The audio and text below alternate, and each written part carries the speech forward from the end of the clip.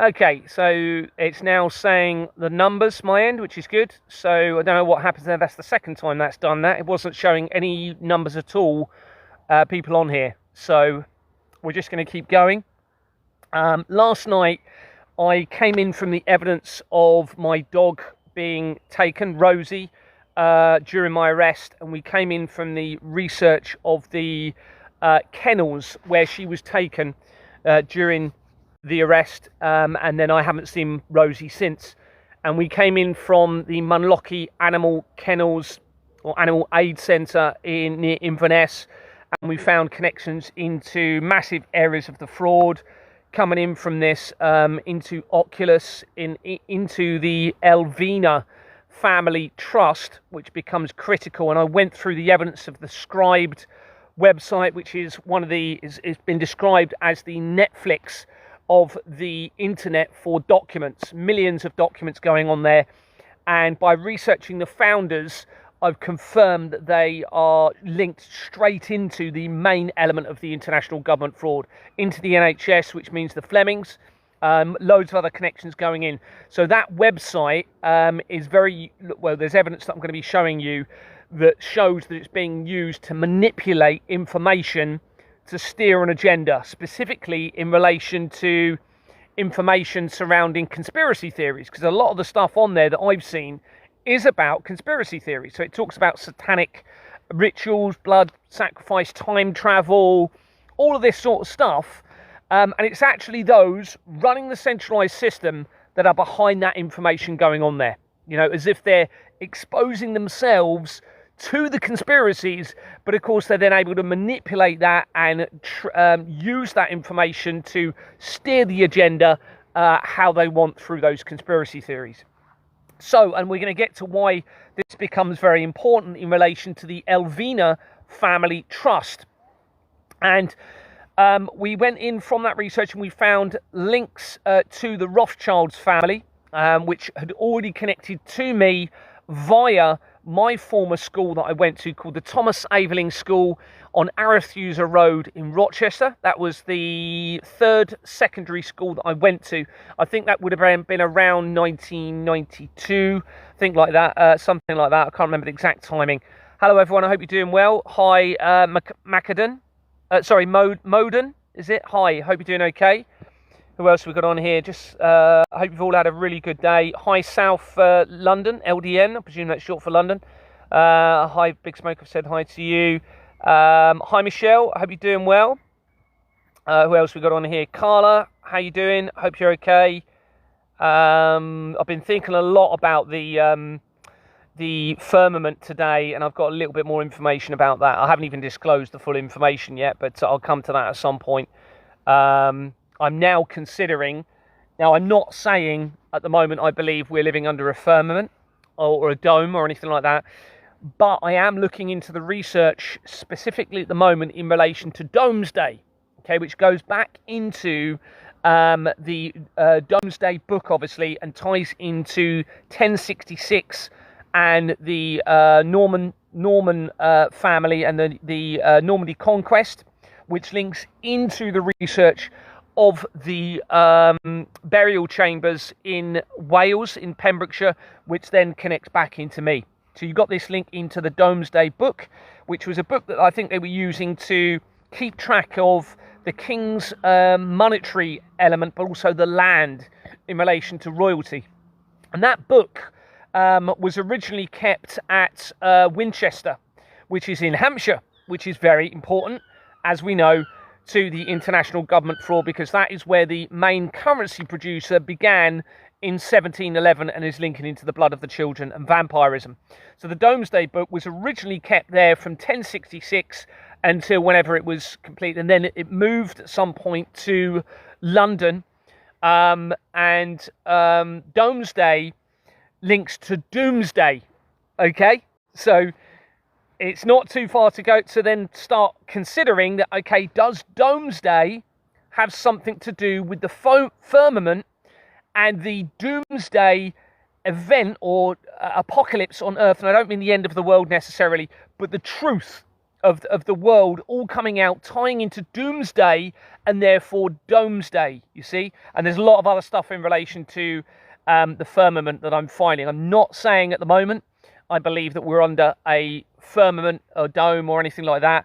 However, it is something that I'm looking into at the moment. So I'm just going to focus on the Elvina family trust evidence that I was going into last night, because it becomes absolutely essential. We're going to look at how it leads into Harrison Ford, the links into Waterman companies, tying in with Jeffrey Epstein, tying in with Star Wars, believe it or not, into Lucifer, into the Statue of Liberty, and all sorts. I'm not too sure I'm going to have time to do all of that tonight, but I will try my best. So it's for the purpose of the recording, because I will be posting this up. It is the 15th. Is it the 15th today? I think it's the 15th, isn't it? Or 14th? Hold on, let's have a look. I lost 14th. Friday the 14th of August, 2026.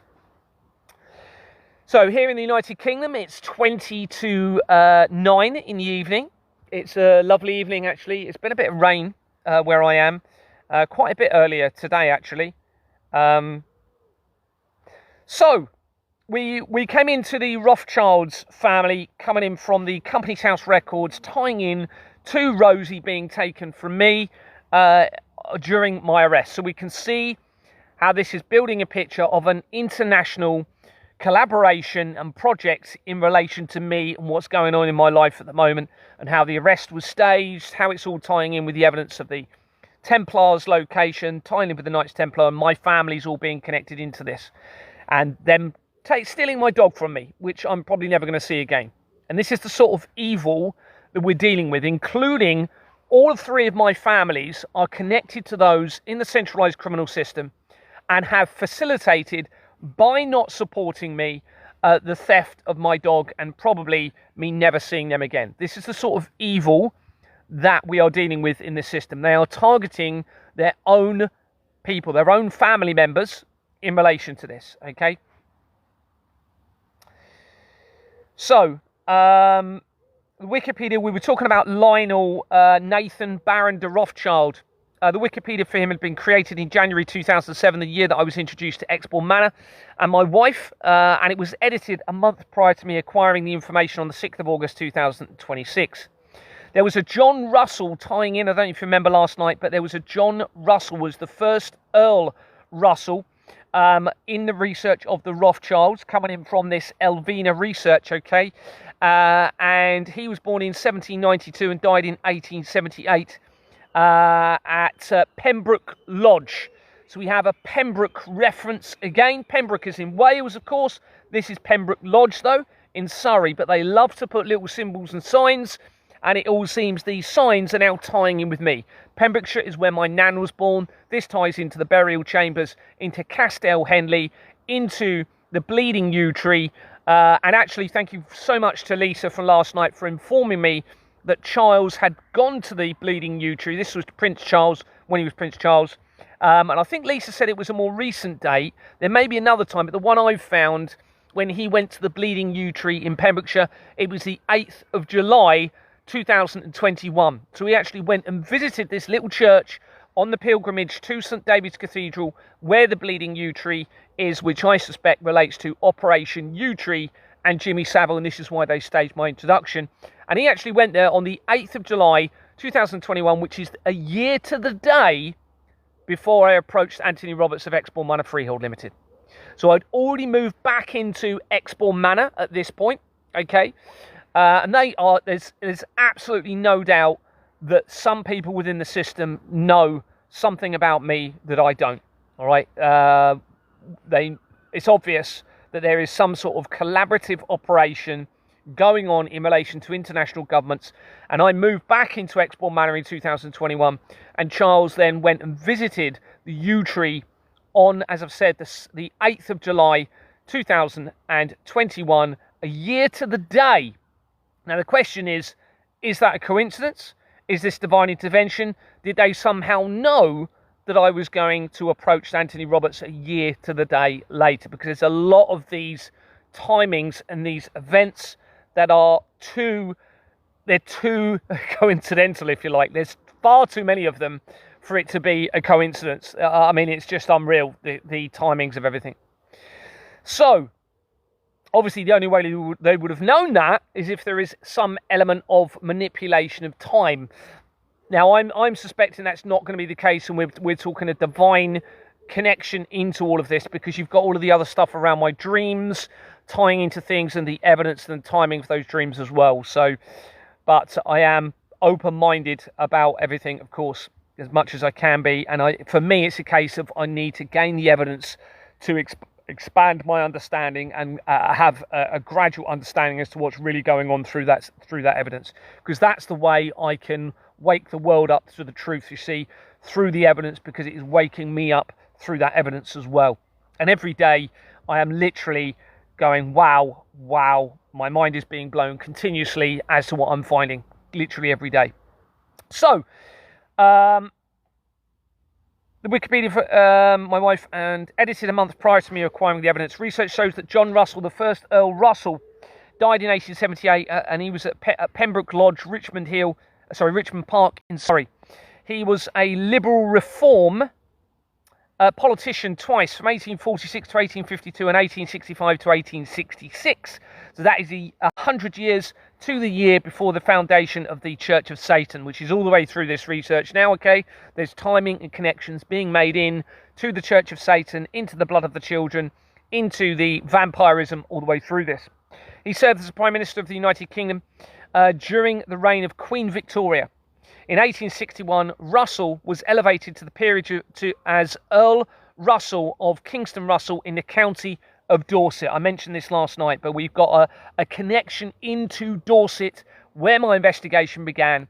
His surname is Russell. The Russell link is tied straight into the international drug trafficking network of opium, tying in with China, and the Russell family are massively linked into the colonization of Northern America. For example, the Jason Russell battle at the Jason's house in 1725, which was the year after Portals started producing the currency for the Bank of England. So you had the Russell family and other families went from England. They went, and according to the information, it could be false, of course, and went and really invaded, really, according to the research, not only Northern America, but then there was connections into the French Revolution, the invasion, according to the information, of Australia, which becomes very important in this, back in, I think it was 1888, I want to say, I can't remember exactly, but the forgery extends to the information of the exploration of the world as well. All right, so it's possible that they've manipulated and falsified the information in relation to the colonization around the world as well. All right, it's quite possible that there was no battles, there was no invasions. It was a international collaborative deception on whoever is running the world, going back further than that, and they've manipulated history to actually make it look like there was all of these battles and things like that going on. This would then tie in to the deception around the international conflicts and the ability to use those conflicts to exploit and victimize people through the financial sector, right? Because the financial system has never been transparent, right, in relation to tax, public spending, etc. So this has given a very small number of people the ability to manipulate and exploit most people on Earth.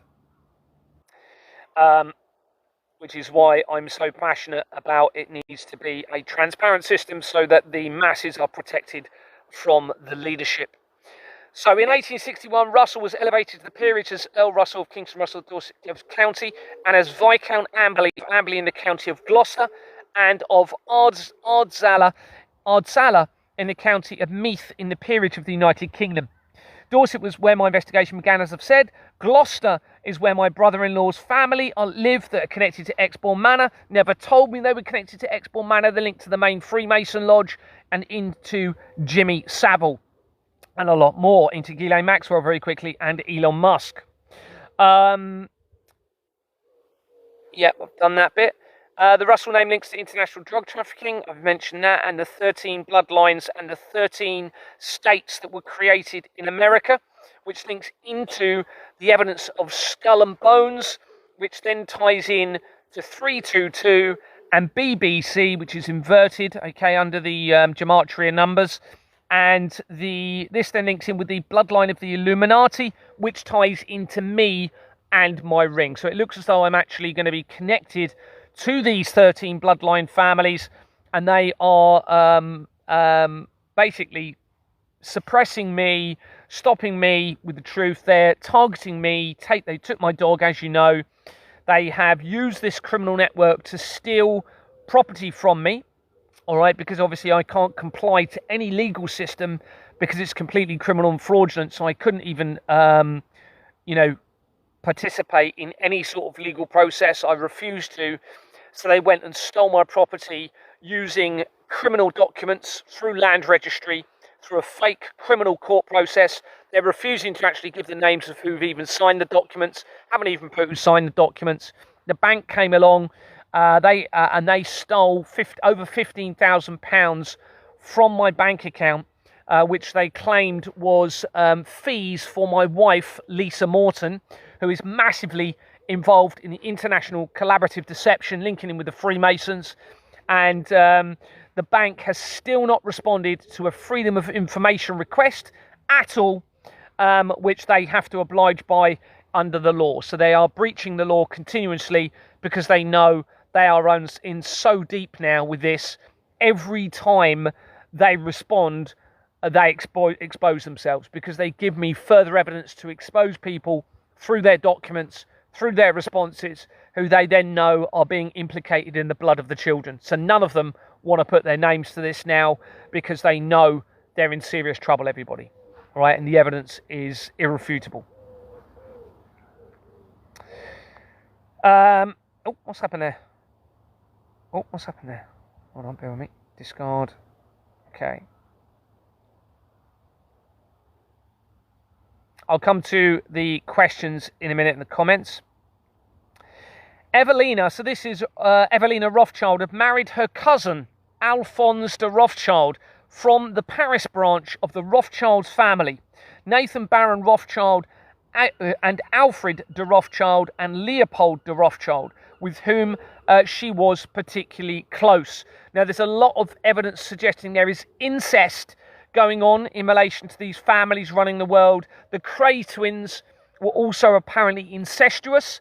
There was information tying into my wife's family that I've only found out later about possible incestuous activity going in within this family. This seems to be something that these families running the world are involved in. And this could be why they are now failing in their agenda, because when you are, according to the information, when someone is incestuous, it can affect the mental health of these people when they're interbreeding and things like that. And there is evidence that suggests the Rothschilds were intermingling, and I suspect there was some element of incestuous activity with the Goldsmith family. Okay, and the Goldsmith family are massively implicated in this, and there's evidence to suggest that James Goldsmith was actually the real father of Princess Diana.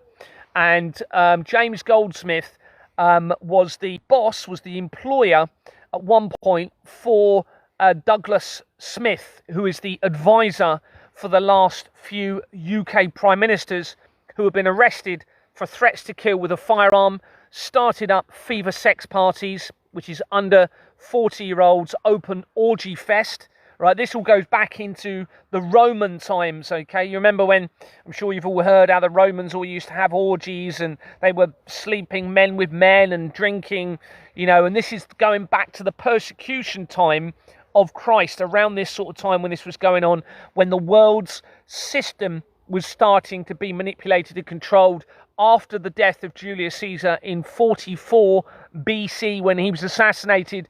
And according to the information, of course, it may be false, but this is what they're saying, when Augustus Octavius took over his wealth, not long before Christ was apparently trying to prevent the escalation with humanity into a destructive path moving forward, and then he appears to have been persecuted. So Evelina had married her cousin, and there's connections to Paris. The Wikipedia for Evelina had been created in April 2026. Now, this is interesting, okay? As the exposure continued, and apparent police raids were taking place in Paris regarding the Rothschilds. This suggests that this information may have been created to try and confuse the relevance of Princess Elvina linking into Marcel Lefebvre that I'm going to be coming into in a minute, right? Because we have Elvina Rothschild. This record was created. She may not have even been real, because this was only created, as I've said, in April this year, the same time that the police were staging investigations into a Freemason lodge in France to do with murders, fraud, police involved, intelligence agencies involved, and then we had this information. There's an article suggesting that the police raided the Rothschilds' Paris premises. So this, of course, is it appears that this is as they're under pressure because of the exposure that I'm doing. This is the sort of thing that's taking place, where they're having to stage false investigations, I believe, to cover up the evidence, destroy or to conceal the information and the evidence, because they know they are in serious trouble, everybody. And this is why there's been many fires, explosions over the last 4 years as I've been exposing this. 3 Rothschilds family members have supposedly died. I don't believe they died at all. There was a fire, an explosion at a JP Morgan location, which links to the Flemings. In America, there was a fire at BAE Systems, which is massively implicated in the criminal network. There was a big fire in Hampshire within 48 hours of me exposing the evidence of the blood of the tortured children tying into this fraud. And that the evidence from that fire then led pretty much straight into David Icke, into a company called the Hackler International Advisory Board, which links to the intelligence agencies, and a collaboration between the Russian government and international governments with Russia and the UK through the Hackler International Advisory Board company, which connects to me from page 40 of the Royal Incorporation document of the Royal Foundation of the Prince and Princess of Wales by Ingenious Film Partners 2. That company then dissolved. The Hackler International Advisory Board dissolved the month after I exposed the blood of the tortured children in relation to this international criminal network. That company had been going since 1995, which is when Portals, the currency producer in 1711, had been acquired by De La Rue, which links back into France. Okay, it was a French refugee that created De La Rue, I believe, or Portals. I can't remember if it was Portals or De La Rue. I think they were French. The French involved both of them, I think, setting them up, which ties back in with the evidence that I'm talking about with France and the Rothschilds. And this Hackler International Advisory Board, as I've said, it's on page 40 of the incorporation document of the Royal Foundation of the Prince and Princess of Wales. And after I then found the evidence through that fire location in Hampshire and publicised a second police report in relation to that evidence tying into David Icke, they then removed my entire YouTube channel that very day. I never had any responses at all from those 2 police reports that I submitted in relation to that evidence.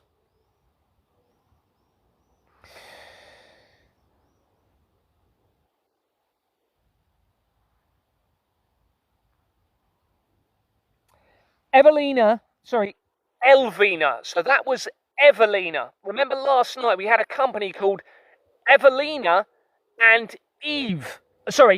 Elvina and Eve Limited that came in from the research of Evelina. Okay, so but this appeared to be an amalgamation of Eve with Elvina to possibly create Evelina. Right, so we had that connection coming in, which supports what I'm showing you in the evidence. Remember, the company trust that connects to the research of my dog being taken is Evelina. Okay, but the research of Evelina also reveals Elvina Pallavicini.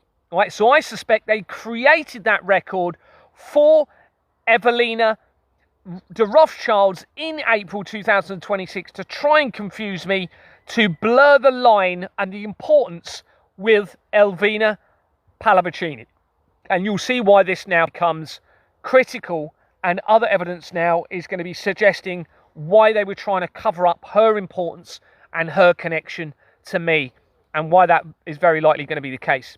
So Elvina Pallavicini had already previously featured in my research regarding the Saint Puy X, which was an organisation set up by Marcel Lefebvre, who was against Freemasons and against the modernisation of the Vatican.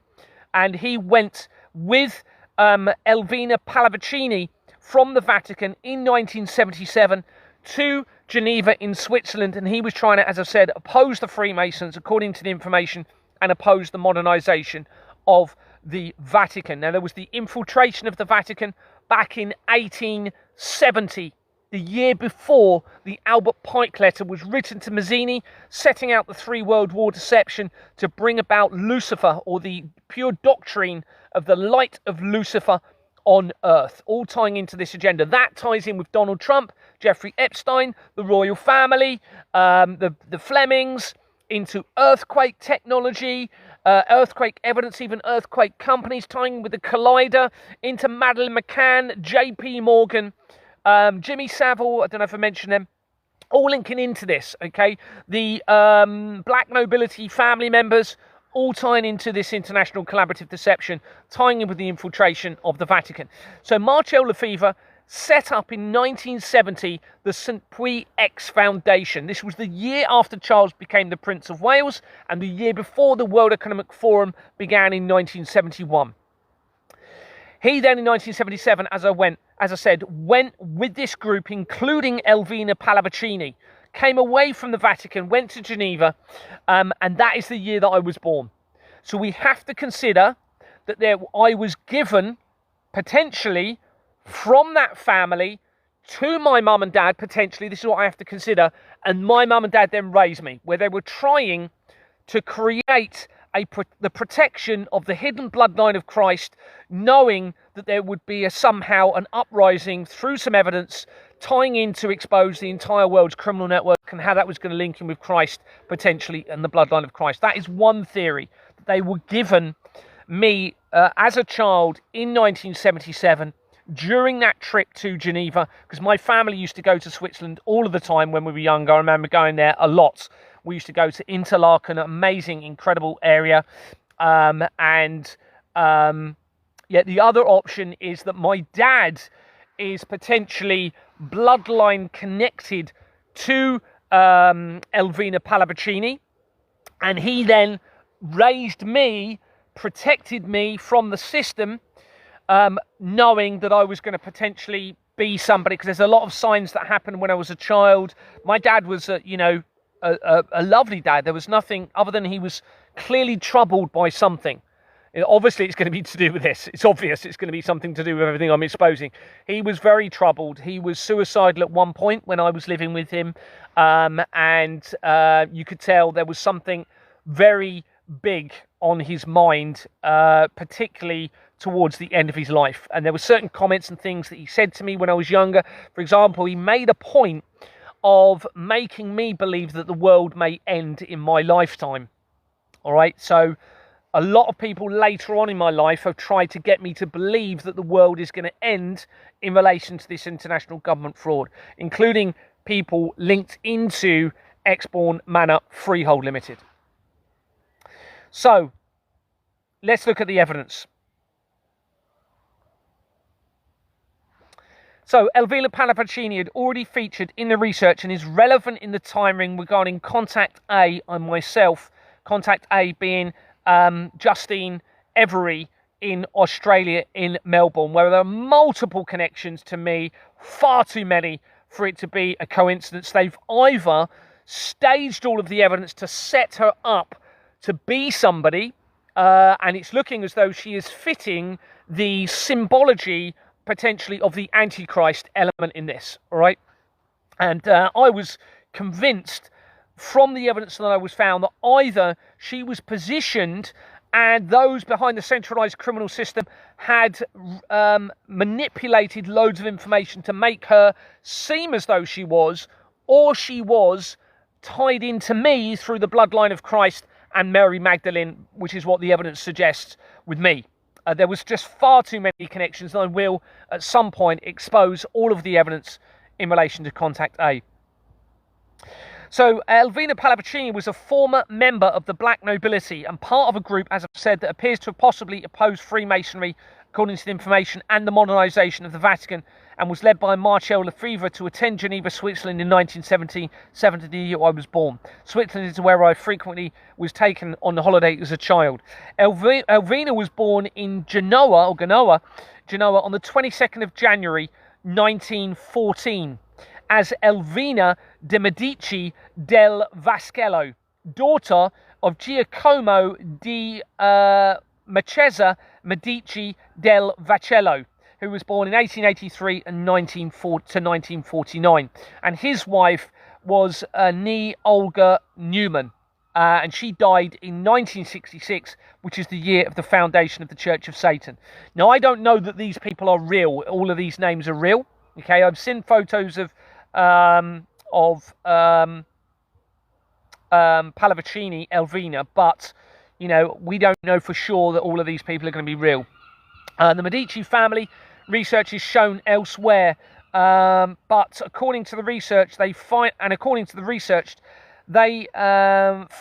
the construction of St. Peter's Basilica and the Cathedral, and they were patrons of Donatello, Brunelleschi, Botticelli, Leonardo da Vinci. Remember, we've got the Da Vinci Code tying into the research of me and into the bloodline of Christ, so this now makes that connection in to them.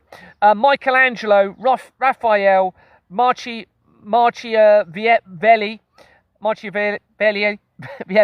Galileo. All right, so Galileo was the one that was saying that the world was not at the center of the universe.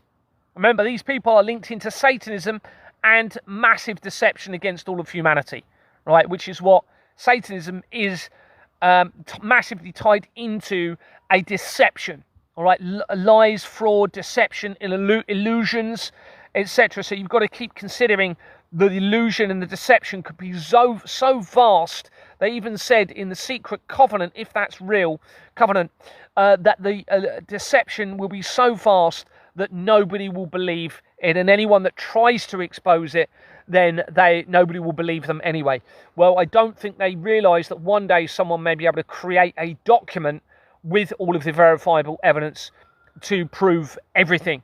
Or maybe they did, and they knew that the only person that was going to be doing that is going to be the true tying in connection into the moral conscience side, the light side, if you like, potentially the Luciferian light bringer side mixed with the bloodline of Christ to bring the truth to the world as to what's really been going on in all of this.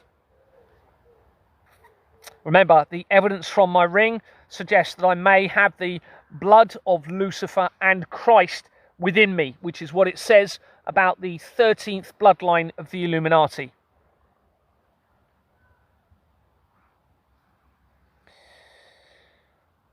They funded the invention of the piano and arguably that of opera. They were also protagonists of the Counter-Reformation from the beginning of the Reformation through the Council of Trent and the French Wars of Religion. Referring back to Elvina, during the Nazi occupation of Rome, after the armistice between Italy and Allied armed forces, Pallavicini supported Italian Royalist partisans and was later awarded the Bronze Medal of Military Valor for doing so. Starting from 1977, as I've said, Princess Elvina led a group of black nobility that provided support for Archbishop Marcel Lefebvre. She was also actively involved in politics, in particular supporting policies of the US Vice President Dick Cheney and Secretary of Defense Donald Rumsfeld.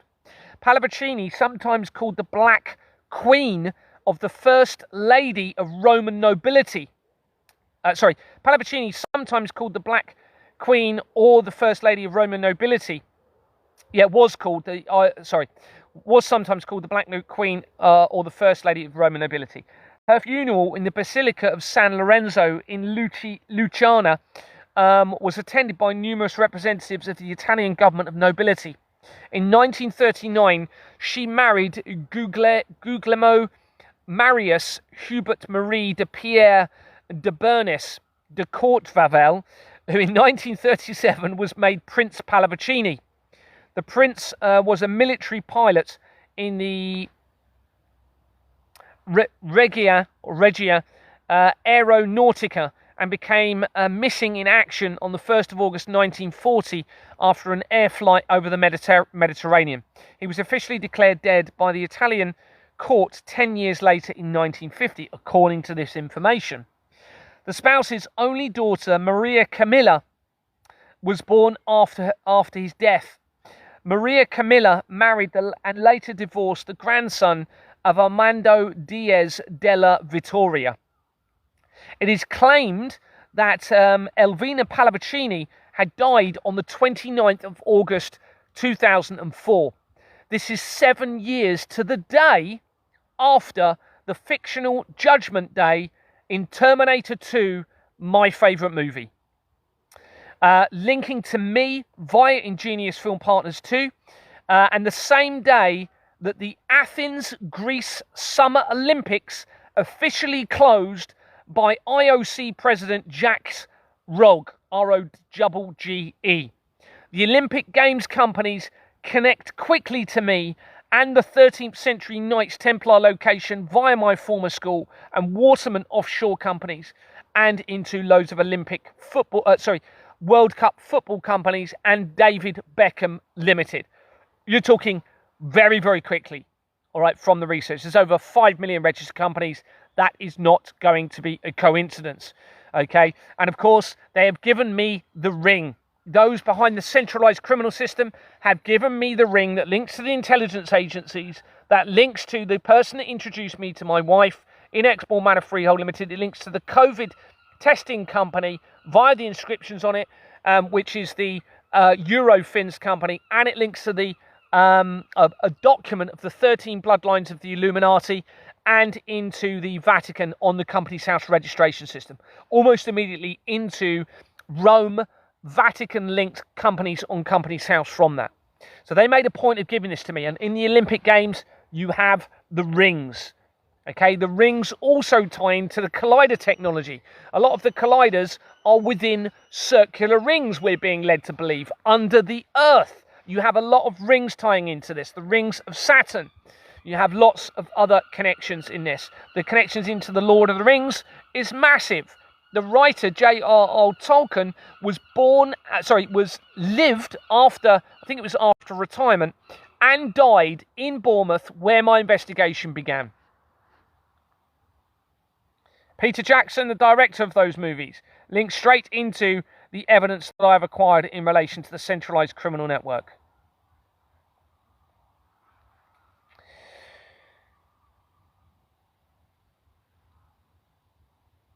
So it is claimed she died, according to the Wikipedia, on the 29th of August 2004.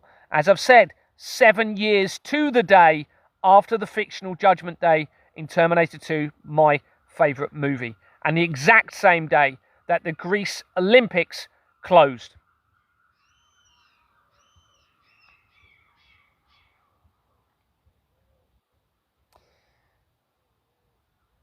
The Wikipedia for her had been created in July 2011, okay, which is before I knew anything about the fraud. So we can assume that there was a record. Of course, they have edited it, okay, because it said that it was edited 2 months before I acquired this information in relation to her, which was on the 29th of July this year.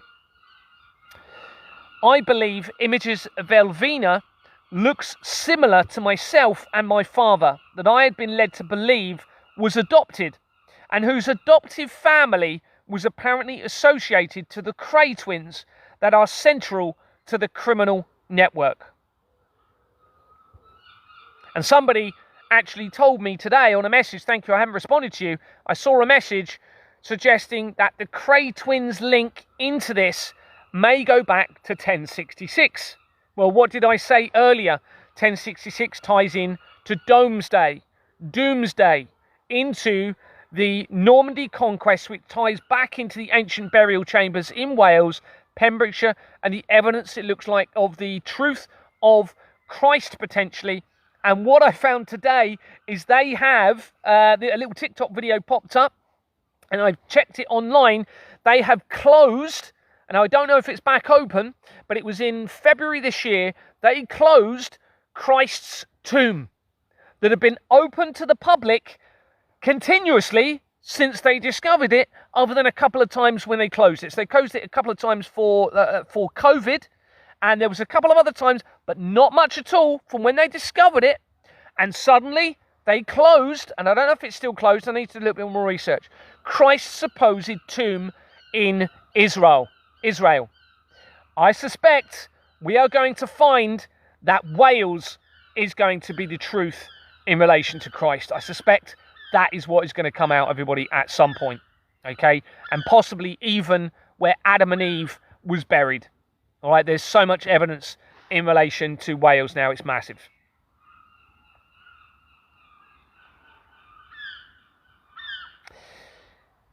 So I believe that Elvina looks like myself. It's very similar, if not. And we can just see some incredible evidence coming up in a bit, okay, in relation to this. And I believe she looks a little bit like my dad. Certainly like me from the side. I've got quite an unusual face. I'm not the best looking fella. And I do look like her from the side, I believe. Now, I'd always thought that my father looks like Harrison Ford. Right, before I even knew about this fraud, I always thought he looked like Harrison Ford. The evidence now from this is pretty mind-blowing. On the 7th of July 2026, an article had appeared on my TikTok feed regarding Harrison Ford, which prompted me to research this further. A search of Harrison Ford's links to Pallavicini reveals Harrison Ford and Pallavicini, often spelled Pallavicini, same spelling. I don't know why it says often spelled and it's put the same spelling. Share minor indirect connections through shared industry personnel or overlapping cultural landmarks like Vienna's Palais Pallavicini, rather than a direct personal or familial relationship. The shared cast or crew links are that actors or voice talent such as Ralph Byers have worked on projects associated with Harrison Ford, like Working Girl and Regarding Henry, as well as projects featuring individuals with the surname of Orth Pallavicini. In relation to the location, the historic Palais Pallavicini in Vienna is famous in film history, noted for The Third Man, that we're going to be coming to in a minute, while Harrison Ford's own cinematic footprint spans iconic European and global shooting locations. A search of Orth Pallavicini reveals the surname Orth Pallavicini most commonly refers to two notable American artists, Karen Ackers, born Karen Orth Pallavicini, a well-known cabaret singer and actress, and Nicole Orth Pallavicini, an actress and voice artist recognised for Star Trek The Next Generation. And then we're going to come into that a little bit more. Notable figures. Karen Ackers, as I've said, she was born in 1945 on October the 13th. She is celebrated for her work in musical theatre, celebrated for her work in musical theatre, film such as The Purple Rose of Cairo, and cabaret performances. Nicole Orth Pallavicini, born January 19th, 1954. She is recognised for playing Careel Orden in Star Trek The Next Generation and for voice work in games like The Longest Journey. A bit of research then in relation to Karen Ackers. born 1944, says she's an American actress and singer who has appeared on Broadway and in cabaret film. Born 1945 in New York City, Ackers is the daughter of Heinrich C. Orth Pallavicini, an insurance consultant, and Mary Orth Pallavicini, a hospital chaplain.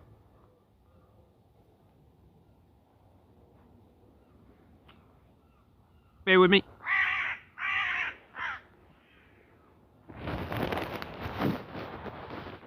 Sorry about that, my bag fell over.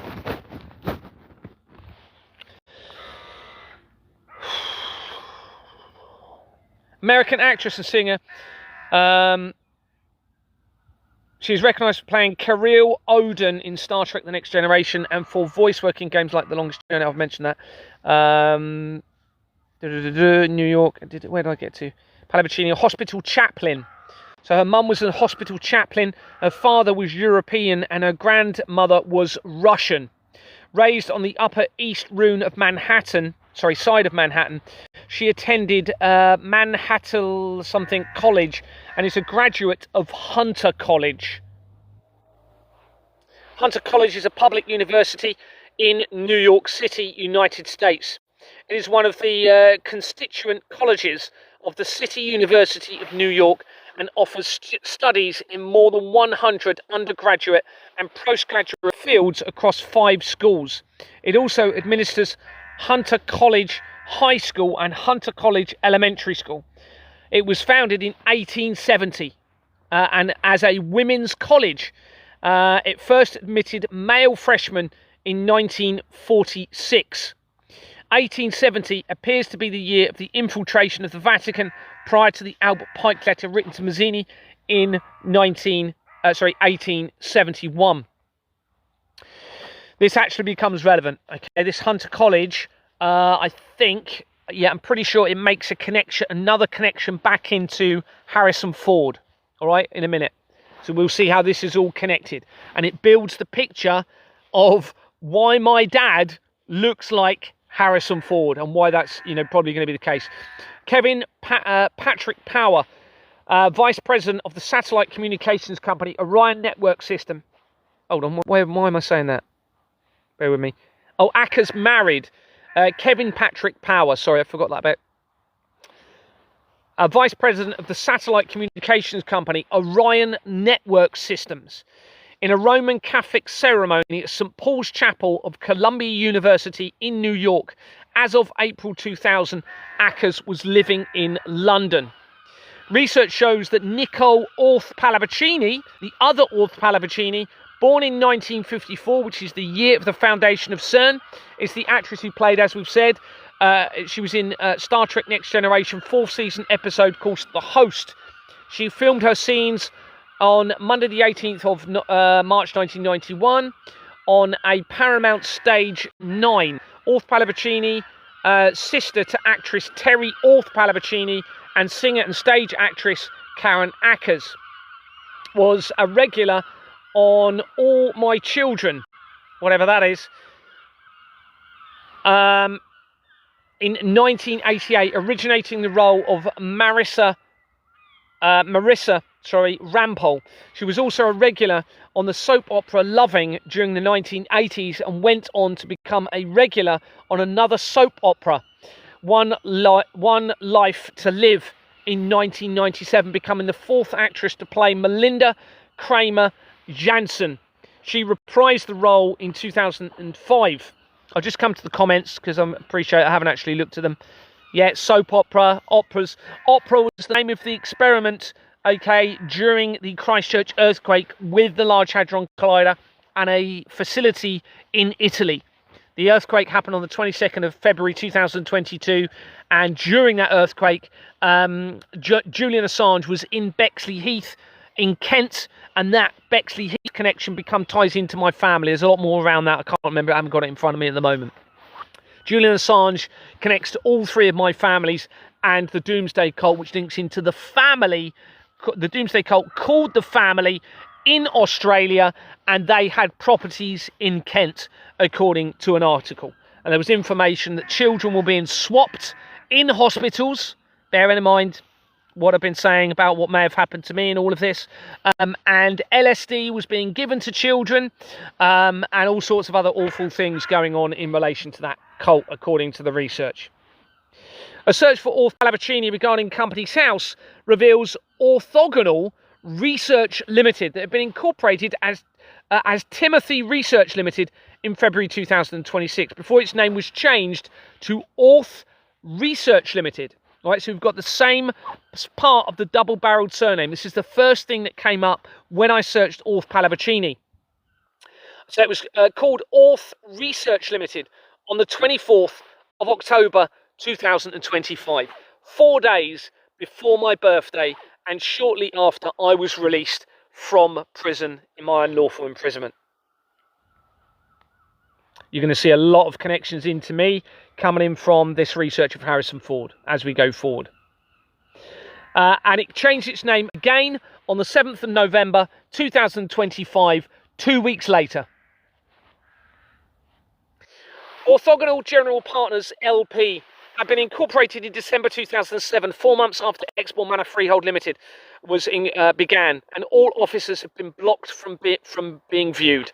Burness Paul LLP, which is a company, is on its first document and makes the connections to the end of the world, Iona Prophecy, JP Morgan, the Flemings, Black Rock companies, which link to me immediately into the research, and the security office of my former Bournemouth policing patch in Bournemouth Town Centre, where I was the only beat Bobby for a period of time in relation to the area of Paul Hill in Bournemouth.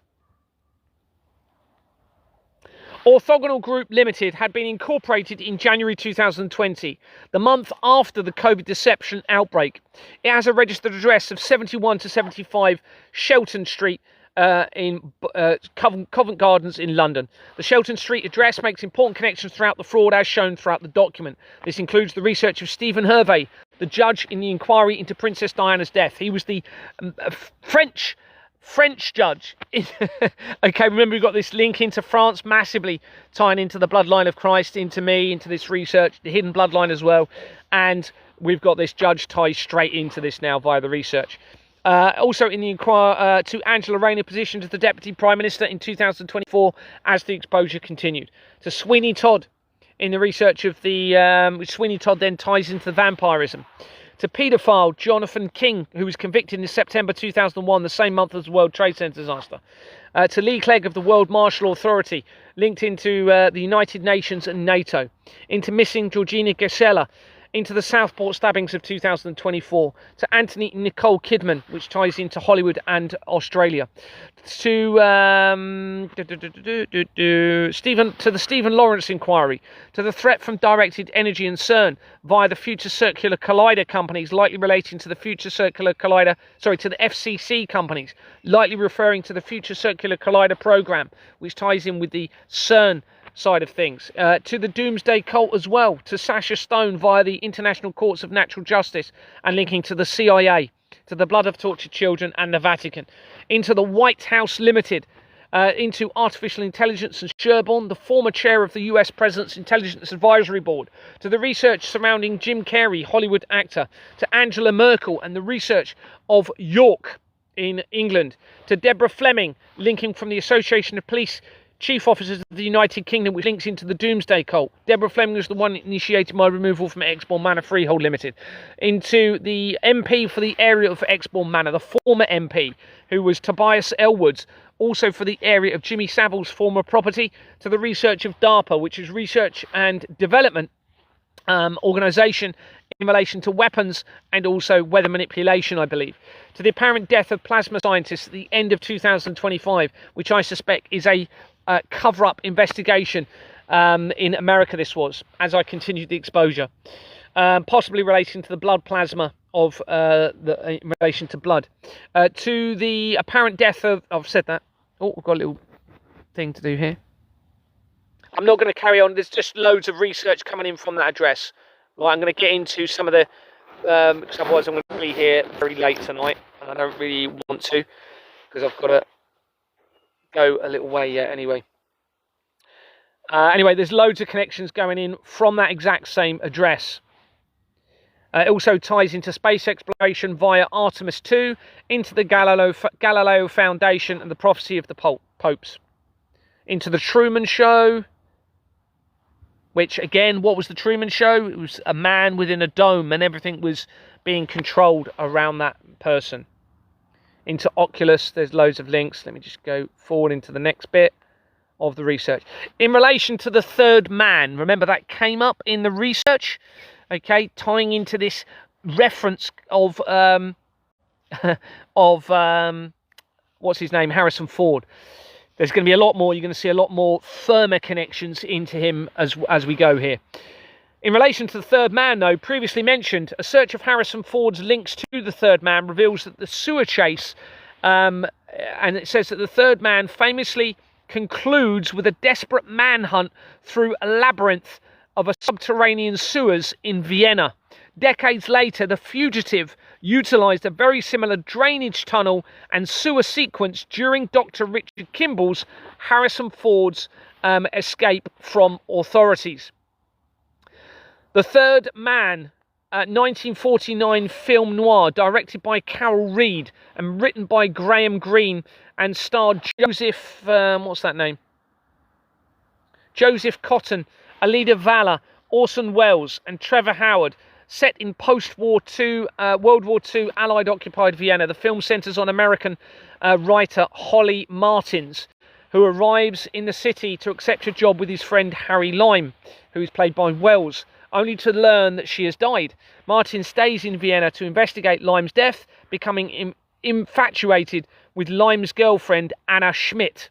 The Third Man is considered one of the greatest films of all time, celebrated for its acting, musical score and atmospheric cinematography. In 1999, the British Film Institute voted The Third Man the greatest British film of all time. In 2011, a poll for the Time Out ranked it the second best film ever. A search for The Third Man and the links to the Grey Pope reveals, because if you think about it, remember they said, if those who follow me over the last few months, someone was putting comments, have you met Mr. Black or Mr. White yet?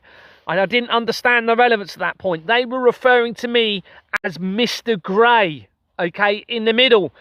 In the Vatican, there is a suggestion that there is a black pope, a white pope, and then a mysterious Grey Pope who oversees apparently the entire world's authority and oversees. There's speculation that there is no person in that position as the Grey Pope. There is other speculation that it is being run by a member of the Orsini family, which links into the research of Sacha Stone, which ties into Exbourne Manor and the Jedi Management Limited Company via his band called Stone. Okay. There's loads of other stuff in relation to that. And not the Grey Man, what was the movie called? Was it Grey Man? The Grey Man? Yeah, I think it was The Grey Man, wasn't it? With Ryan Gosling. We're going to be coming to Ryan Gosling later because he links to Harrison Ford in all of this. The Grey Man, the book for it came out on the exact same day that the Royal Foundation of the Prince and Princess of Wales was incorporated on Company's House, that links to me, on the 29th of September 2009. That is the exact same date as the 55th anniversary as the foundation of CERN as well. And that links to me via Ingenious Film Partners too. The actual movie came out on the same month that Anthony Roberts resigned as the director of Exbourne Manor Freehold Limited, triggering my investigation, July 2022. The directors for that movie are the Russo brothers. The Russo brothers did the Avengers movies from the MC universe. Okay, and this year they have the movie Doomsday coming out on the 18th of December this year. Avengers Doomsday.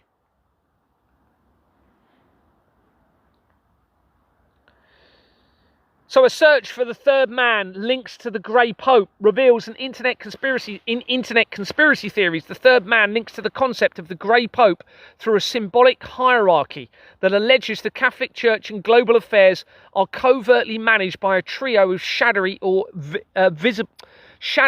visible leadership roles. The three popes hierarchy breaks down as follows: the White Pope, This is the visible public pontiff, in brackets, the Bishop of Rome, seen by the world. The Black Pope, the superior general of the Jesuits, traditionally associated with the intense administrative and organizational power within the church. And the Grey Pope, the alleged third man, a hidden, ultra-secretive figure from historical European nobility, frequently claimed by conspiracy theorists to be a member of the ancient Roman Orsini family, Pepe Orsini, who supposedly operates entirely behind the scenes to pull the strings of both the white and the black popes, as well as international finance. Note, this Grey Pope framework is an internet myth and a piece of modern folklore. It has no basis in actual Vatican structure or accepted historical fact. The Krays link immediately in to the Orsini family. The Krays link to my family.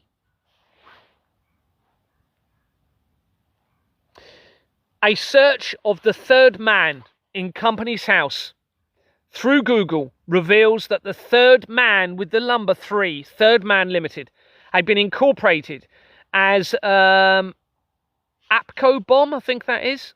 I might have written that wrong. I put it as AOPKOMB. I'm going to have to check that. Services Limited.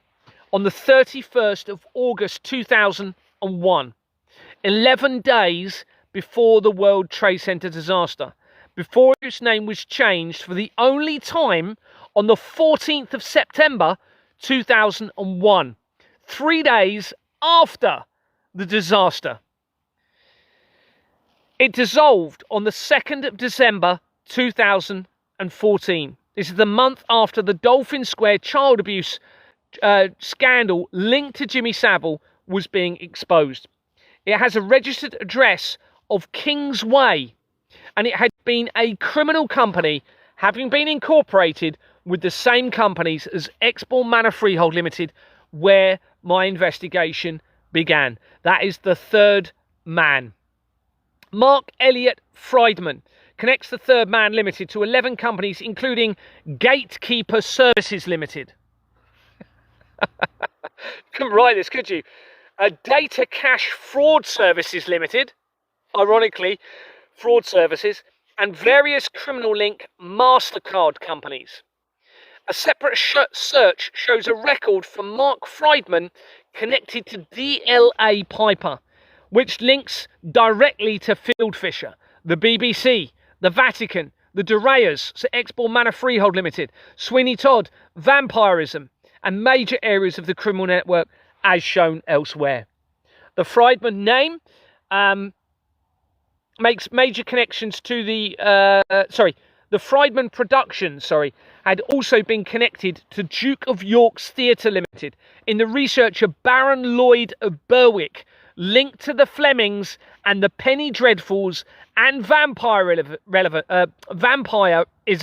and relevant to my dream and subsequent evidence of 1333. I had a sudden dream a few weeks ago, 1333, and it woke me up. This led into evidence of the research into a battle that took place in 1333, tying in with the Flemings' names and linking in to this research that I'm now talking to you about. Stephen Friedman Fine Arts Limited had been linked to Rapid Company Services Limited in the research of Saturnalia. Saturnalia connects to Rome. Stephen Friedman, Friedman, an American economist and former chairman of the US President's Intelligence Advisory Board, the Federal Reserve Bank of New York, he was connected to, and Goldman Sachs, had been shown in the research and connected to Ingenious Film Partners 2 LLP, which links to me. The Royal Foundation of the Prince and Princess of Wales. Also to Amanda Pearson, who was the Chief Constable positioned in Dorset Police after Scott Chilton resigned, after he got moved, initially, and he was the Chief Constable in Dorset during my initial reports. Amanda Pearson connects to Hillary Clinton and the Pizzagate scandal, which then linked back in to immediately in via the research to St. David's Cathedral, where Hillary Clinton connects one, I think, company away, or maybe two companies away, Hillary Clinton there, and loads of Virgin Foundation companies. Why would she and Virgin Foundation companies be connected to St David's Cathedral on the southwest coast of Pembrokeshire in Wales that links to me and my nan's birthplace as Pembrokeshire, everybody? And this ties in to the ancient burial chambers. Just going to have a look at the comments. Sorry, I haven't been answering any. Yeah, goodbye, Steve. You do realise this is all going to come back tenfold on anybody that tries to dismiss the evidence. You know, if it turns out that I am who it looks like I am, there's everything to lose for everybody in this. If they're stopping the truth, if they're undermining the evidence, if they're trying to criticise me with the verifiable evidence, then all you're doing is you're actually fighting against, if I am who it appears I am, then you're fighting against the Creator. That means that you all have everything to lose, because all of the evidence is suggesting that I am acting on behalf of the Creator in all of this. So if you are trying to criticise me, undermining the evidence, suppressing it without going and verifying it first, then you are actively opposing, potentially, the Creator. And of course, that's the worst thing you could be doing if that's the case. Gary, do not look at the comments. No, I'm happy to look at the comments. Why not? No, there's evidence that I've secured that J.R.R. Tolkien died in Bournemouth. It's possible, of course, they have set that information for me to find it and not videos. This is what I've having to be considering some of this.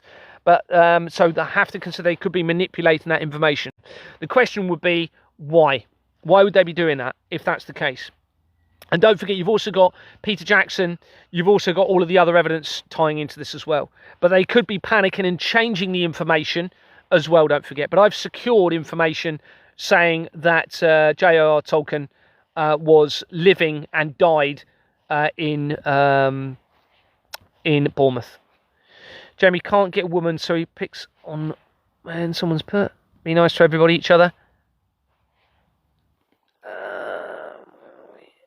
Goodbye from that person. Oh no, I've already got it, Steve.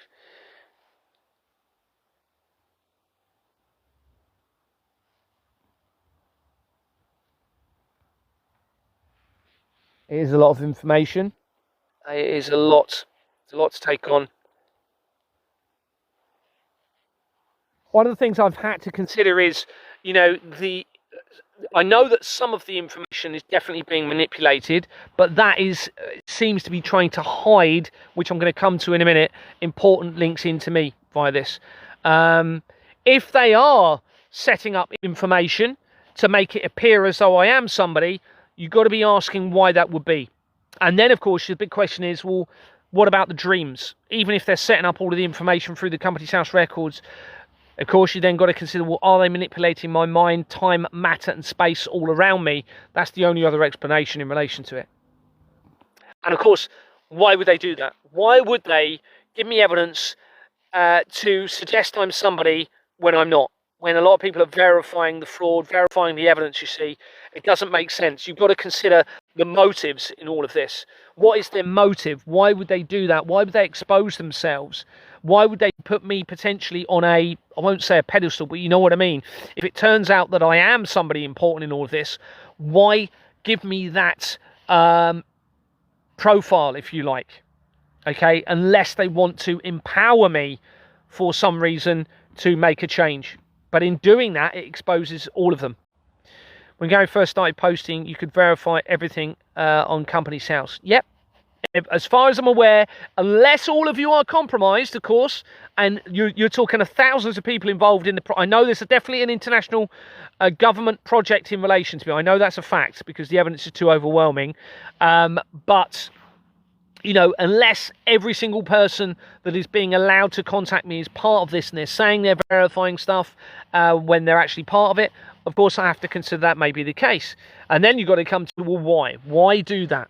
Why have this? Why have me at the centre of a massive operation? It doesn't make sense. you would have been liquidated, Gary, if they was after you. Yeah, exactly. They could have ended my life any moment. All right, they have not ended my life, everybody. They've let me know that I'm there, that they know where I am. All right, there's been several incidents where I thought my life was going to be taken, which I've documented. Yeah, I was a director, but I'm exposing the international fraud. I had no idea about it. Ask yourself, why is no other director, as far as I'm aware, linked into this international criminal network, exposing this fraud as well?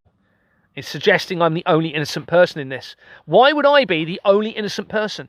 Why would I be, it seems, the only innocent police officer that's actually coming forward and exposing all of this? That only supports who I may be, and they know who I am, potentially, with all of this. And you've got to remember, the Association of Chief Police Officers of the United Kingdom is linked to the Doomsday Cult. The Doomsday Cult is linked to all three of my families. I watched a stream the other night. Southend Council are still working, yet they were dissolved years ago. Thanks, Jane. Yeah, I'm aware. Apparently, they don't have to. This is of course part of their cover-up in relation to the fraud, but they claim they don't have to be registered anymore. But you can still research them and find them linked to the fraud via their counsellors. Every single counsellor that I've looked at so far is linked into the criminal network, and you can also look at the companies that they use and confirm that they're part of the fraudulent network. Harrison Ford rhymes with fraud. Yes, true. See where's going with this. Yes, Steve, that's funny, but that's not why I'm doing it, of course. There's lots of evidence you're going to be hearing.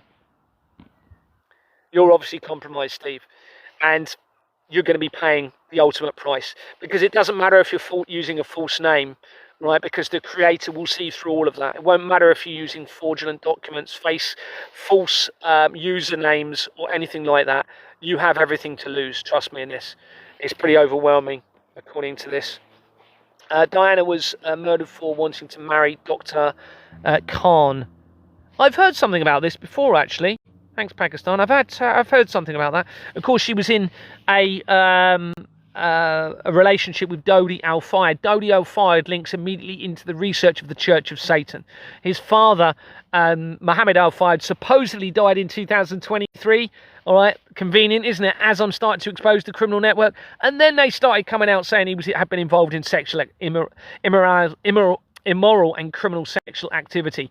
He links immediately to Exmoor Manor Freehold Limited, and he connects to Saturnalia in the Companies House records, an actual company called Saturnalia Limited.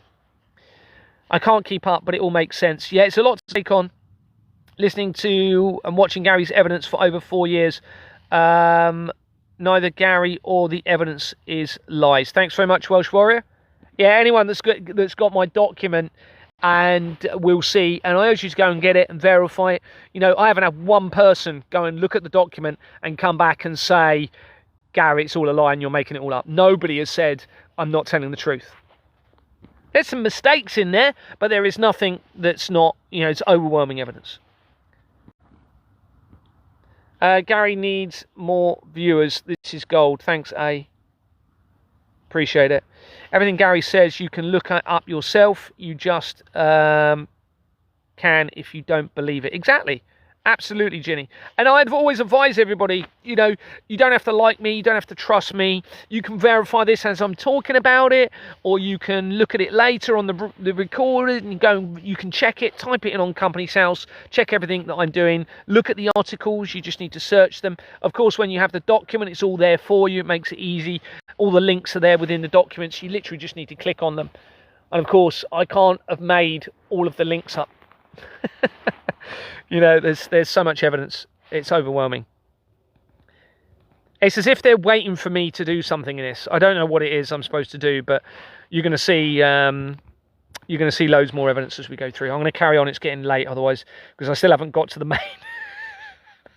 There's just so much. There's so much. It'd be nice if I can get all of this done tonight, actually, this bit of evidence at least. And of course, it's not just getting it to the innocent people, it's making them realise that I'm identifying what I'm identifying.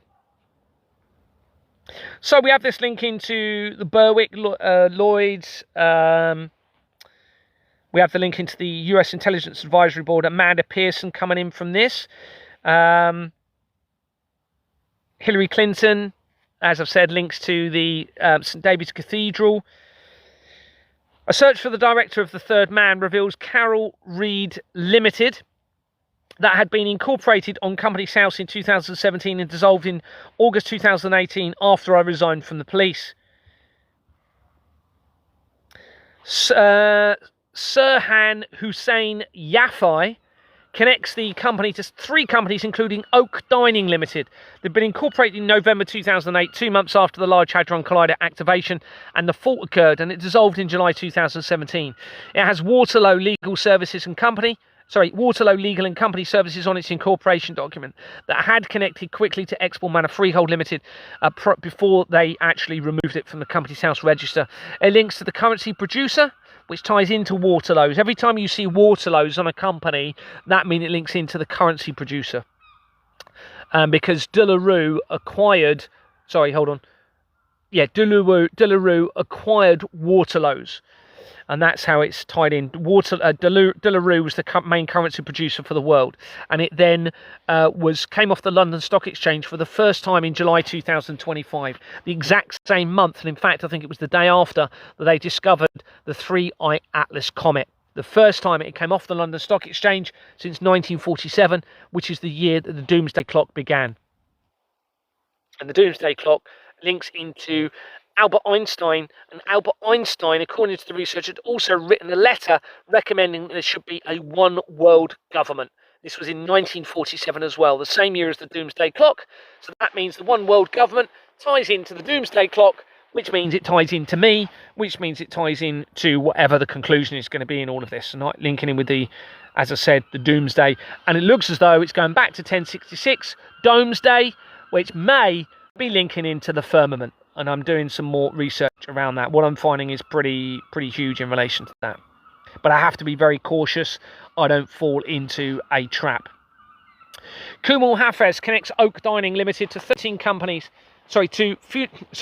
Limited to Furniture Containers Direct Limited that have been incorporated on the 13th of September 2007. This is less than a month after Export Manor Freehold Limited. Its incorporation document shows BJC Accountancy Services, Saturn House. Okay, so we have this link into a Saturn reference. Remember, we've got Saturn Alien in this. And 13th of September, when this was incorporated, is the day before Contact A's birthday, which makes critical links on massive evidence, including the 2 black holes that collided, that supposedly collided, that was first discovered on the 14th of September 2015, the same date of birth, the day and the month of the birth of Contact A. And that date also connects to the very critical information when I first found of the 13th century Knights Templar location connecting to my former school and a waterman offshore company. So Contact A, along with all of the other evidence, there's vastly more evidence, such as searching her uncle's name in Companies House, no mention of Australia or Isle of Wight or anything, putting her uncle's name in, followed by Companies House, and it bringing up an article of the air ambulance for Isle of Wight. Okay, well, that air ambulance hospitals connect massively to my dreams and key points of the research via my document. Okay, and Isle of Wight is where Deborah Fleming had been an NHS chief executive. So that came up just searching Contact A's name, followed by Companies House. No mention of Australia. No, I don't think I put Australia in there. Certainly no mention of the Isle of Wight or anything to do with helicopter, with the air ambulance. There's loads of things like that I've secured the evidence on, and I've got the screenshots as well to confirm that's the case. So this has Saturn House on it, Midland Secretaries Limited, and First Class Company Services connecting to the centralised criminal network and apparent crimes against the children. I suspect these furniture companies are possibly part of the Wayfair child trafficking scandal linked to the Church of Satan, to the Saturn cult linked to Rome and Savile Row as shown elsewhere. If you're not aware of the Wayfair scandal, it appears that they are using furniture to launder the money in relation to the crimes against the children, the child trafficking. Unless, of course, it is all a deception for me to find that, to establish those links because of who I may be in this. Because what better way to bring out somebody who is, by the very definition of their bloodline, tied in to Christ's conscience, to bring them out to try and save the children and save humanity and save creation.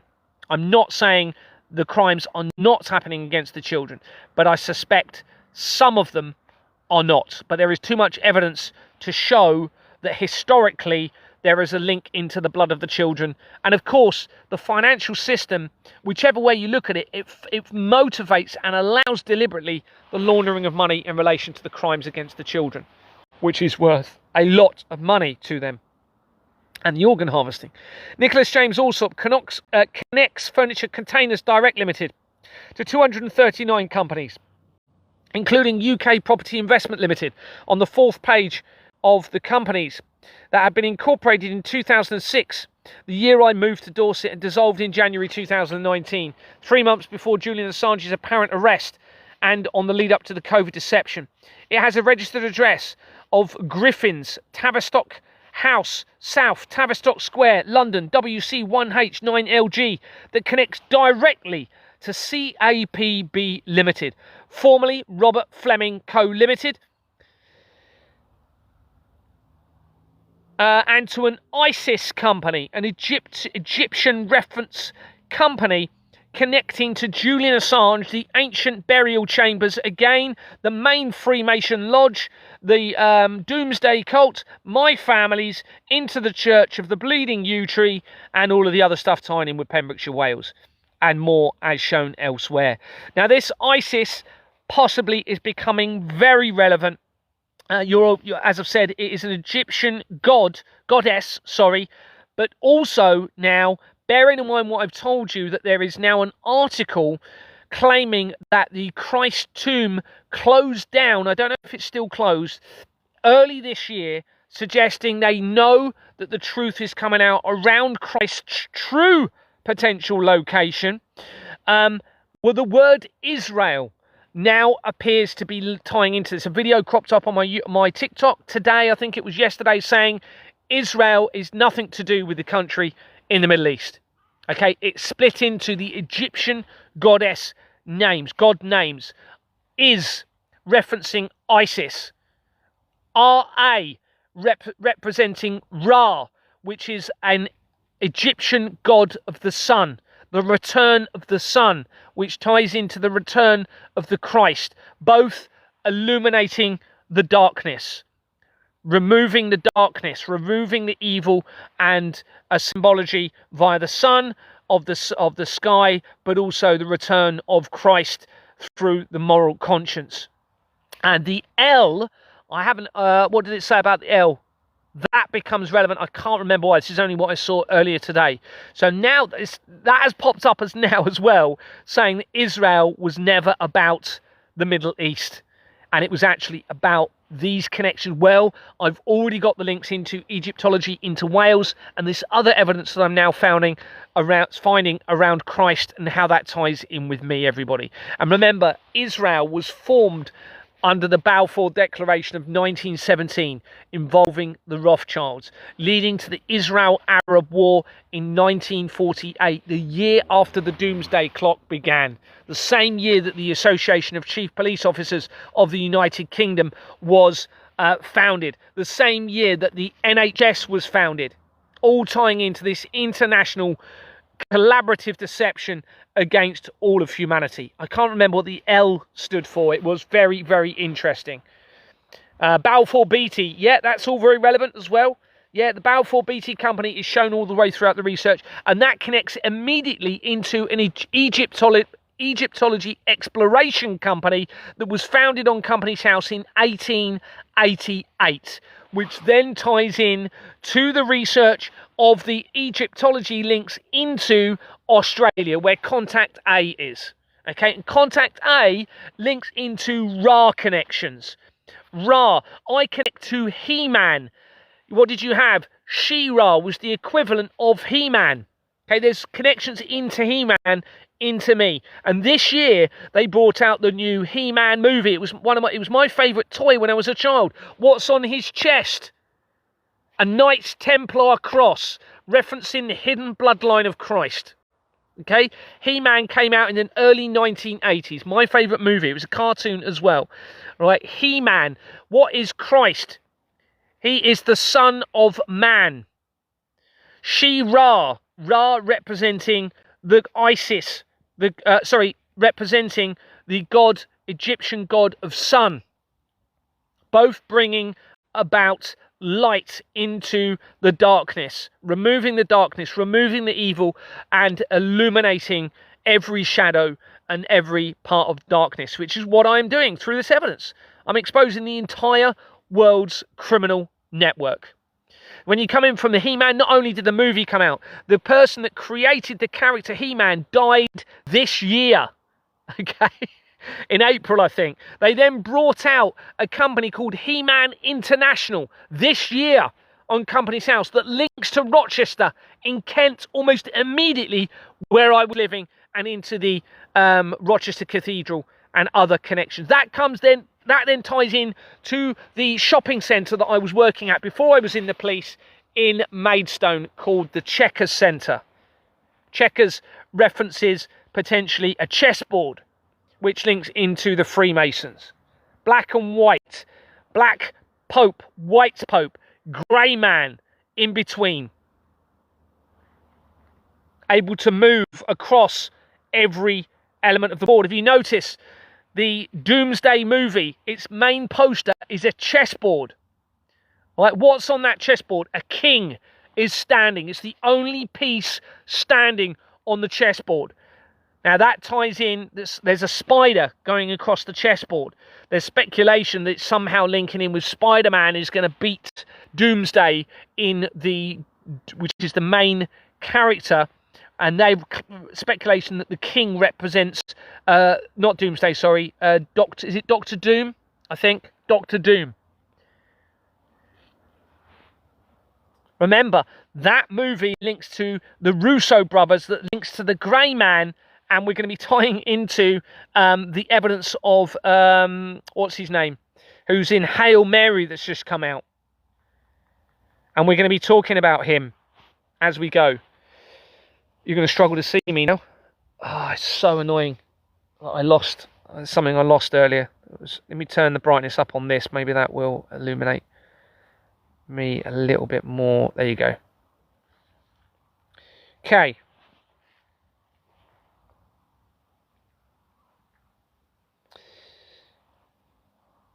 So this company that we're talking about, okay, it goes into, as I've said, makes links to the burial chambers again.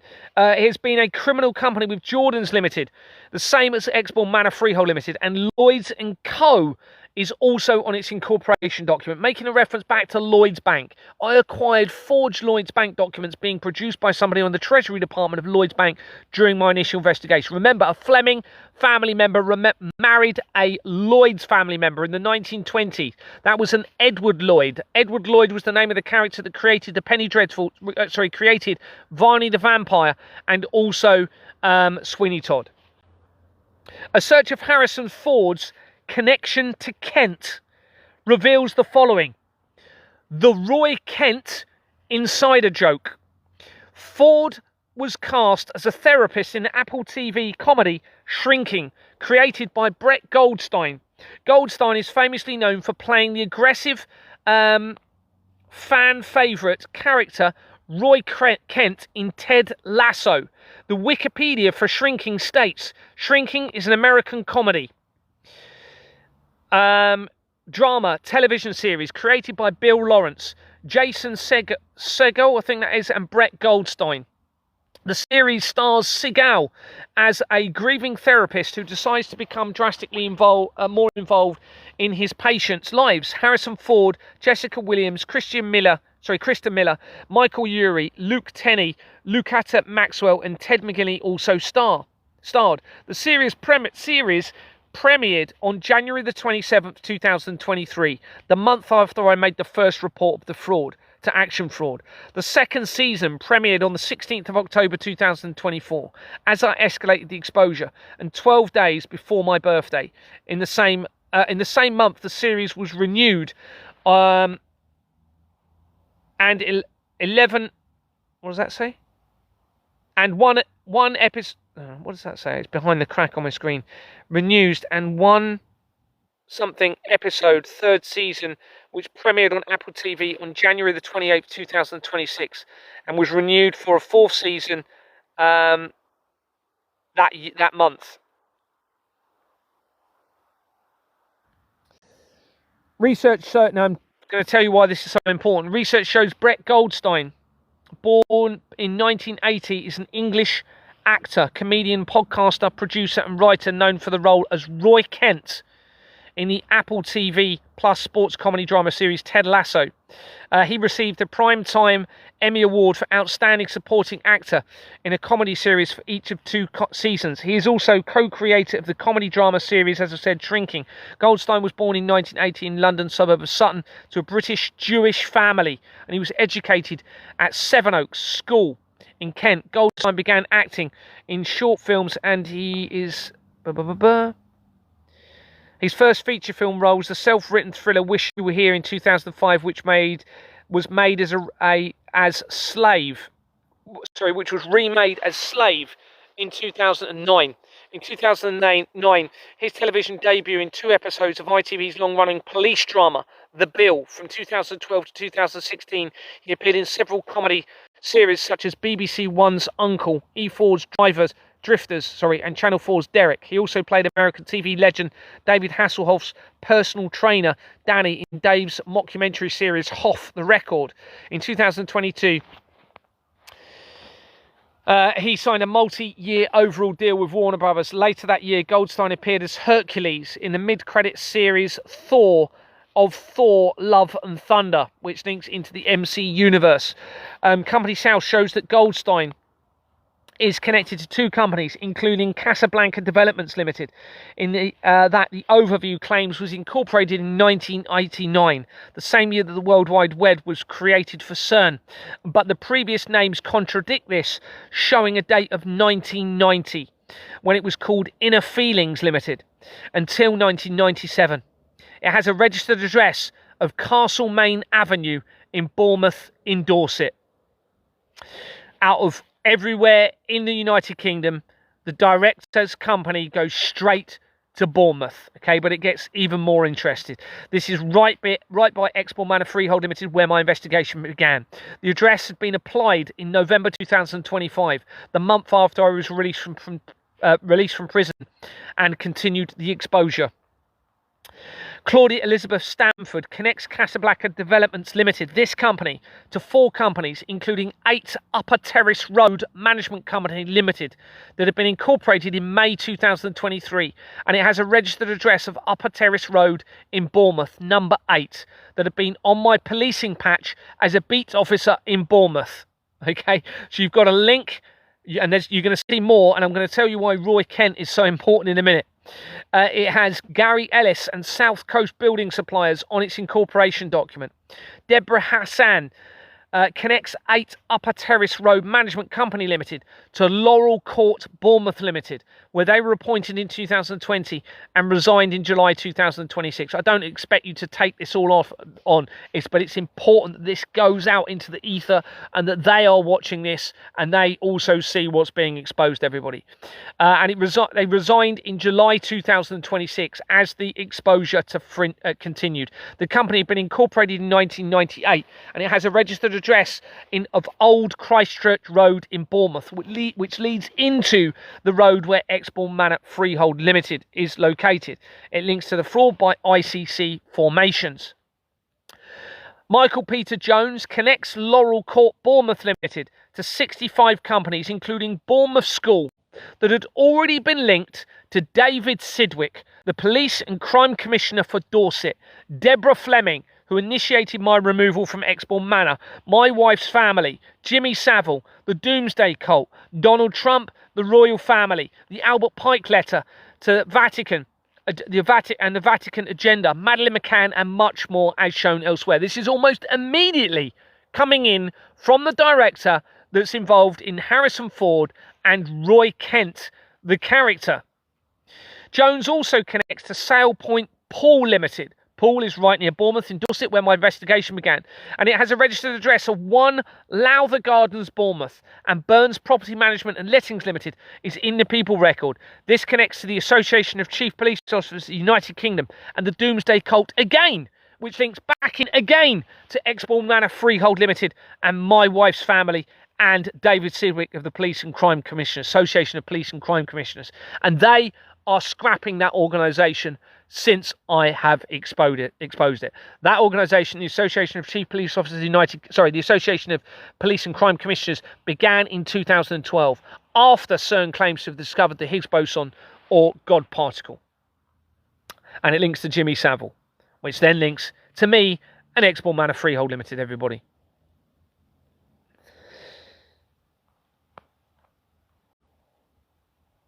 Jones also connects to Bupa companies, facilitating the laundering of money through the healthcare system and their use to harvest the blood. Jones also connects to Westgate Bournemouth Limited, that had been incorporated in 2008 and has a registered address of Carter Coley, 3 Durrant Road in Bournemouth. The accountant for Exbourne Manor Freehold Limited at the time of my investigation, friends of the Flemings, and making major connections to the criminal network, including the centralised pornography industry, facilitating the crimes against the children. Stephen Trevor Owens is showing in the People record as a former secretary and had been the secretary for Exbourne Manor Freehold Limited and Jimmy Savile's property that is connected. He links to the Russian government and my brother-in-law's family. Connects to Elon Musk, Ghislaine Maxwell, Jeffrey Epstein, the royal family, and major areas of the criminal network. House and Son are also in the People record, located right by Exbourne Manor Freehold Limited, that is connected to Diane Bisson, a director for Exbourne Manor Freehold Limited, that turned against me during my inquiries and is linked to seismic companies, possibly relating to earthquakes. Jones also connects to, have I said that bit? No, connects to Bourngate Management Limited, that had been incorporated in 2003 and has a registered address of Fox's Property Management, 6 Paul Hill in Bournemouth. That connects to areas of the research including from Ghislaine Maxwell and Douglas Smith that I've already told you about tonight, linking in with the Goldsmith families and the Rothschilds. He is the advisor for the last few UK Prime Ministers, and he is tied in to the fever sex parties and threats to kill, and according to the information, practicing the dark arts. This has been on the policing patch in Bournemouth, as was the security office linked to the Iron End of the World prophecy, tying to the Flemings, the BlackRock companies, and much more. So, Roy Kent. I lived in Kent, and my dad's name was Roy. Okay, now later you're going to see connections into Waterman companies coming in from Harrison Ford as well. A search for Harrison Ford links to... Oh, here, where are we going into it now? A search for Harrison Ford's links to Waterman reveals Harrison Ford has several notable links to Waterman, mostly through his long-term environmental work with water conservation groups or his shared ties with projects with the name Waterman. Shared projects are that Ford has also been associated with brand Waterman, known for its pens, via executive gift and signature collections. The Waterman's pens also makes the links to the Lefevre name and the Vatican, as shown later. Remember, Marcel Lefevre ties with Elvina Pallavicini, which looks as though she is going to be linked into my family and how they're trying to cover that up, and we're going to come to that a bit later. The search also revealed short film documentary called Water to Wine that was released on the 15th of October 2004, 13 days before my birthday and the same year as the 50th anniversary of CERN. Harrison's son, Malcolm, appears in the film that led to a minor cameo for Ford himself. This appears to make a reference to Christ, water and wine. The International Movie Database article states that William Macmillan was its director, but Ford is not mentioned in that specific article. There is a video of the movie that I have included on the document. I suspect that Macmillan is the son of Carl Douglas Macmillan, born October the 17th, 1966, just before my birthday, according to Wikipedia, the same year as the foundation of the Church of Satan. And he is an American businessman who was the president and chief executive officer of Walmart, massive company linking to Asda and the centralized supermarkets, from 2014 until 2026, this year, when he resigned, as I continued to expose the criminal network, and I'd already publicly exposed Walmart and Asda linked in to the criminal network. He also sits on the retailer's board of directors. McMillan joined the company as a summer associate in high school and led the company's Sam's Club division from 2005 to 2009 and Walmart International from 2009 to 2013. McMillan lives with his wife Shelley in Bentonville, Arkansas. They have 2 sons. The Wikipedia for McMillan had been edited 26 days prior to me acquiring the information on the 8th of August 2026.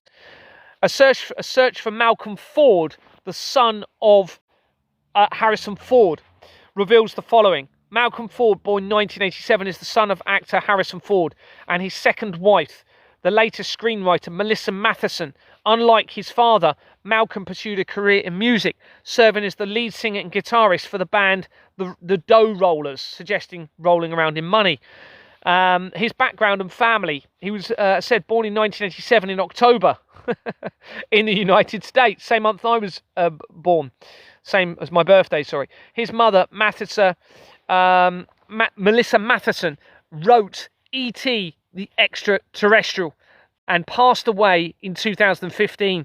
E.T. was released on the 11th of June 1982, 3 days after my father's birthday. He looks like Harrison Ford. And the same year as Ford's movie Blade Runner came out, that is mentioned later. He has a sister, Georgia Ford, and is one of Harrison Ford's 5 children, along with half-brothers Benjamin, Willard and Liam. His music career, he fronted the punk blues rock band The Dough Rollers, as I've said, as the lead singer and guitarist. The band toured and opened for major music acts including Bob Dylan and Queens of the Stone Age. He prefers a relatively low-profile lifestyle outside of the hardcore Hollywood spotlight, the core Hollywood spotlight. Another search reveals the band.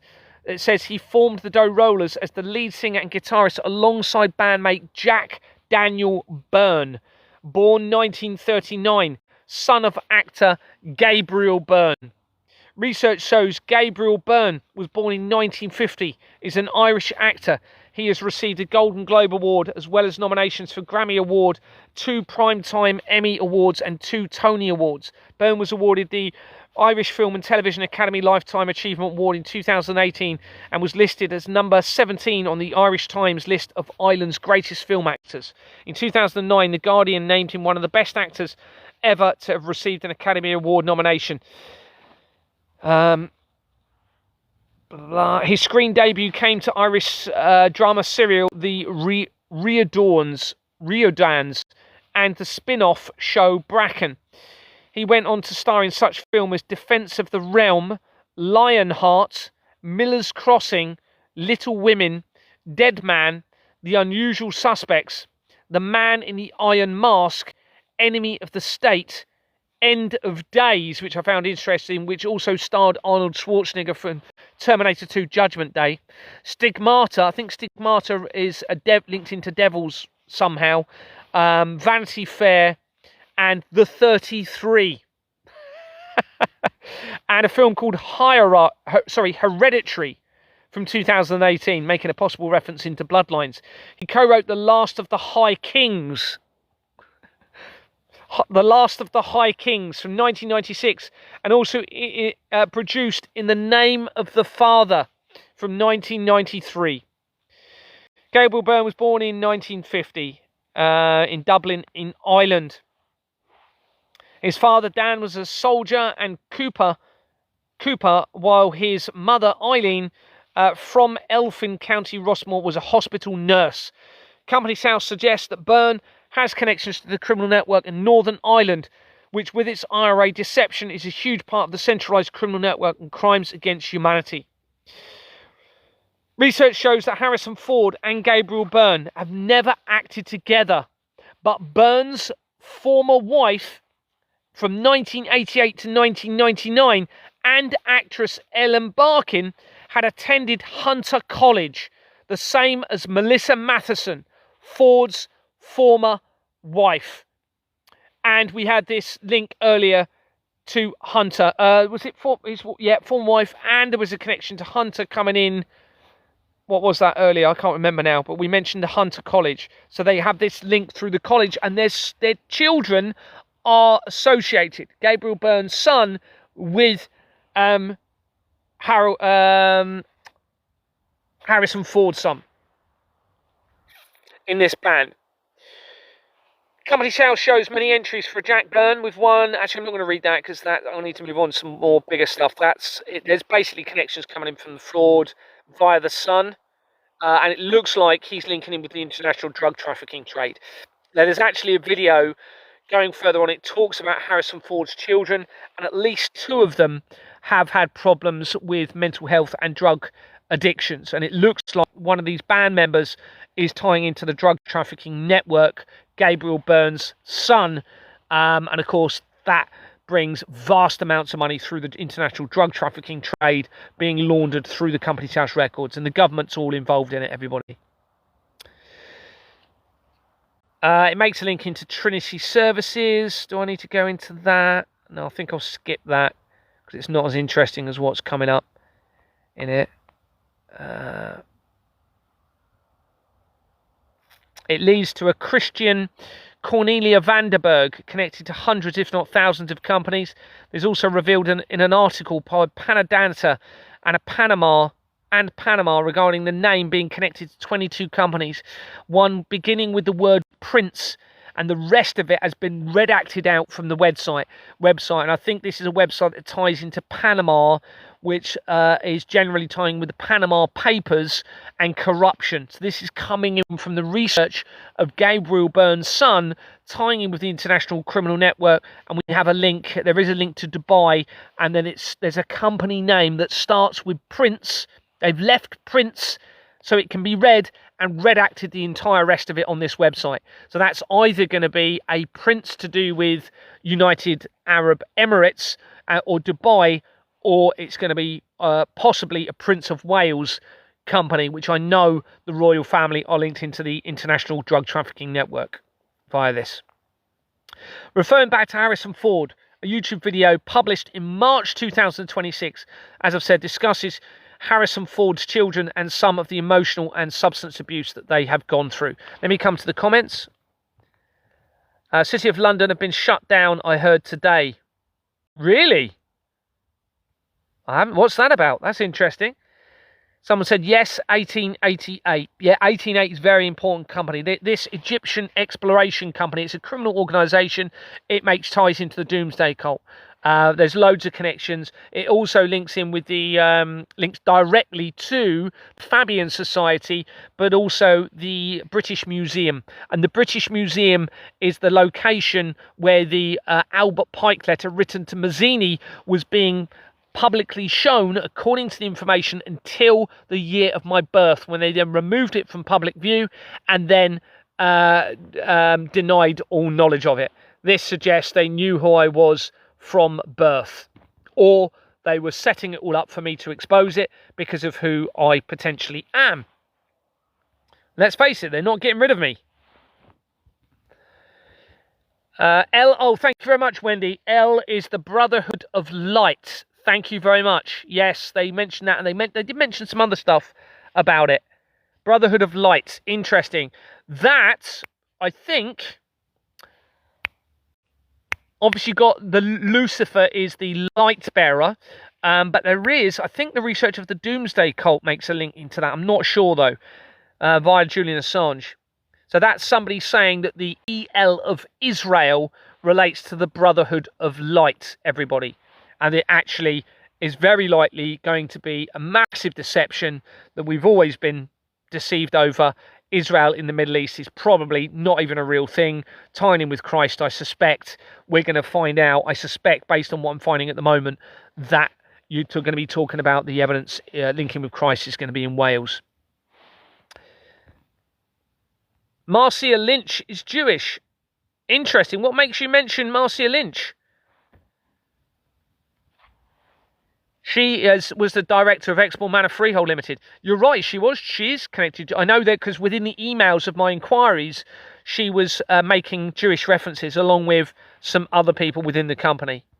And the East Cliff of Bournemouth is actually notorious for the Jewish faith. But I believe that was part of the deception in relation to everything, to get people to believe that it was Jewish, because then that would fit the falsified prophecies, but actually you've got Satanism tying into it.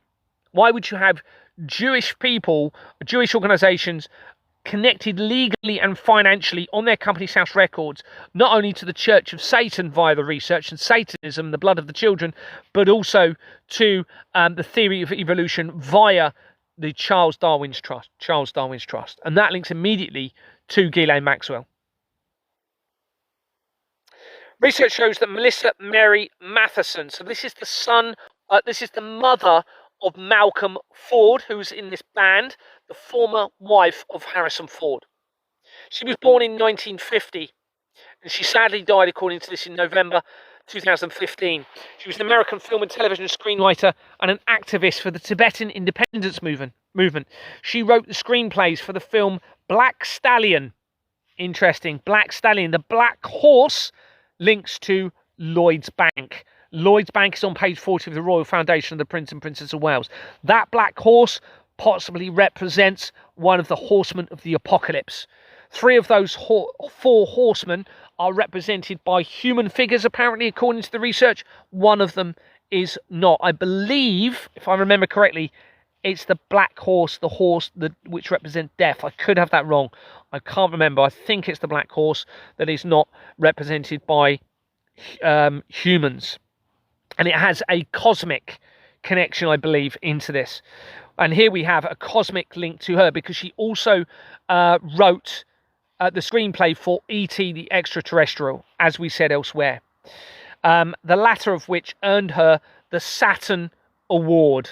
Okay, so for E.T. the Extraterrestrial, she got the Saturn Award. Remember, you got Saturnalia, the cube of Saturn, tying in with the Church of Satan, linking in with Rome in all of this, tying back into the persecution of Christ and Augustus Octavian, who took over from Julius Caesar when he was assassinated in 44 BC, 2,000 years to the day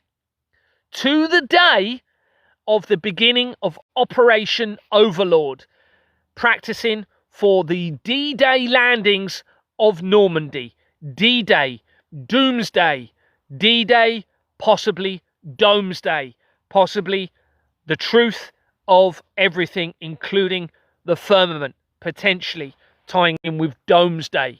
Everybody, going back to 1066 and the ancient burial chambers, the ancient burial chambers actually go back to 3500 BC.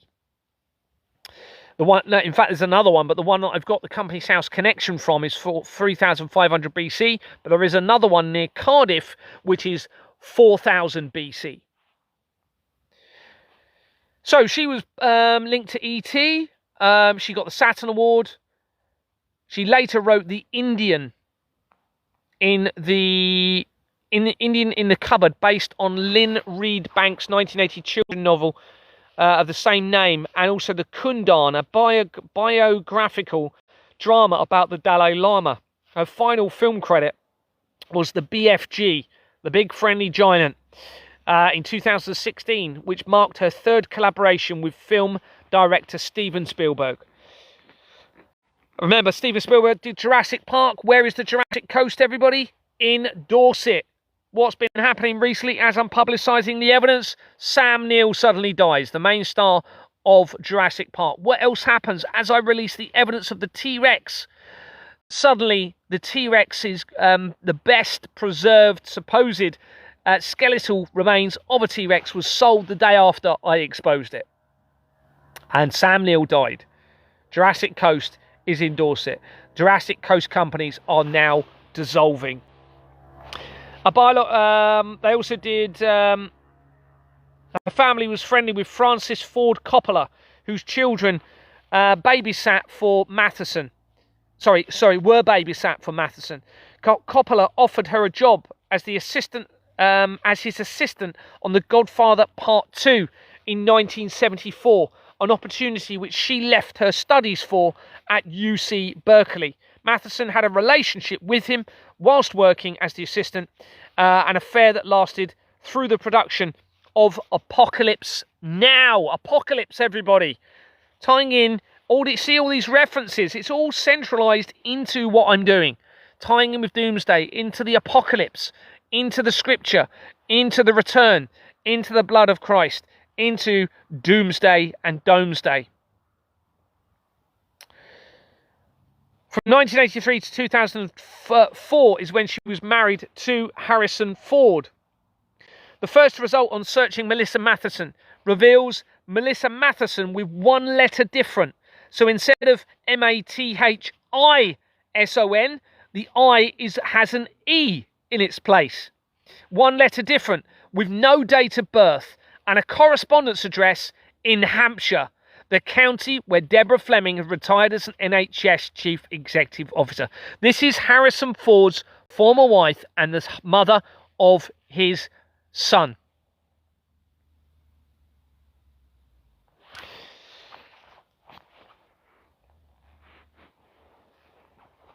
They've been appointed to Andamuka Technologies Limited on the 26th of December 1999, the year of the foundation of the Church of Satan.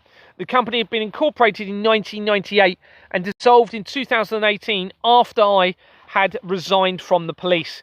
It has a registered address of Fleet in Hampshire, the same county where Deborah Fleming had been an NHS Chief Executive Officer. Robert Kershaw connects Andamuka Technologies Limited to 24 companies, including Apple worldwide, APLE 1P not 2 worldwide limited, that have been incorporated as Apple Milton Keynes in 1998 before its name was changed on the 1st of September 2015, the same month that two black holes were first apparently discovered as colliding for the first time ever, and it dissolved on the 30th of June 2026 as the exposure continued. The Apple company is already critical to the research of how it relates to my life. The foundation of science and technology having been incorporated in 1977, the same year that myself and Contact A was born, and linking to Ghislaine Maxwell and other areas of the research as shown elsewhere. The Apple, although some speculation says Apple was not mentioned in the Bible, there is collaborative evidence that a fruit was at least taken from a tree, leading to the sin of man, tying into Adam and Eve. Apple appears to be the main reference that is used to that fruit, but there's speculation of the fig tree and other references. Simon Stewart, something or other, connects Apple Worldwide Limited to APLE Milton Keynes Limited, that have been incorporated as chest valve carriers in 1999 before its name was changed in June 2001 on the lead up to the World Trade Center disaster, and the first Apple name it had was that point. CFL companies are in its people record, making the link to Harrison Ford Interactive Limited, the Nazi regime deception, and the Evelina family trust stemming from Munlochy Holdings, and my dog Rosie being taken, shown shortly in the evidence. Okay, into the Evelina family trust, everybody, that you saw me mentioning last night and today, directly into Harrison Ford Interactive and connections to the Nazi deception. Harrison Ford had played one of the lead roles in Star Wars: A New Hope as Han Solo, that had been released in 1977. It was called A New Hope, the year that I'd been born, and other key things occurred that year. There are multiple Star Wars references being linked to my life, including Jedi Management Limited, linked to Exmoor Manor Freehold Limited from the research of Sasha Stone, who connects to Orsini members of the black nobility, according to the research, which then links into the Grey Pope again via the research, and back into the Kray twins, who are associated with my family. My dad's side of the family, who looks like Harrison Ford. Very similar. The Wikipedia shows Harrison Ford was born in 1942 and is an American actor regarded as a cinematic cultural icon. Ford's accolades include nominations for an Academy Award, a British Academy Film Award, an Emmy Award, 5 Golden Globe Awards, and 2 Screen Actors Guild Awards. He is the recipient of the AFL Life Achievement Award, Cecil B. DeMille Award, loads of awards, the Caesar Award, which is a reference back into Rome, Honorary Palme d'Or, loads, etc. His debut, was in 1966, which is the year of the foundation of the Church of Satan. And his early supporting roles were in films such as American Graffiti, which came out in 1973, the year that the World Trade Center was finished its completion and the SWIFT international transaction system started to be used in the international government fraud. And another film called The Conversation from 1974. Form achieved global stardom for portraying Han Solo, as we've said, in 1977, a role he reprised in several subsequent movies, spanning a big part of his career. He gained recognition for his portrayal of the titular character in the Indiana Jones franchise from 1981 to 2023. He played Rick Deckard in the Blade Runner franchise from 1982 to 2017 and Jack Ryan in action thriller films Patriot Games and Clear and Present Danger, which makes a reference to the IRA. These roles established him as the action hero and one of Hollywood's most bankable stars from the 1970s into the early 2000s. Ford's performance in the thriller film Witness earned him his Oscar nomination for Best Actor. His other films include The Mosquito Coast, Working Girl, Presumed Innocent, The Fugitive, Sabrina, The Devil's Own, Air Force One, 6 Days, 7 Nights, What Lies Beneath, K-19, The Widowmaker, Cowboys and Aliens, which stars one of the James Bond actors, which we come to, not Daniel Craig. Film called 42, The Age of Adeline, The Cat and the Wild, and the Captain America Brave New World of 2025. Ford has also starred in the Paramount series, what's that say?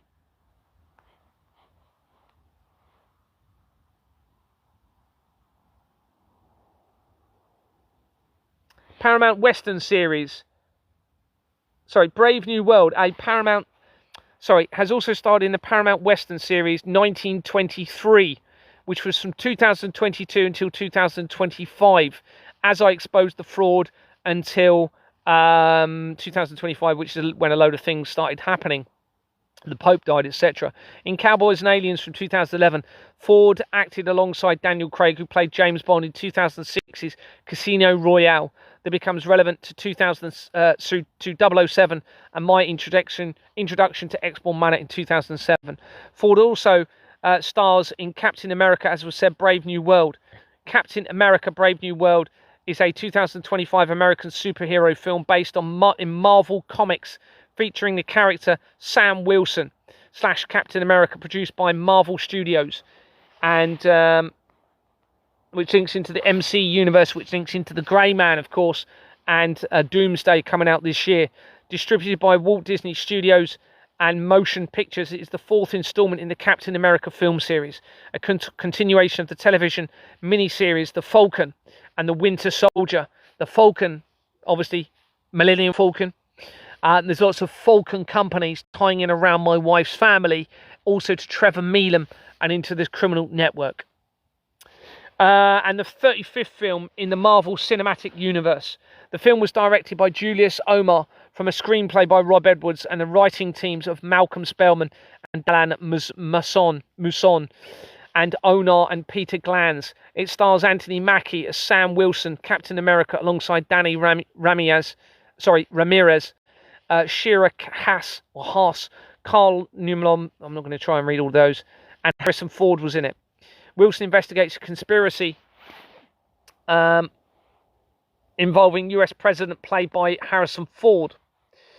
The Captain America trilogy starring Evans and Steve Rogers and Wilson becomes the new Captain America in the Falcon and Winter Soldier series. Oh, I've mentioned that bit. That's the same. Sorry, I've double screenshotted that, I think. Oh, no. Onard joined in July 2022 when the Captain America New World Order was announced. This is the name, isn't it? New World Order. As I'm exposing the fraud, that exactly the same month that I start exposing the fraud, they give a name of the New World Order, everybody. This is the month Anthony Roberts resigned, as I've said. Harrison Ford replaced William Hurt as Ross following Hurt's death in March 2022. This is the month that Deborah Fleming resigned as an NHS chief executive to become involved in my investigations at Exbourne Manor Freehold Limited, and she was the one that then initiated my removal for refusing to file forged bank documents as a director. Ross, Harrison Ford, becomes a superpowered Red Hulk in the movie. The film becomes relevant to the MC universe, as I've said. Doomsday released in December 2026, and My Life Through the Timings of Mr. Grey, starring Ryan Gosling. So William Hurt supposedly passed away, and it was on the 13th of March 2022. March, and specifically the 13th and the 15th, becomes relevant to the Idus of March, which links to the death of Julius Caesar in 44 BC. He happens to die then, and guess what? That actor, the other actor, I've forgotten his name, who's in Hail Mary, Ryan Gosling, was in a movie, which we're going to come to later, called The Idus of March, which ties in to the death of, as I've said, Julius Caesar in 44 BC. He was an American actor, so we're talking about William Hurt here, known for his performance on stage and screen. He received various accolades, etc. Hurt's girlfriend Sandra Jennings sued Hurt in New York, seeking recognition for their relationship as a common law marriage under South Carolina law. The New York court held that the relationship between Hurt and Jennings did not qualify as a common law marriage under South Carolina law, and Ford and found in Hurt's favour that no marriage had existed. During Jennings' lawsuit against Hurt, she alleged that Hurt subjected her to physical and verbal... Oh, sugar. Hold on. That was completely gone off where I was. Subjected her to physical and verbal abuse. His spokesperson denied her ever beatings. In her 2009 autobiography, I'll Scream Later, Marlene Maitland said their relationship involved drug use and physical violence from Hurt, including a rape. In response to the accusations, aired on April the 13th, 2009, not long before the 21st. These dates are also relevant. The symbology is incredible in here, because it's the 21st of April, as was the foundation anniversary of Rome. Hurt's agent declined to respond, but Hurt issued a statement the following day that his own recollection is that we both apologised and both did a great deal to heal our lives. Of course we did. And do apologise for any pain I caused. And I know there have been... in 2022, essay for Variety, after Hurt had died, author Donna wrote about dating Hurt in their 20s. From 1977, the year I was born, until 1980. She accused Hurt of domestic violence in the article. Company's house shows a William James Hurt, born in 1986. Of course, there's no verification with the date of birth, and with a correspondence address in Exeter connected to St Quintin Avenue, where they had been appointed in 2023. Okay, now supposedly he's not a lot. Oh no, he is. Sorry, yeah, it was later, wasn't it?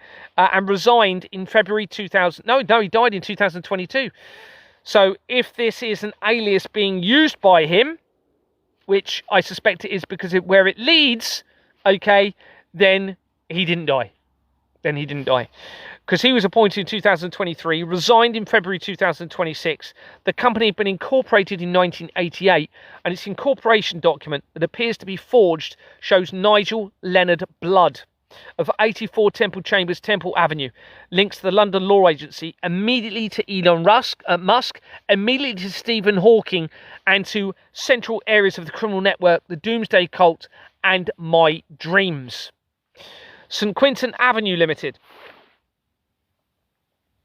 Oh, sorry, that's just the company that it relates to.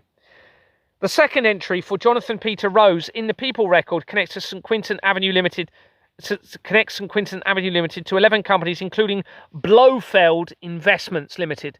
Blofeld. Well, what character is Blofeld? Where's Blofeld from? That's right, James Bond, everybody. James Bond, so it means a Fleming link. Okay, including Blofeld Investments Limited, that possibly makes a reference to James Bond, villain, and therefore the Flemings. And they connect to Drax Estates, everybody. This becomes relevant now. I'm going to tell you why. That have been incorporated as Eve's Witch. Eve, so we have the Eve reference, Witch, or Eve's Witch, limited in 2004, and is shown as being in liquidation. It has Duport Associates on its incorporation document. I suspect this relates to Richard Drax, who lived near Wimborne in Dorset, where the Flemings had lived, and who had initiated my removal, and they own lots of land near Wimborne in Dorset, and also in York area.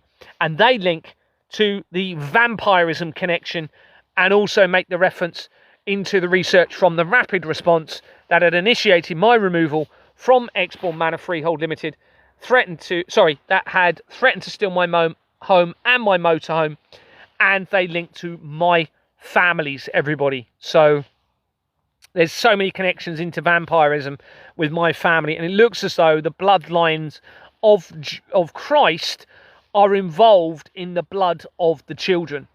All right, but I'm not. But it looks as though I am tied into the bloodline of Christ, but I'm the only one, it seems, that is not involved in the blood of the children, and never have been. It looks as though they've separated me from that deliberately through the system to protect me and isolate me, and people within that system possibly knowing that I would become tied into the either a prelude or something to do with the second coming of Christ through that bloodline. I mean, that's what all of the evidence is suggesting.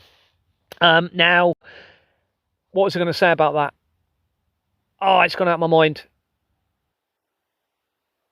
Yeah, so this would obviously tie into the deception of the crucifixion of Christ that I've been talking about, all right? Which sets up a sinister world of deception through the forgiveness of future sins, where they have manipulated and twisted Christ's, I believe, crucifixion, persecuted him, twisted the story, and removed moral conscience and jumped the moral conscience element to set up a sinister, manipulative, exploitive system on earth, tying in from Rome and Augustus Octavius. This, I believe, is why we have the blood sacrifice or blood ritual elements tying into Christianity, for example, where they drink the blood of Christ and eat the body of the Christ with blood, with the bread, a complete and utter mockery, a demonic, satanic mockery of Christ, an inversion. Why would you eat the very thing that you idolize and that you should be aspiring to be? It doesn't make sense, everybody. And of course, what is the next closest thing to Christ? If you can't actually eat the body of Christ and the blood of Christ, the children.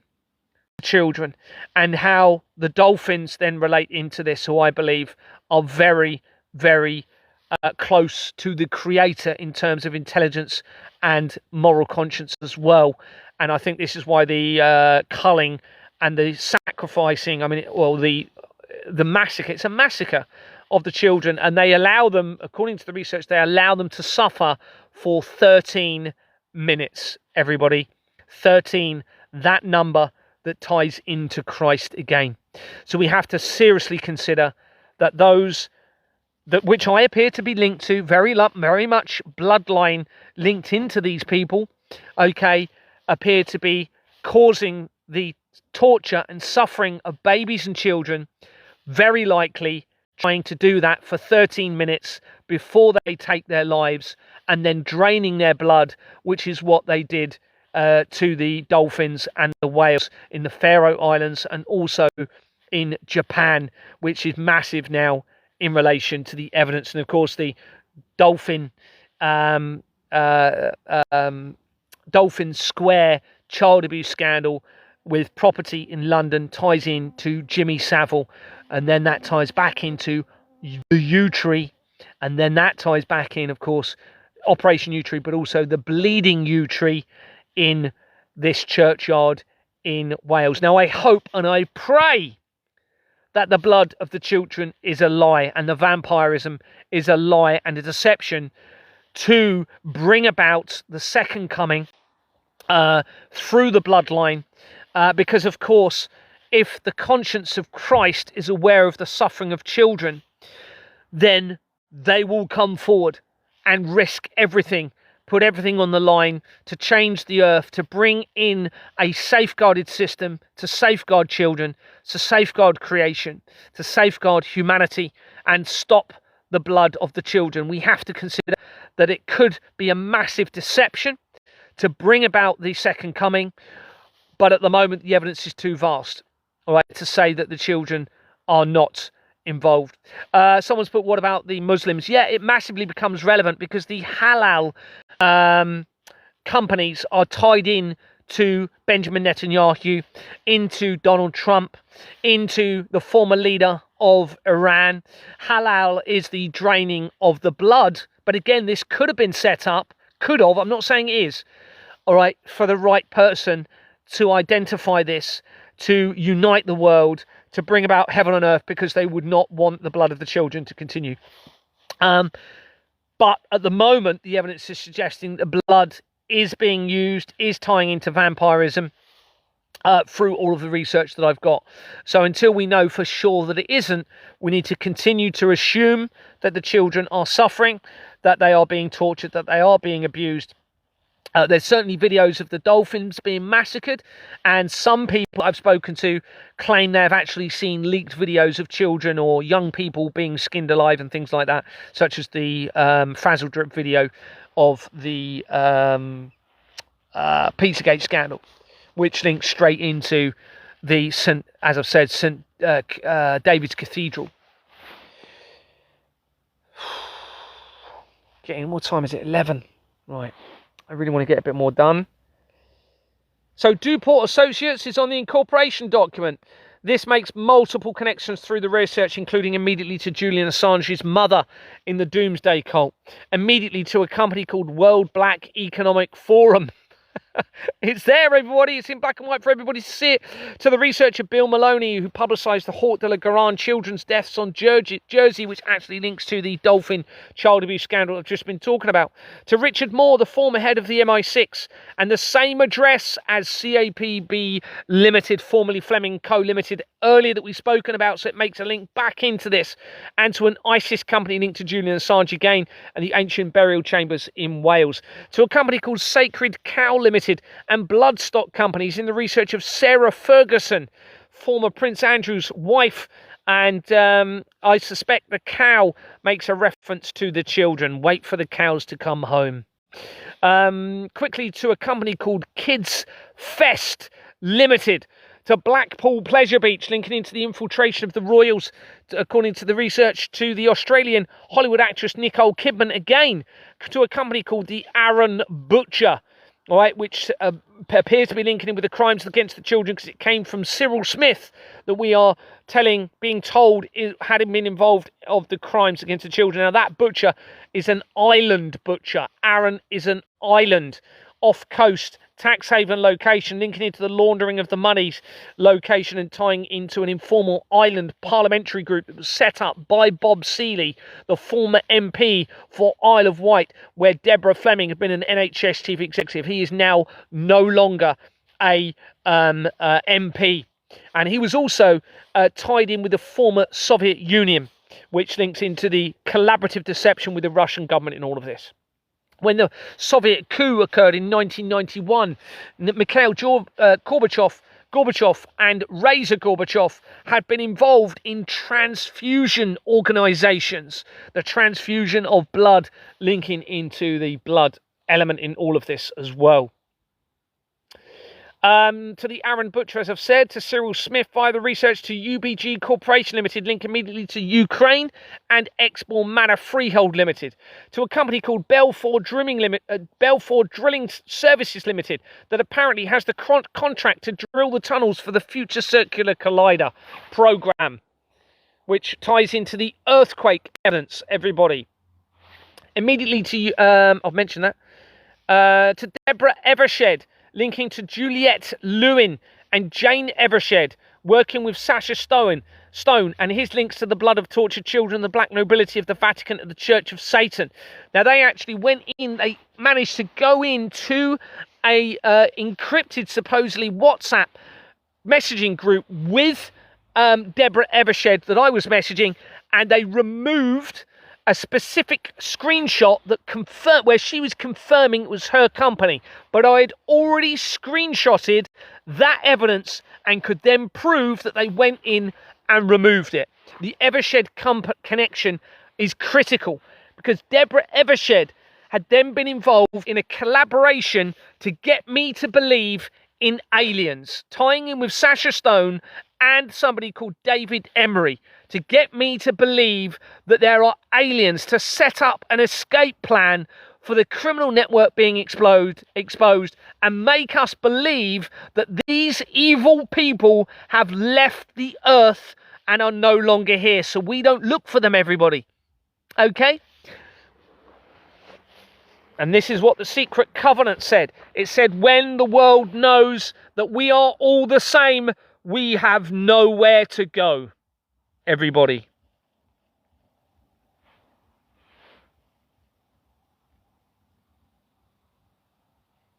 To Jennifer Grants from the University of Portsmouth, which is where Deborah Fleming had been the NHS chief executive.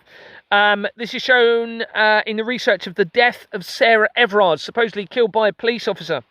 To UK Halal Foods, we've just been speaking about halal companies. This is another one.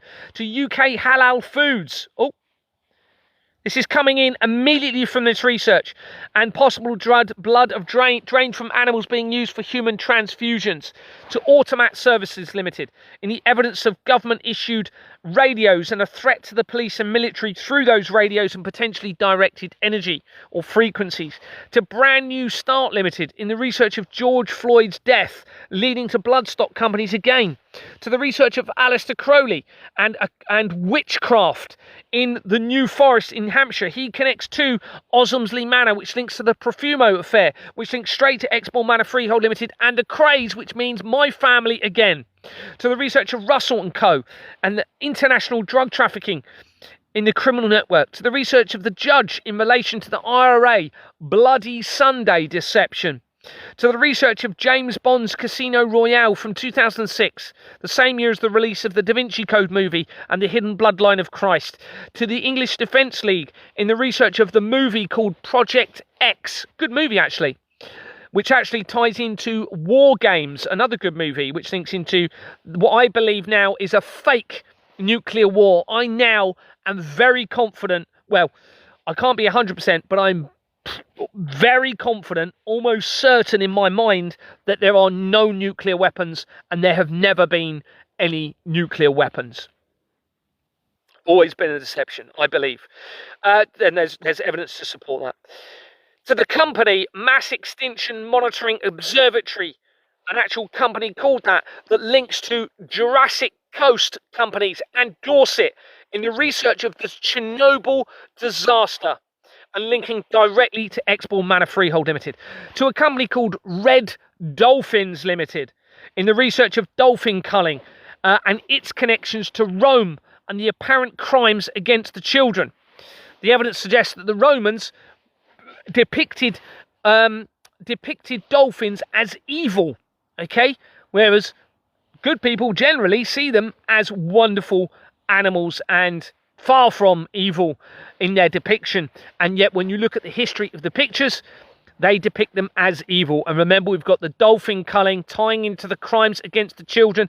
This links back into the Roman period of these paintings, and all tying in to what I'm talking about, the crimes against the children. So we have Red Dolphins Limited. We have to a company called UXL Limited in the research of vampirism from the Pantheon, which links into Rome, and the Oculus Omni, which ties to Lucifer and the Freemasons, and the all-seeing eye of Lucifer.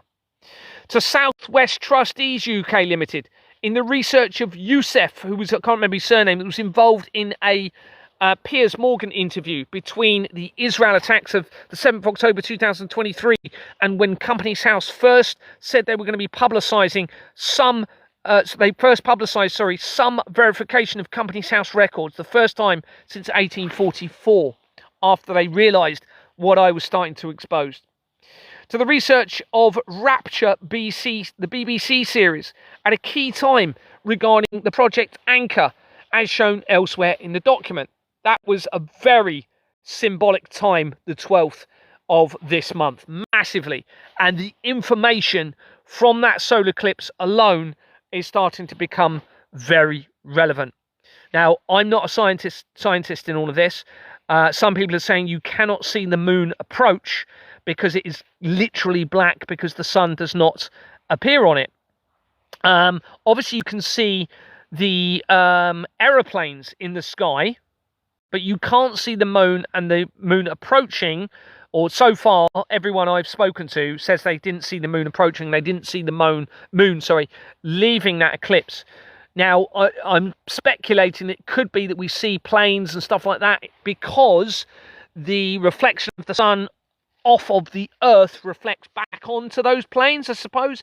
Is that why we can't see the dark side of the moon because the moon is further away? Possibly.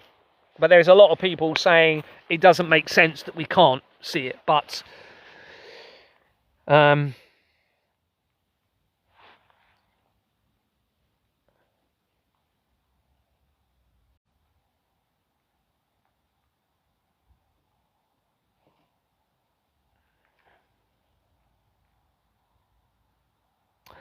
Rose, the same director, also connects to Charter Direct Limited that had been incorporated on the 16th of November 2010, days before CERN Limited, which was incorporated on the 29th of November 2010, and shortly after my 33rd birthday. It has 33 John Street as its address, used throughout the fraud on its incorporation document. That is the year that I moved from Exbourne Manor, an X reference again, in Christchurch Road, an abbreviation is X of Christchurch, to Christchurch, abbreviation X, and then went to Christchurch in New Zealand, abbreviation X, Bloodline Christ again.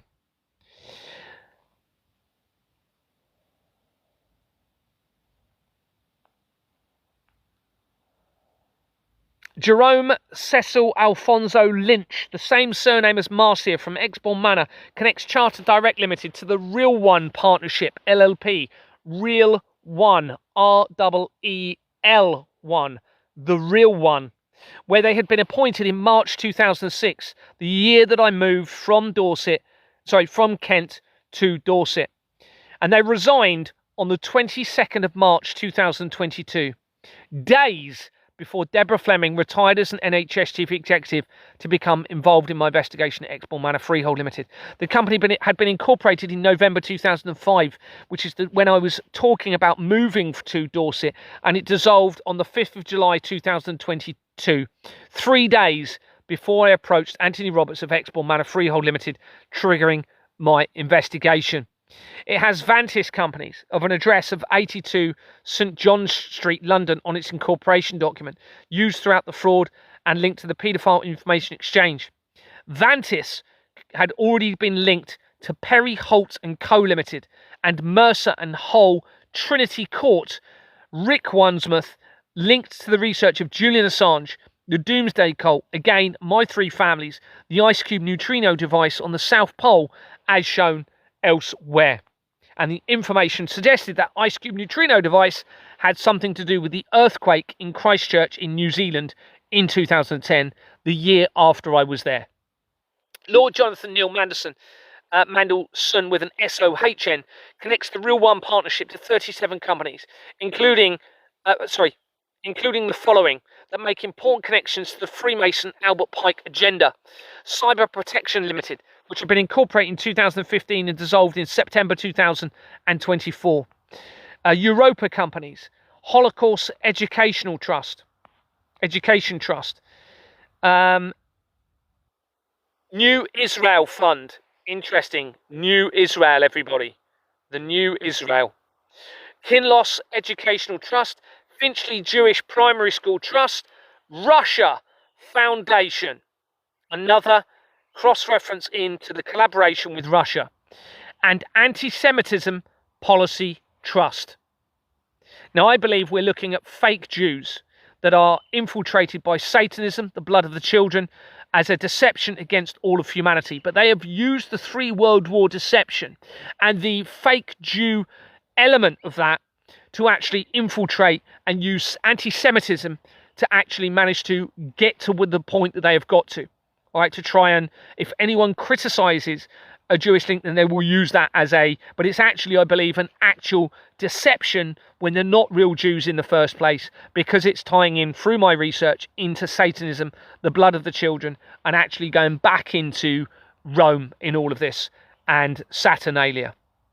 Charles Anthony Stewart Ather connects the Real One Partnership Limited 15 companies, and had already featured in the research of Richard Drax of Dorset.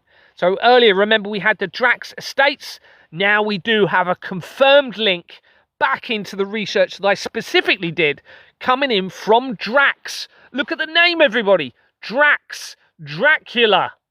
Okay, this is somebody that owned a lot of land in Wimborne, in Dorset, which is where the Flemings were located, in Wimborne in Dorset, not far away. And they also owned lots of land in York, where Jimmy Savile had been born, and where links into the fox hunting and the evidence suggesting that the fox hunting could be being used to hide the hunting of the children on estates. Okay, according to the evidence. Again, that could be a deception for the right person to expose the evidence, to unite the world under the return through the bloodline.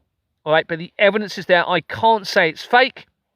I've never seen a child being harmed during fox hunting, all right? However, the evidence is tying into the child trafficking network and the blood of the children linking in with that fox hunting.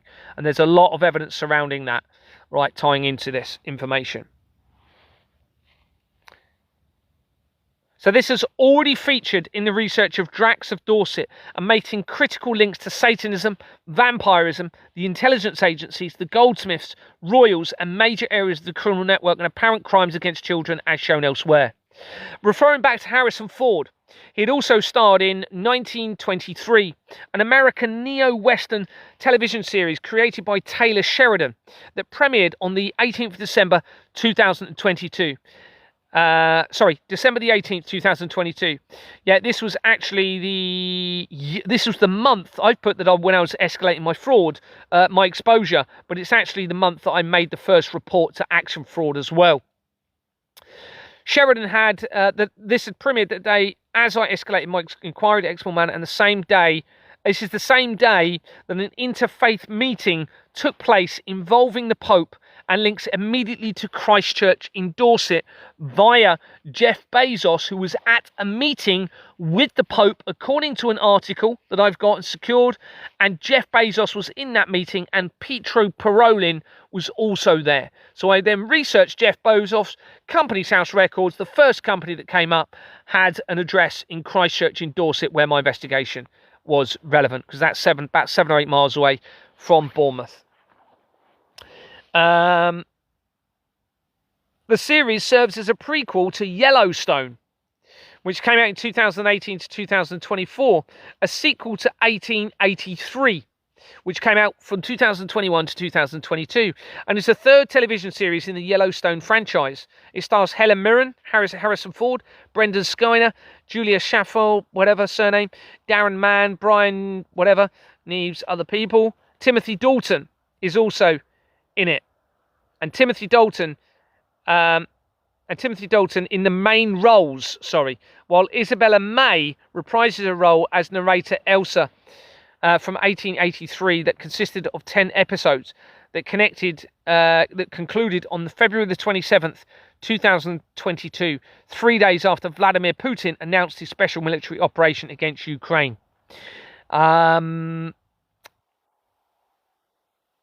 Which is relevant to the centralised criminal network and a move towards prophecy fulfilment, as I made earlier inquiries at Exmouth Manor Freehold Limited. Actor Timothy Dalton makes a further link to James Bond, the Flemings and Eon Productions that produced the James Bond movies, and links quickly to my father. Right, so my father looks like Harrison Ford. We have Roy Kent. We have all of these connections that we've been talking about coming into me. All of them we're going to see some more later. And Waterman ties in as well, you're going to see. And we now have Eon Productions, which obviously links into James Bond, that will tie in to Harrison Ford via the actors that he worked with. And Eon Productions links almost immediately in from my dad's accountant. Okay, and my mum's employer connects to Ridley Scott movies. Ridley Scott is one of the biggest directors in Hollywood history. And his brother, Tony, was born in Chatham, where I was born.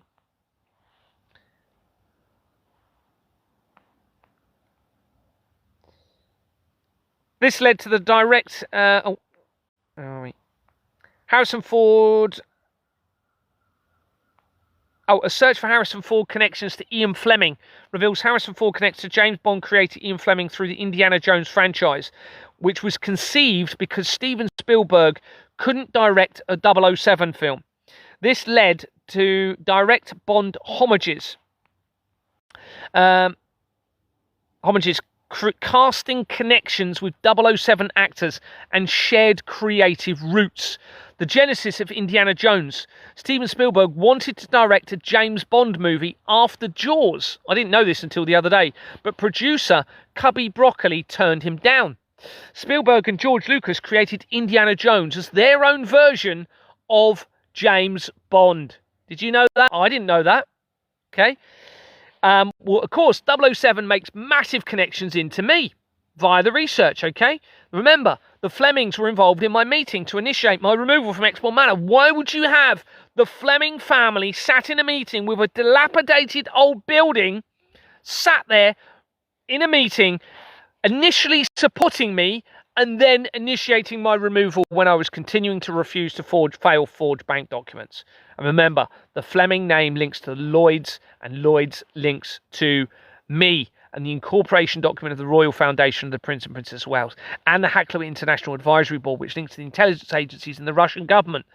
Why do I link to the Royal Foundation of the Prince and Princess of Wales, everybody? Via Ingenious Film Partners 2. And why is that my favourite movie, Terminator 2 Judgment Day, that links via James Cameron to Ingenious Film Partners 2 as well, everybody? The connections to Indiana Jones and we're going to come to the Indiana Jones movies later, because they are very relevant to everything. Tying in with Christ, tying in with the evidence of the Watermans, tying back in with Wales. So anyway, Spielberg and George Lucas created Indiana Jones as their own version of James Bond. Indiana Jones and the Temple of Doom opens with Ford in a white tuxedo, directly mimicking Ian Fleming's iconic Bond style. Sean Connery, the definitive cinematic Bond, who originally starred in adaptation of Fleming's novels, was cast as Ford's father in Indiana Jones, The Last Crusade. Timothy Dalton and Daniel Craig, as we know, have played alongside Harrison Ford.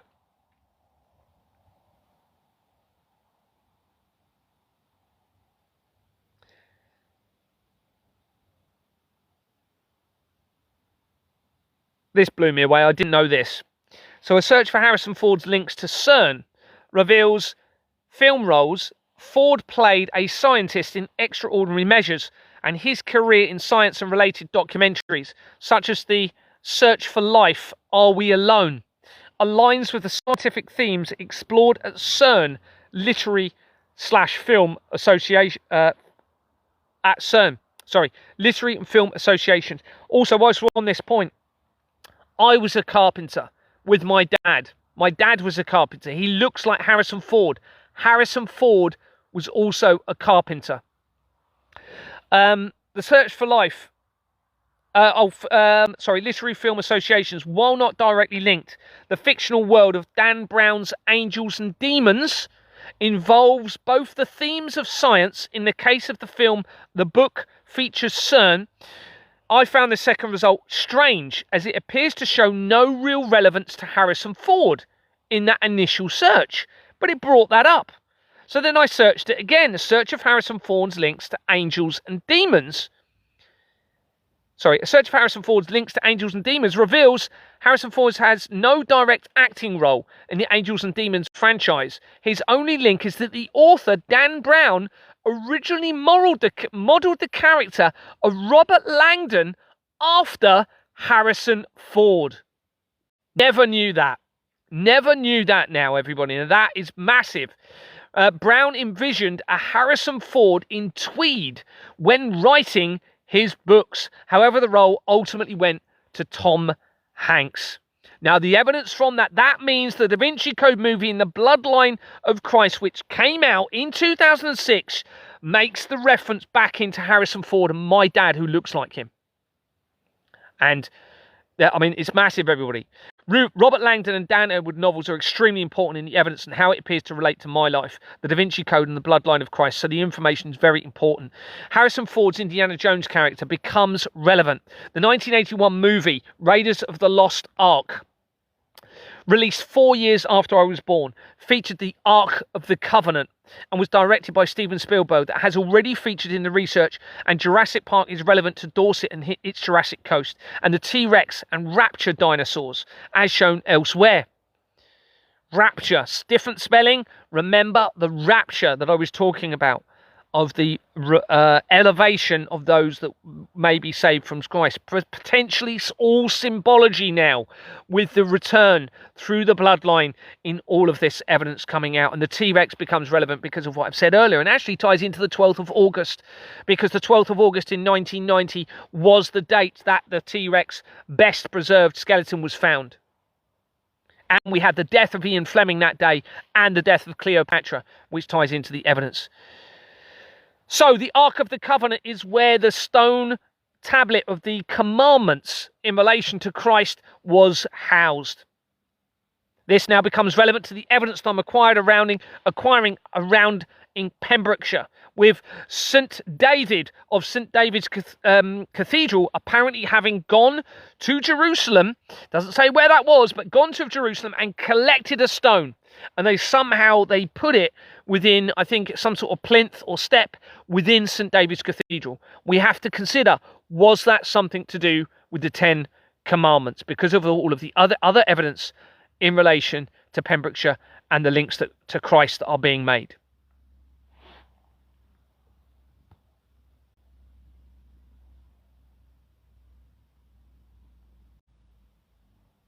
The 1989 movie, The Last Crusade, features the Holy Grail and becomes relevant to Christ and Mary Magdalene in the Da Vinci Code movie that had been released in 2006 when I moved to Dorset, as I've said, and the same year that my father's company was incorporated using the same companies as Exbourne Manor Freehold Limited.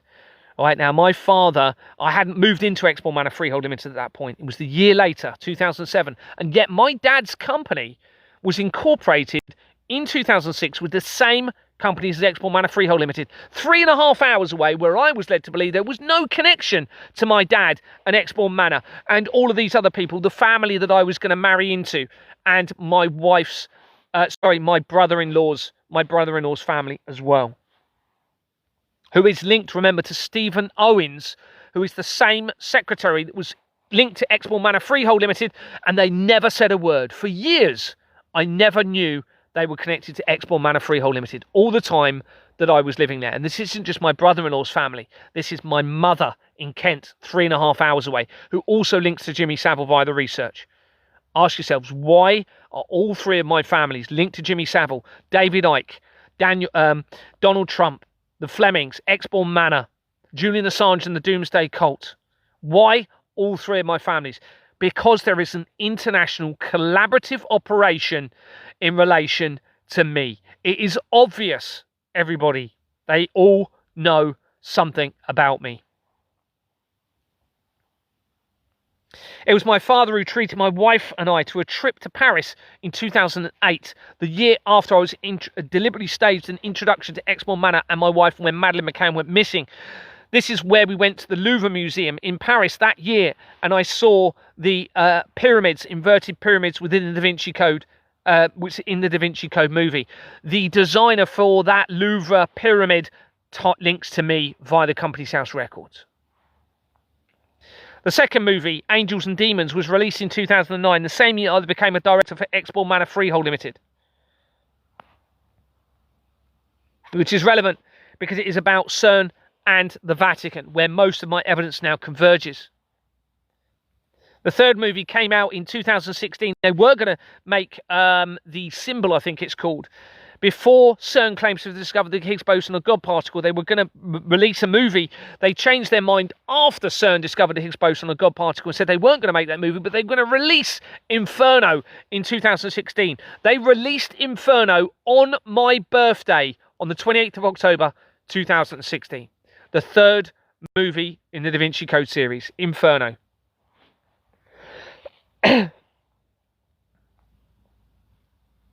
I had a video that came up on this. Again, this isn't going to be a coincidence, just popped up. Why is fire so important to Christ? Bearing in mind we're talking about Inferno. And they said because fire converts one thing to another state. And it's a symbology of Christ converting you into something else once you are awakened through Christ's conscience. And through the belief, if not the belief in Christ, then the belief in moral conscience, which Christ appears to be the epitome of moral conscience and a human symbolic form on earth of moral conscience to help us understand our deception, our sinful ways. And of course, the deception around that Christ crucifixion, going back, how they've lied about it, to set up future sins to be forgiven and remove or avoid moral conscience altogether, which is satanic and is actually a mockery of Christ. Because it is the greatest, second greatest gift we have ever had, I believe, after life. And if we have everyone on this earth, had literally everything they did said, well, I don't want to be stolen from, I don't want to be upset, I don't want to be hurt, so I'm not going to say or do any of these things to anybody else on earth. And if we understood and agreed that we should not kill unless it is in self-defense, anything, really, I believe, personally, then we would all be in a much better place. It's very clear that those involved in the crimes against the children have actually used the meat production industry to fit the agenda of the children in all of this, according to all of the evidence that I've got, where it's massive evidence to suggest that the remains of the children have been put into that food chain of the animals. I pray that's not the case. I pray that is a deception, and I pray all of this evidence has been set up as a lie because of they're trying to bring about the true creator in all of this through some sort of return. But until I know that for sure, I don't agree personally with killing any animal now unless it is in self-defense. I don't believe in that. It goes against my DNA, and I know for a fact I haven't eaten meat other than a little bit of time in prison, which I shouldn't have done, but they didn't give me any vegetarian food when I asked for it for about 8 or 9 years now, and it is probably one of the best things I've ever done. And you have remember, the system is satanic, so they've indoctrinated you and made you believe that you need to eat meat because it fits the agenda of the crimes against the children. Where are they going to put the remains of all of the children as a mockery to all of you if you all stop eating meat? All right, they're going to have to try and put it into the other processed foods. This is why we need to get to natural foods again. Right?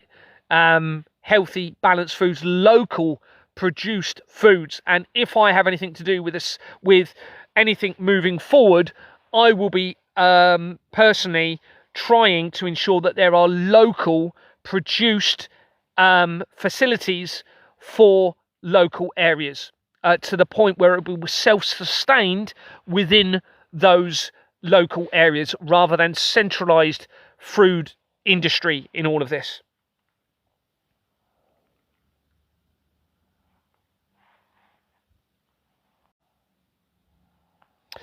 Indiana Jones and the Curse of the Crystal Skull, that had been released on the 22nd of May 2008 after the Ninth Circle movie was released in March, okay, which is the Links to My Dream. And 4 months before the Large Hadron Collider was first activated and a fault occurred days later, both becoming relevant to my dream and subsequent evidence and connecting to Stephen Hawking and loads of other evidence. I had grown up with the Indiana Jones movies and always thought the Curse of the Crystal Skull was out of place due to featuring aliens. The research of the links to the Crystal Skull and Jesus Christ reveals the following. On an initial search, there is no direct archaeological or biblical link between Crystal Skull and Jesus Christ. Instead, the connection relies on mythological New Age beliefs and popular films. The Indiana Jones connection says that in the film Indiana Jones and the Kingdom of the Crystal Skull, there are thematic ties to Jesus-related relics. The film's events directly suggest that the crystal skulls of the alien Uga are part of a divine or higher power, linking them conceptually to the Ark of the Covenant or the Holy Grail from the previous movies. Okay, now the research surrounding whales connects into the Ark of the Covenant and the Holy Grail. The Holy Grail links into the Da Vinci Code movie via the inverted pyramids and Mary Magdalene within that movie as well, and the hidden bloodline of Christ. So we have the link to the Ark of the Covenant. Number 2, it says New Age spiritual beliefs. Many groups in modern New Age and neo-shamanic movements claim the crystal skulls are ancient vessels of cosmic wisdom. Some sellers and spiritual teachers attribute these crystal skulls to the gold ray of Christ, using the term to represent universal energy and higher consciousness,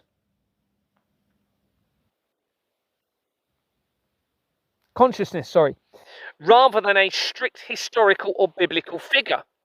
Number 3 says biblical art and the place of the skull.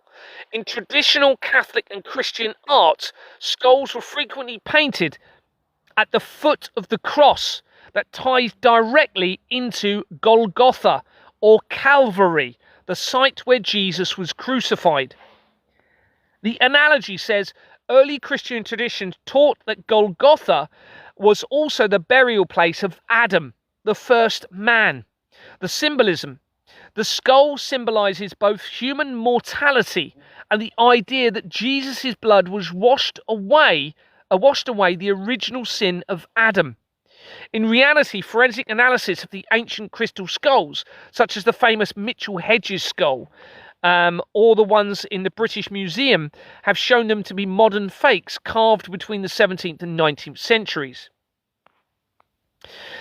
As I've said, the Ark of the Covenant and the Holy Grail and other related Christ subjects are now relevant to the evidence being acquired from the research of ancient burial chambers, the church, Castell Henley and St David's Cathedral in Pembrokeshire, Wales, and how they relate to me as shown elsewhere. Company's house shows that Harrison Ford Interactive Limited had been incorporated on the 23rd of October 2000, 5 days before my birthday, and the year that I joined the police.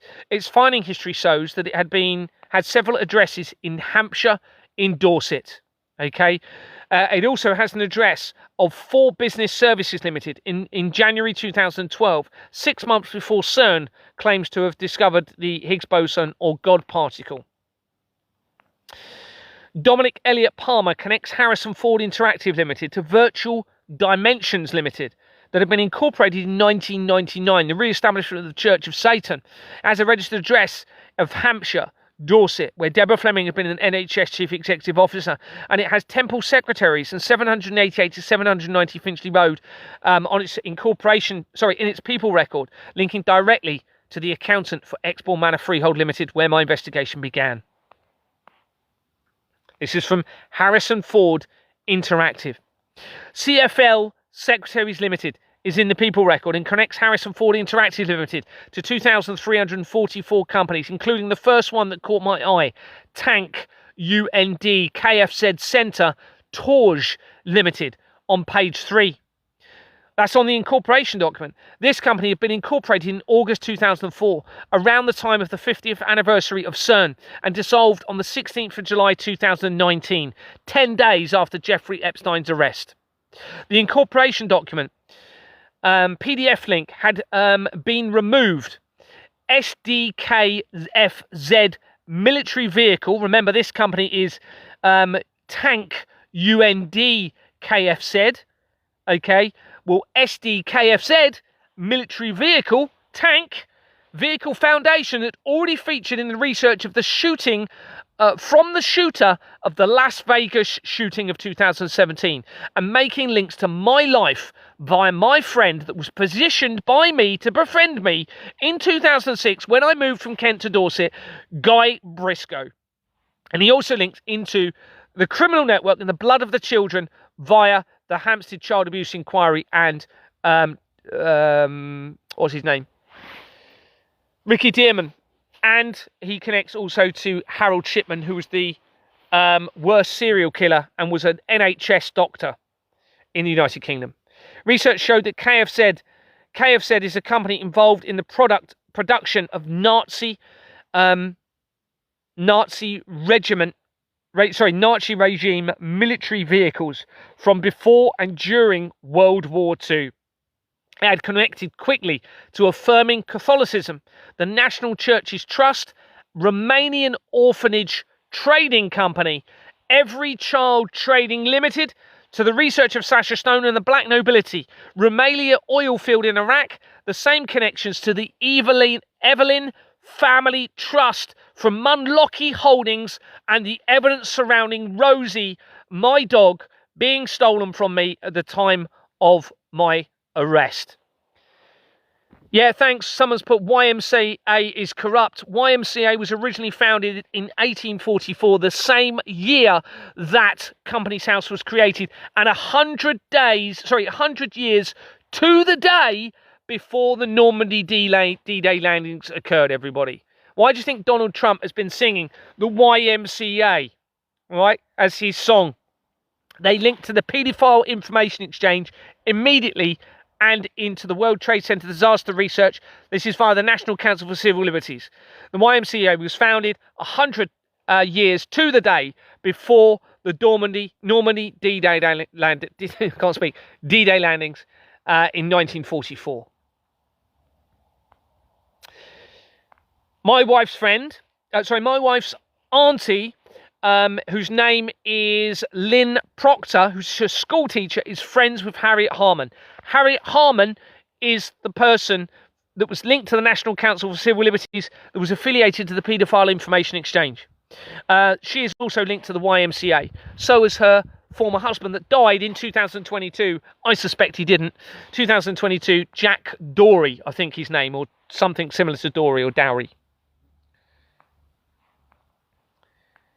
CFL Secretaries Limited is also connected to Harrison Ford Interactive Limited and connects to the following companies. That company, if you listened to me earlier, CFL, also links to his former wife via the research, all right? And they went to the same school, which links back in to all of the other connections that I've been talking about tonight, all tying in to Harrison Ford, who looks like my dad. Harrison Ford Interactive Limited connects to the following companies: International Clinical Trials Limited and Vaccine Research and Development Limited. Also to Times Media Group.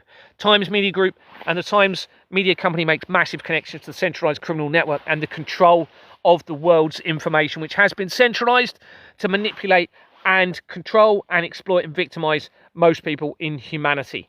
All right, the control of the information is their biggest weapon. And this is where they have put most of their agenda because they can make you think things, they can program you, they can steer the agenda, they can make you fear things, they can make you scared, they can tell you things about them that's a lie, they can tell you things about me that's a lie. It's all been centralised to manipulate and control the entire world system everything has been centralised, the information. You really need to understand that. All media companies, all newspaper companies are all parts of this centralised criminal system and the deception against you all. I found that out very early on. Company's House shows that... this is massive, okay? Company's House shows that Indiana Jones Limited have been incorporated on the 14th of April 2022. Not long after Deborah Fleming had retired as an NHS chief executive to become involved in Exbourne Manor Freehold Limited. And as I was making earlier inquiries at Exbourne Manor, as a registered address of Anchor Wharf. Anchor Wharf, Historic Dockyard, Chatham, Kent, where I was born. Chatham is where I was born. And the dockyard makes major connections to Ian Fleming, to my former girlfriend's wife, my first girlfriend's wife, sorry, that must have been a staged introduction before I was even in the police, when I was working at the Checker Centre. All to do with this, everybody. So that's Indiana Jones Limited, immediately to Chatham Historic Dockyard. On its incorporation document, it's also got Gravesend there, which is where Pocahontas is buried, believe it or not. And Gravesend becomes relevant to other connections tying into Waterman companies, into the Rapid Response Group, and also there are links into Contact A with connections to Gravesend in Kent as well. That's not far away from where I was living with my father. It has the London Law Agency connected to it on its incorporation document, critical to the criminal network. And it's funny, someone has just mentioned Anchor linking to Keir Starmer. This links immediately to Keir Starmer, because the London Law Agency is on the Death Penalty Project Limited, where Keir Starmer was a former director. So this makes an immediate link to Indiana Jones Limited, to Keir Starmer Limited, to Keir Starmer Limited. Keir Starmer Limited, to the Death Penalty Project Limited, sorry, where Keir Starmer was a director. And he resigned as a director for that company on the 5th of April 2020, the exact same day that the founder of the London Law Agency, which is on the incorporation document for that company and this one, died.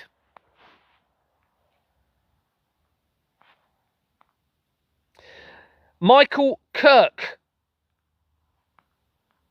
connects Indiana Jones Limited to 8 companies, including leather companies, Famous Filmware Limited, and MK Services Southeast Limited, that had been incorporated in 2013. The London Law Agency is on its incorporation document again. So let me just say that again. That's MK Services Southeast Limited. Well, MK Limited, formerly MK Kent Limited, is the company that had connected to the Rothschilds via Homestar, to my former school, to the 13th century Knights Templar location, to Waterman Offshore Company, and much more, as shown elsewhere in the research, everybody. Is that a coincidence? My dad looking like Indiana Jones, and then having Indiana Jones connected to the company that links to my former school, and all of the other things I've told you tonight? It's not a coincidence, everybody. There's way too much evidence in this. All of it is verifiable to anybody to see it. Research shows Harrison Ford had a brother, this is massive, called Terence Ford. Okay? Terence Ford... oh, dear. Oh, no, where are we going with that?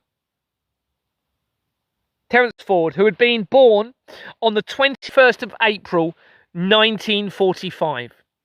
The same day and month as the foundation of Rome, the light shining through the oculus of the eye of the Pantheon, and Queen Elizabeth's birthday. I also found out, thanks very much to the person that told me, it's also the date of, apparently, Hitler's birthday as well, the 21st of April. That is also did I mention that? The foundation of Rome in 653 BC. And this date of the 21st of April 1945 was under 7 weeks before my own father's birthday. So this is the birthday of Harrison Ford's brother, and my father's birthday was within 7 weeks. An article states Terence Ford was born 1945 in Chicago, Illinois in USA. He's an actor and assistant director known for Blade Runner 1982, Outbreak 1995 and Beverly Hills 90210. What does that add up to? 9, 10, 11, 10, 11, 12 and 2 zeros. In 1990, he was previously married to Teresa Loretta Gutron, Laurel DeLeo Berlan and another named Rita Eza. There's loads of other names, not going to read those. He's the younger brother of Harrison Ford. His father was Irish and German descent, and his maternal grandparents were Jewish immigrants from Belarus. So this is Harrison Ford's parents as well. Ex-brother-in-law Melissa Matheson. Is the ex-brother-in-law of Melissa Matheson, uncle of Ben Ford, is that? Ex-brother of Melissa Matheson, uncle of Ben Ford, brother-in-law to Callista Flockhart, ex-brother-in-law of Mary Marquardt. Research shows Blade Runner is a 1982 science fiction film directed by Ridley Scott from a screenplay by Hampton Francer and David Peoples. Ridley Scott is connected quickly to my mum's employee, and Tony Scott, Ridley's brother, has been born in Chatham, where I was born. Starring Harrison Ford, Rutger Hauer, Sean Young and Edward James, it is an adaptation of 1968 novel Do Androids Dream of Electric Sheep by Philip K. Dick. The film is set in a dystopian future Los Angeles of 2019, in which synthetic humans known as replicants are engineered by the powerful Tyrell Corporation to work on space colonies. When a fugitive group of advanced replicants led by Roy Hauer escapes back to Earth, former cop Rick Deckard, who's played by Ford, is recalled to hunt them down. A search of why the film was called Blade Runners reveals in Ridley Scott's 1982 film Blade Runner, the term refers to elite police operatives who hunt and retire rogue human-like androids called replicants. However, the title does not appear to in the original source novel, Philip K. Dick's Do Androids Dream of Electric Sheep, where the protagonist is simply a bounty hunter. The origin of the name, the source material, the phrase was borrowed from the Blade Runner, a 1974 science fiction novel by Alan E. Nourse about underground medical smugglers who dealt in surgical instruments like scalpels. William S. Burroughs. Burroughs later wrote a treatment adaptation of Nourse's book into potential film titled Blade Runner, a movie. The acquisition. Producer Hampton Fancher and director Ridley Scott were struggling to find a catchy title for their Philip K. Dick adaptation, which briefly used working titles like Android.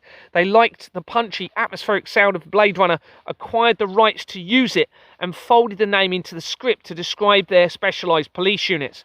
Research shows that Alan Edward Nourse, the person who created the original Blade Runners, died in 1992 on July the 19th.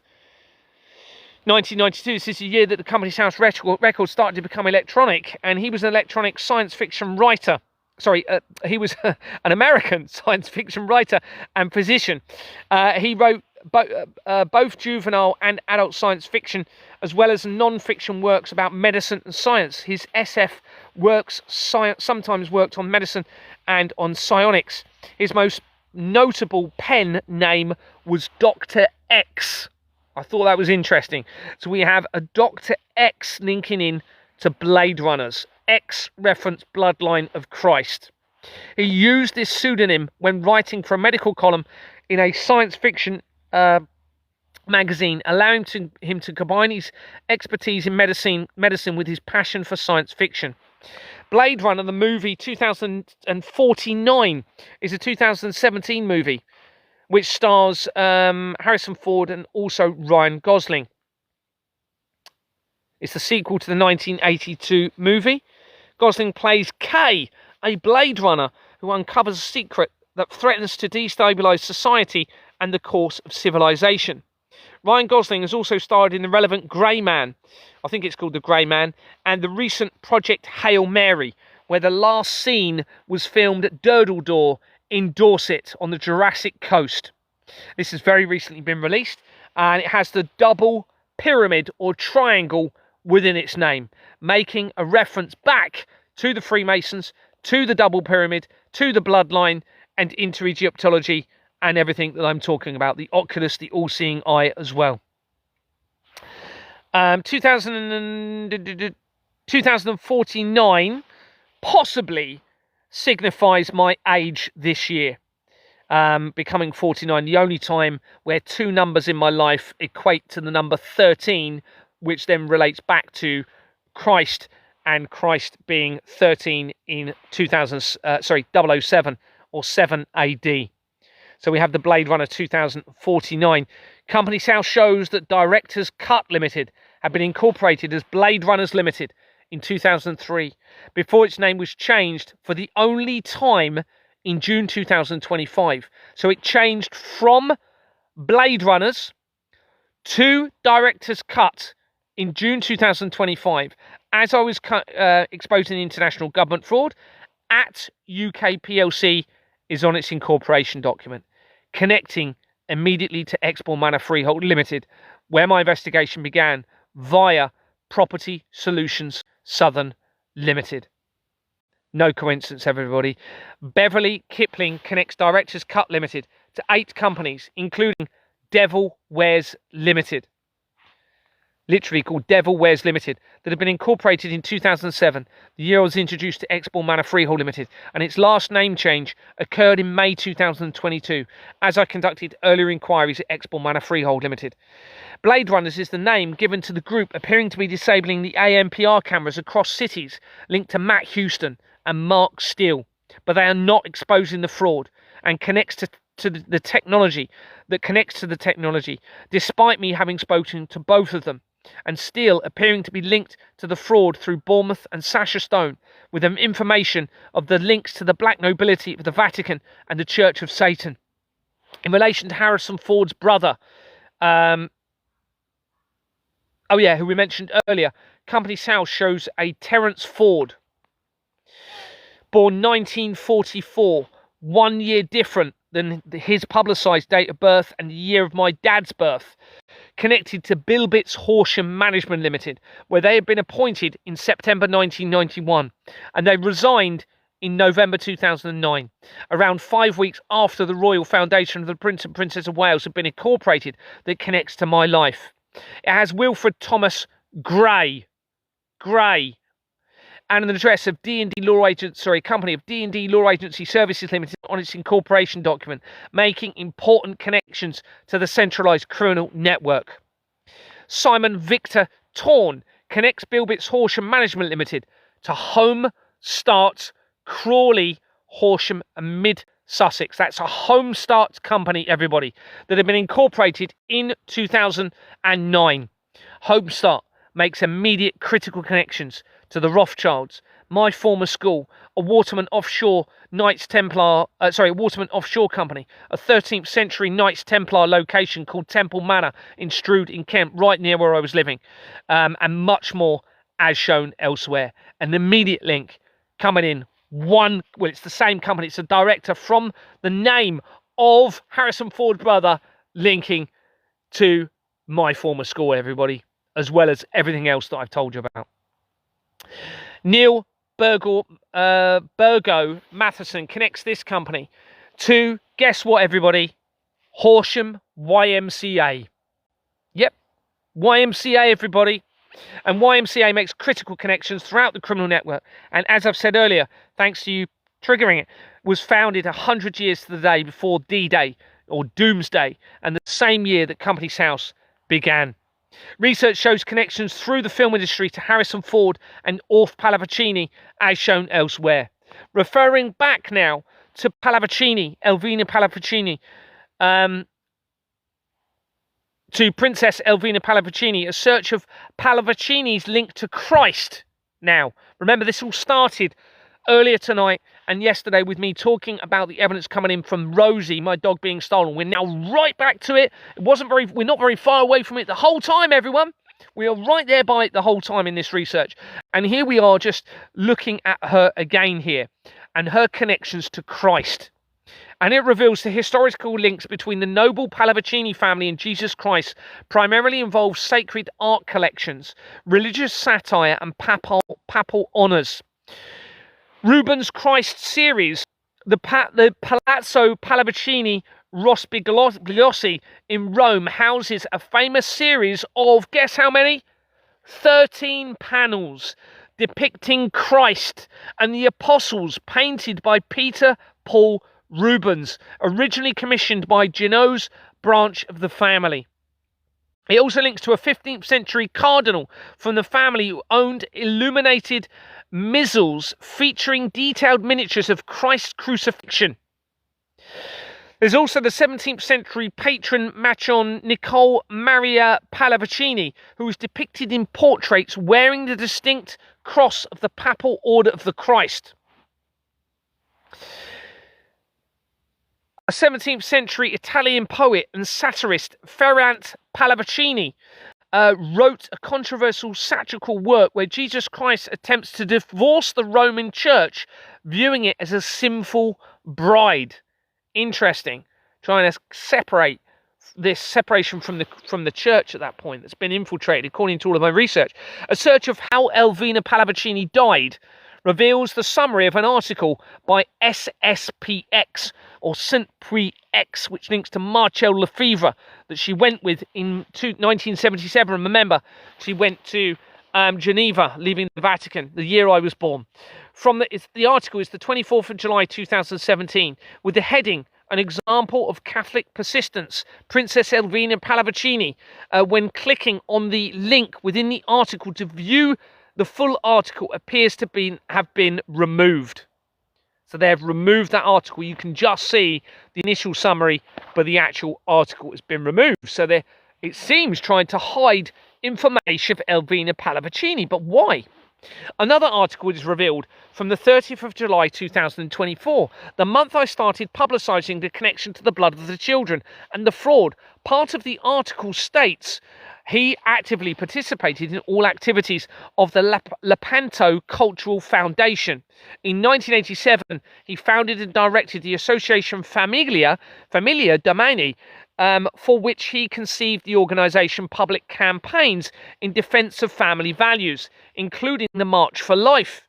Together with Princess Elvina Pallavicini in 1997, he founded the Association of Noblesse et Tradition. His last public speech, according to the chronicles of the Correspondenza Romana, took place on the March the 19th of 2015 at Palazzo Pallavicini to commemorate the 10th anniversary of the death of the Roman princess. Now this creates a discrepancy, because the Wikipedia says the date of birth is 7 years to the day after the Judgment Day in Terminator 2, my favourite Terminator movie. This article was created in 2024 as I was exposing the blood of the tortured children, and they put a reference to a different date of birth for Elvina Pallavicini, appearing to try and hide or confuse the evidence around her. But why, everybody? Why?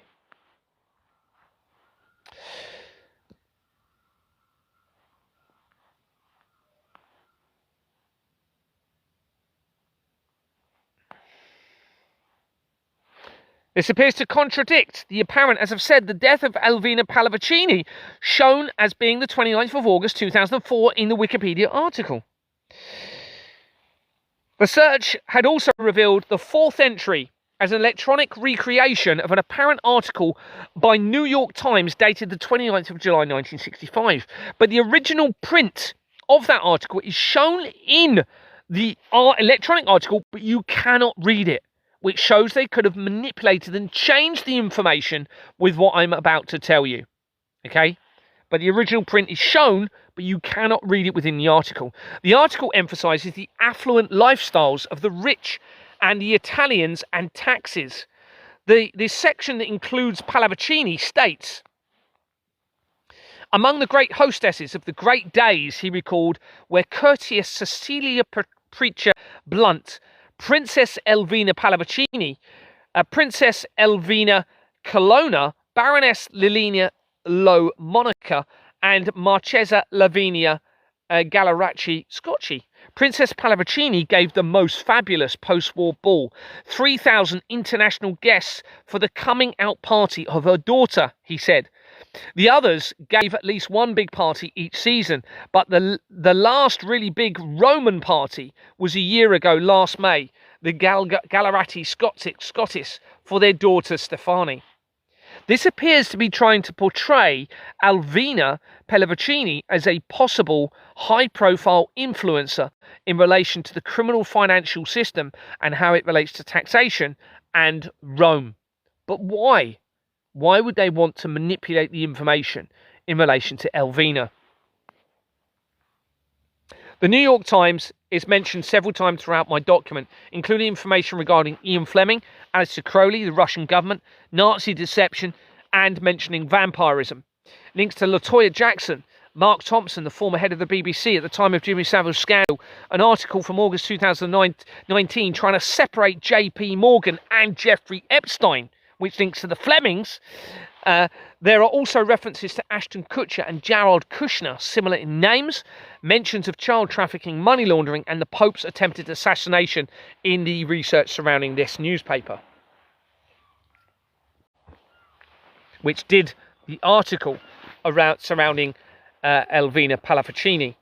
In June or July 2020, Contact A forwarded, this gets important to me now. It's very important now. It's all important. But remember, if you'd watched my live last night, you will notice how much I talked about Scribd, okay, the website, and how it's being used to manipulate the information. So now I'm going to show you how it has been used in relation to Alvina Pallavicini and why I believe that is the case. So Contact A sent me another Scribd document link. Remember, I suspect Contact A is fitting the agenda or the symbology of the Antichrist. Possibly inadvertently, and she doesn't even realise. Possibly she's being staged to actually deliberately do the things she's doing to make me think that she is the Antichrist through the bloodline of Christ and Lucifer. Another Scribd document link that has suggested a member of the Pallavicini family had married Princess Alvina, and there were claims that she is Queen Hepzibah, the reincarnated beast from the seas in the Revelation of Scriptures. The Revelation Scriptures, everybody. So they're trying to claim she's the Antichrist. Okay? The article was dated the 15th of May 2025, 10 days after the main Siemens company had changed its name for the first time since 1962. Within 3 weeks of me having exposed its links to the Nazi deception, Albert Pike letter agenda to destroy Christianity and Muslims, and to Jeffrey Epstein via the Edge Foundation, which you'll see later is linked directly to Waterman Group Company. The Flemings, it also links to the NHS, CERN, and much more. So this article claiming that Princess Alvina is the Antichrist, or reincarnation of the Antichrist, was created 10 days after this massive exposure had taken place and this change in the company name in relation to Siemens, a very important company in all of this, all right? So we have an interesting creation of that document on a timeline. A search of the beast of Revelation. I want to make sure I finish that.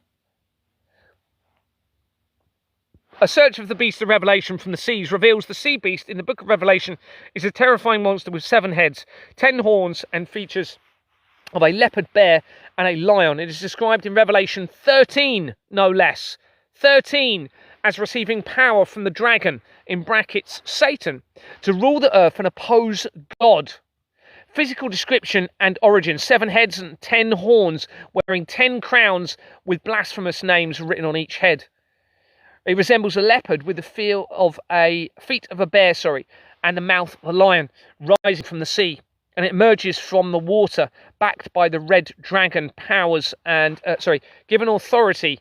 It receives its throne, power, and great authority from Satan.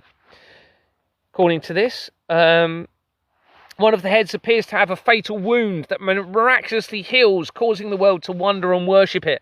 Allowed to speak against God and wage war against holy people for 42 months. Apparently it will be involved in the 42-month Antichrist agenda. Common interpretations, political systems, many see it as a symbol for oppressive human governments and empires throughout history. Interesting. In relation to the early Roman Empire, early contexts link the 7 heads to the hills and Caesars of Rome. End times figure often associated directly with political tyranny or the Antichrist. The same document had also mentioned vampirism, the Black Nobility family, and the Black Sun and the connections to the Society of Jesus. As a result of this, Black Sun Limited had been connected directly to Exmoor Manor Freehold Limited via the Companies House record, as shown elsewhere. This became critical in conjunction with the Bereshit prophecy, as it was appearing to try and suggest that vampirism was connected prior to the creation of humanity and Earth, according to the Bereshit prophecy, possibly to try and fit the alien deception agenda as an escape plan for the historical crimes regarding the blood and its connection to the fraud in all of this. Contact A had also tried directing me to other information from the Scribed website. Remember, this is compromised by the NHS and linking into JP Morgan specifically from its CEO, which means the Flemings. So it looks as though the Flemings are involved in manipulating, or people connected to the Flemings involved in manipulating this evidence, and why they may be doing that in relation to me as this comes out, everybody. So, Contact A had sent other information, which could be deemed as trying to also undermine Elvina. I was becoming increasingly suspicious of Contact A again, and as previously mentioned, on the 29th of July 2026, I had sent the evidence from Munlochy Animal Centre and Rosie, my dog, being stolen, possibly leading to the Elvina Family Trust, along with the company's comparison photos of my father, Harrison Ford, Elvina and I. I strongly suspected Scribe was being used to manipulate information specifically around Elvina and vampirism, and on the 31st of July 2026 I relayed my concerns to Contact A in Melbourne. I had been asking Contact A to unite with me publicly since early June 2026, and she appeared to be trying to delay or avoid it altogether. My latest concern regarding Elvina and Scribed prompted me to try and establish Contact A's innocence once and for all. So I applied more pressure for her to conduct a united live stream discussion with me, with her face and voice hidden, and avoiding discussions about her family so that she didn't feel so uneasy about it, which she had previously claimed concerned her to do so. Contact A continually, completely avoided this request, ignoring it completely, and in the last attempt responded by saying "FUCK off" to me, leaving me no alternative but to conclude that she was somehow compromised and is possibly playing the role of the Antichrist, or actually being the embodiment of the Antichrist to fit the end time prophecies. Because what the Battle of Armageddon could be, everybody, is this battle of the information, the battle of the minds, the symbology of the conscious against the sinful, exposing the criminal network, tying in with doomsday or domesday, and casting light on all of the darkness that has been upon the world for a very long time. There is growing evidence that suggests that we are coming out of any risk to all of creation. I now am starting to believe. Now, the timeline of this, I'm not too sure what they're trying to fit this in with. Potentially the end of the tribulation. And that could be why we've had all this information about fires, which I doubt are even real, most of them, and earthquakes. I doubt they're even real, a lot of them, to be honest with you.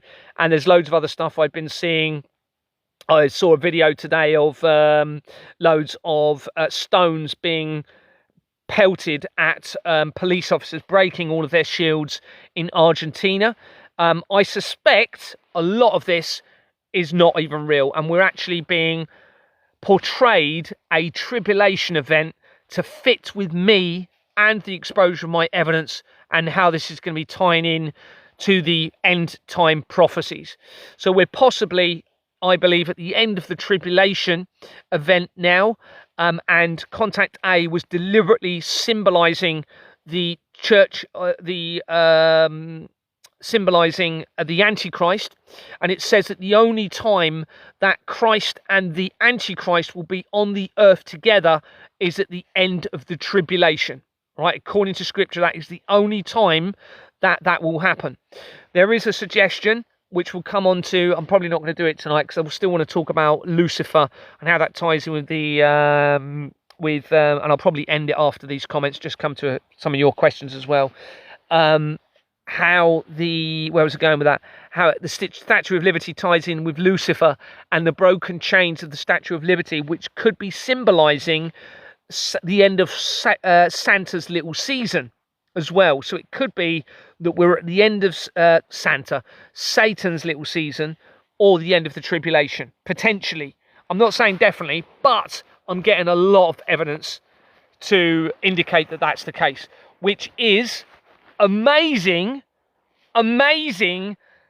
incredible news if that is the case. I mean, it's possibly the best. Don't want to get hopes up too much at the moment, but if I'm right about this, it means we're on the verge of heaven on earth.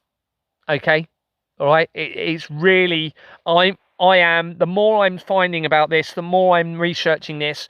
I'm now seriously thinking we're on the verge of heaven on earth. Next year, you've got the resurrection of the Christ coming out. We've got past the 12th of August with nothing catastrophic happening. All of the signs are there through my evidence to support at the moment, unless things change, that we're coming through the deception upon humanity for a very long time. I'm just going to come to the questions, and then I'm going to head off, and I'll try and do, because there's still loads more evidence. I still haven't got to the Waterman companies, Lucifer, the Statue of Liberty, which links back into me again. I'm just going to go to the last comments. The timeline has begun. Someone says Contact A looks like the Mona Lisa. Yeah, I hadn't thought of that, actually. That's interesting, yeah, because that's in the Louvre Museum as well, isn't it? Yeah. This also, the Contact A, I believe, is also symbolising the removal of Mary Magdalene from the Last Supper of Christ. Contact A is also redhead. I'm not saying she's a bad person at all. I'm not. Let me just make it clear here. I don't want anything to happen to her. I don't think she's a bad person. I think she's been set up to represent the bloodline of Lucifer and Christ, like I am. It may be that she is, okay, but she's falling into, or she is, Lucifer by default by opposing. Because if I end up being the embodiment of Christ, let's just say I do, because that's what the evidence is suggesting, that I am somehow the embodiment of Christ returned through this bloodline, and she is opposing me, then that creates a direct antichrist representation, because anyone that opposes the Christ in all of this becomes, or could be considered, the antichrist. That's what it actually says about the antichrist. Now, I very nearly was falling into the trap of becoming the Antichrist symbology, if you like, because I was almost turning everybody away from Christ. But I then realised the deception within Christianity, saw through the paedophilia and the crimes against children linked into the church, realised it's been infiltrated, found the blood of the tortured children into Satanism, and actually brought I'm trying to bring everybody back to Christ, via the bloodline and via the truth of Christ and the moral conscience. So I don't fit that agenda, and I even had various conversations with Contact A and said, look, you need to be very careful that you do not fit the Antichrist agenda in all of this, because I think we both have the potential to become the Antichrist symbolically, inadvertently, or deliberately in this. And yet she still ended up saying F-U-C-K to me. I mean, that was that was it. I mean, I knew from that point she would have known. Now, she was probably instructed to put that. If not, then she appears to be the epitome of the symbolic Antichrist anyway, whether that's the real Antichrist or not. I suspect she was being directed. I suspect a lot of this is being staged to stage a return, whether that's a real return, whether I'm real bloodline, I don't know. You know, the evidence is suggesting through that. Are they staging me and setting me up to be a symbolic bloodline and return? Don't know, but I'm going to expose their entire system, and I'm going to be bringing, you know, this could be why they're really trying the alien deception now with me, so they are going to potentially let me come forward as a symbolic return, and they're trying to set up an escape plan for them to remain here on Earth, but make me believe that they've escaped off of Earth. It's not going to work, I'm afraid. It's not going to work with me. And, you know, of course, because I'm going to be trying to hold them accountable to the criminal system that they've had in place. Whereas they'll be thinking, right, well, this is good. We've got Gary to identify who he is, and he's showing all of the evidence. However, he's also trying to bring us to justice in this. So what can we do about this? What can we do? And now he's even realizing the deception of our escape plan. How do we deal with this? You see, so this is a huge dilemma for this. This would explain why they're not taking my life as well, wouldn't it? Of course, let's face it. You know, this would explain why they've got an East Cliff project company, why you've got this international collaborative project and operation with me right at the centre of all of this. It's the only thing that makes sense in all of it now, really. It's becoming quite clear that this is what's now happening. So it's extremely the best news, really, that we could be hoping for is what I'm finding in all of this. Not for them, but for humanity. Because I'm absolutely going to bring heaven on earth if I have a position of leadership on this earth, then I will be bringing, or at least triggering, a start to heaven on earth. Make no mistake, everybody. All right, because I'm not corrupted by absolutely anything.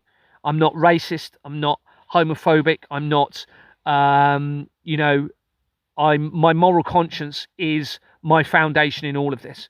There is no motive for money, sex, greed, drugs, cults. I've never been a Freemason, nothing.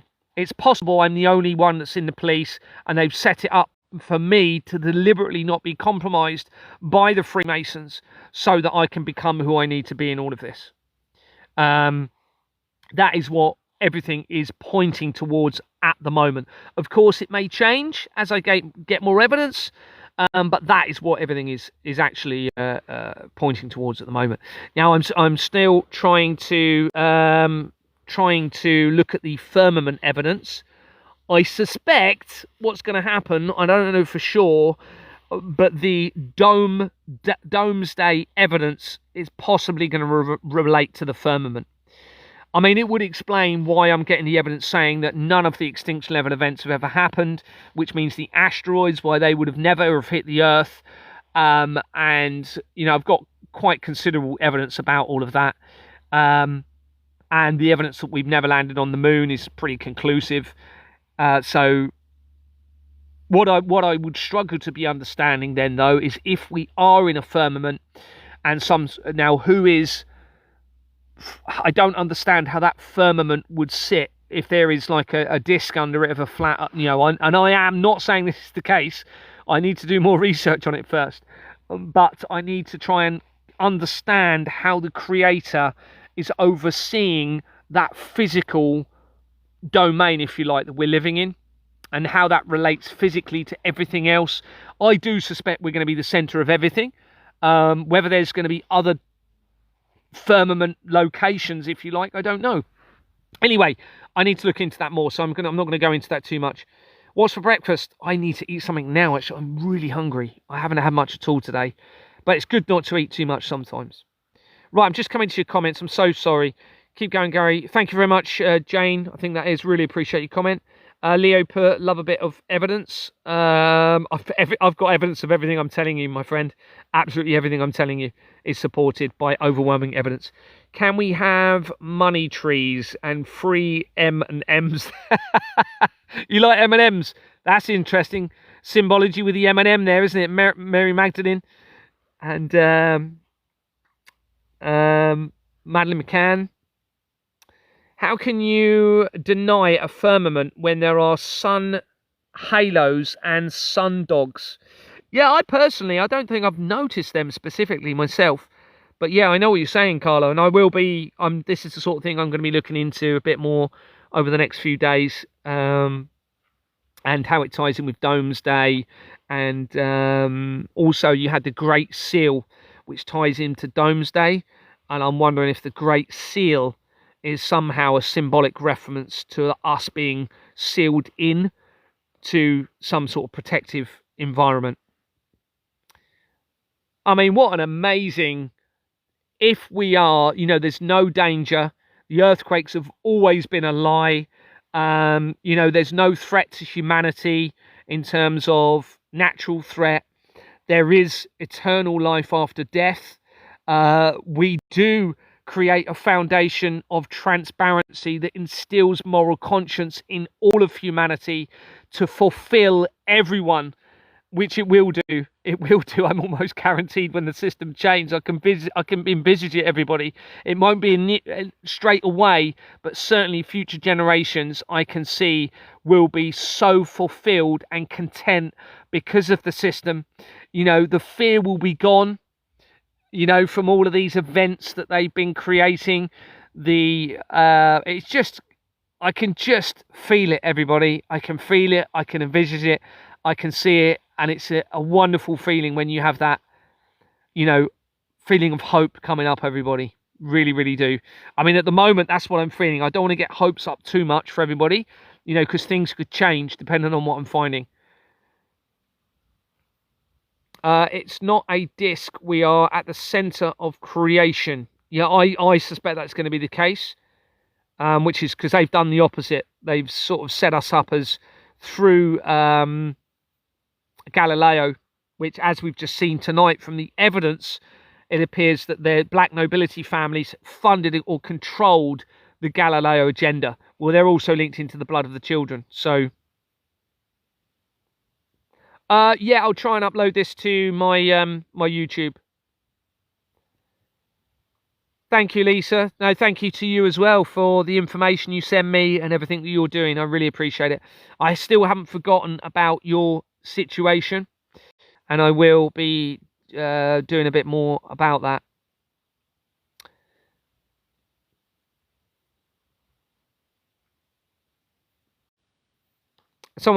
Carlos put, he isn't going to go to extremes of designing all of this for us to get taken by meteors or viruses.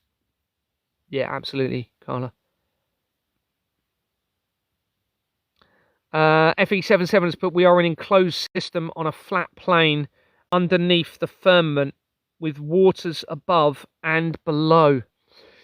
Yeah, I've still got to look into this. I'm very open-minded. I'm just trying to envisage this. I need to have some sort of an understanding around the physicality of it. And yeah, if that is the truth, then it will come to me, I'm sure, through the evidence. We had an earthquake in Kent of a tunnel blown up because of a house wobbled, walls were moving. Debs, but I feel lighter. Will you be uploading to YouTube, Gary? Thank you for all your research. Yes, I will, my venture life. It took me ages last night trying to actually get that video. But it has, the one from last night has been uploaded. I think it was last night, wasn't it?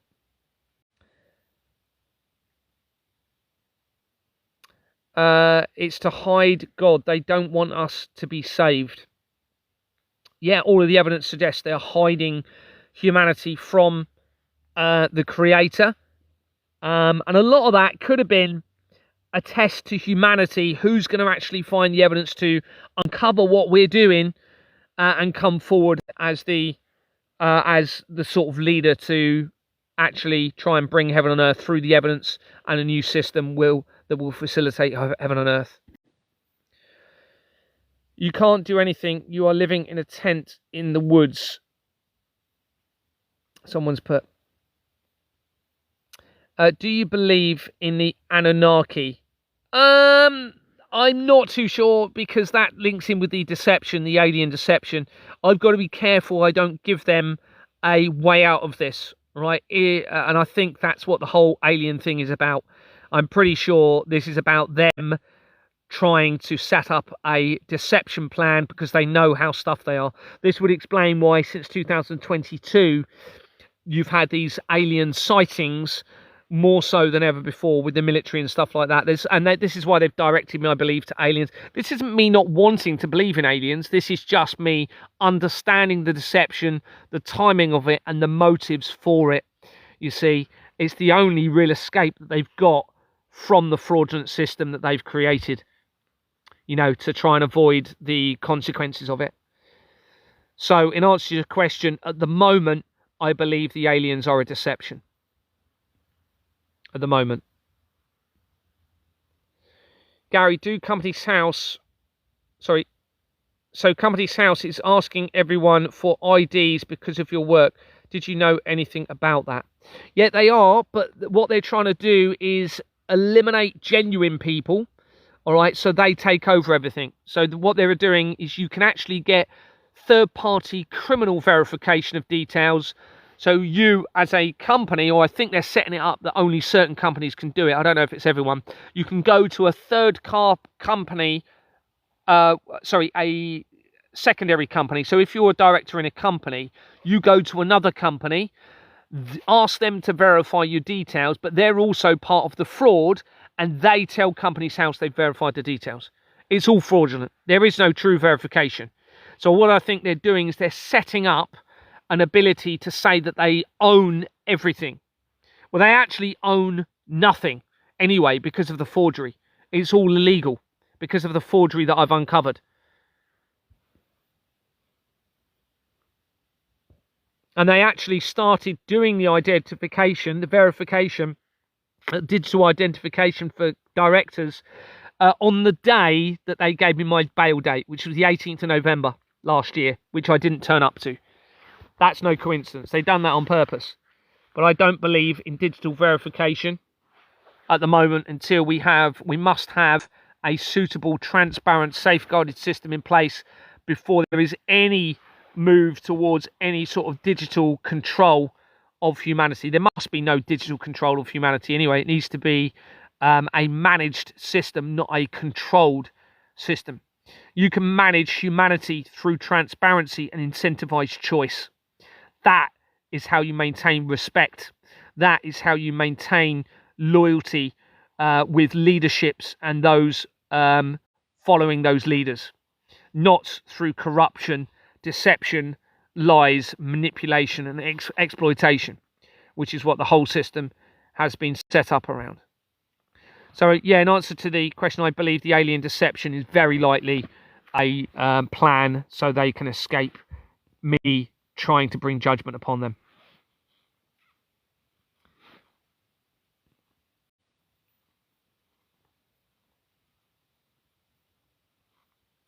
And let's face it, if there is a firmament and we're in an enclosed system, there wouldn't be aliens anyway, would there? If that's the case. I'm not saying it is.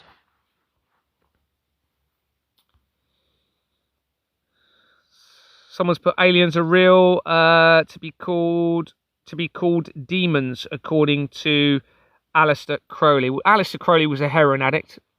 First of all, don't listen to a heroin addict. All right. Secondly, he's linked massively to the fraud and to the craze, which are behind all of this deception against everybody. What I would say is alien, or alienus, alien with the US at the end. If you look at the research of alien, what it means, alienus is referenced. When I searched alienus in Company's House, it came up with angel us. And you'll actually see when I come in from the research of Elvina,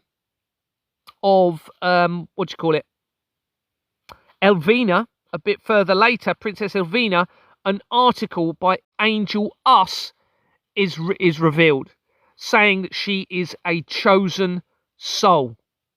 Now, it could be that aliens are symbolic of angels, right? Because in theory, if angels are here on earth, sent by God, spiritually or physically, then they're not of this earth.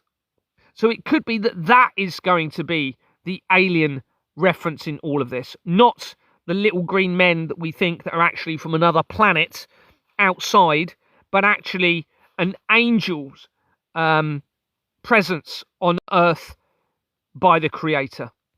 That's possible. I suspect that's possibly going to be very likely, and the alien is just a reference to the angels. What do you need to? What do you need? What do we need to do to help? Thank you, Diego. You need to make citizens' arrests.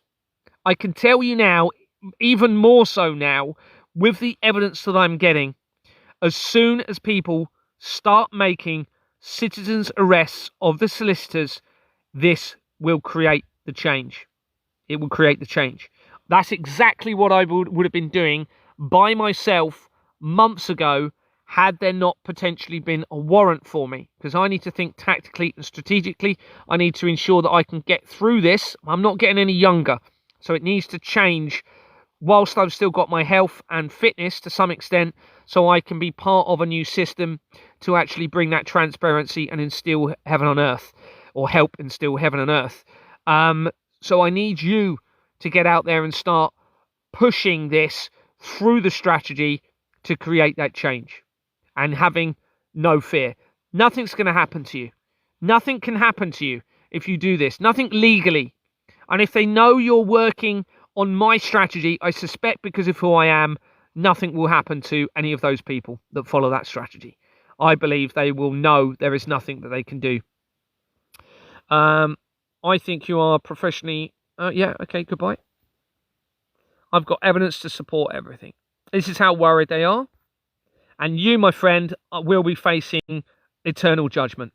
Right? It doesn't matter if you're using a fake name. You will be, I'm sorry to say, facing eternal judgment according to all of the research. How do I block you?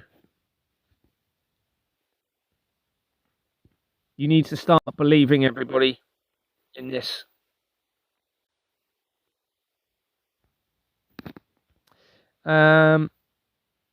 In the Book of Enoch, which was banned, it says demons and disembodied spirits of the Nephilim. Thank you, Carla.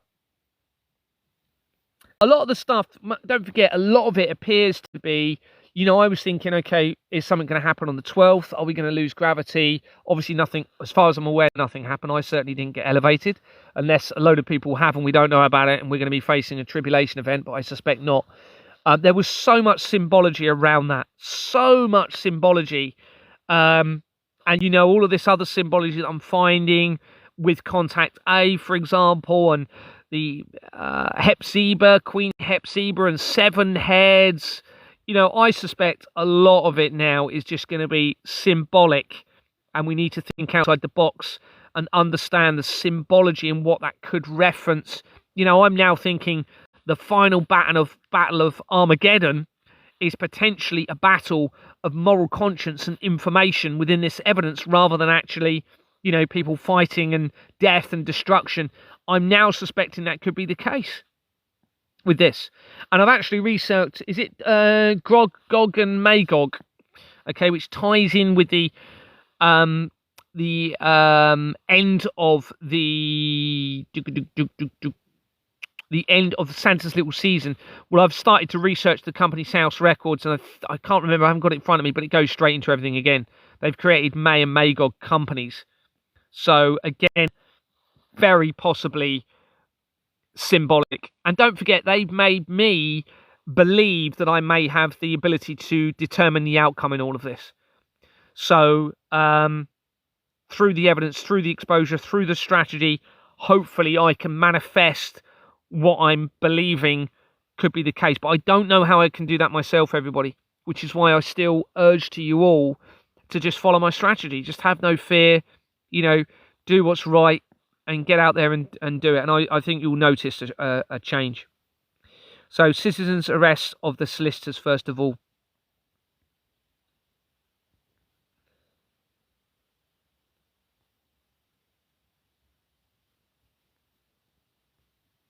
Just having a look at the comments. I'm going to head off. He wants us in. Yeah, okay, you're gone, hopefully. You need a good few to go out together to do this. You don't actually, Ariel. You only need one person. You don't need a few of you. It's worse, in fact. It's worse. Okay, you only need one of you, really. You could do it with two of you. It's honestly... right, because the more people you have, the higher the risk of an infiltration and the higher the risk of a escalation or a public order incident.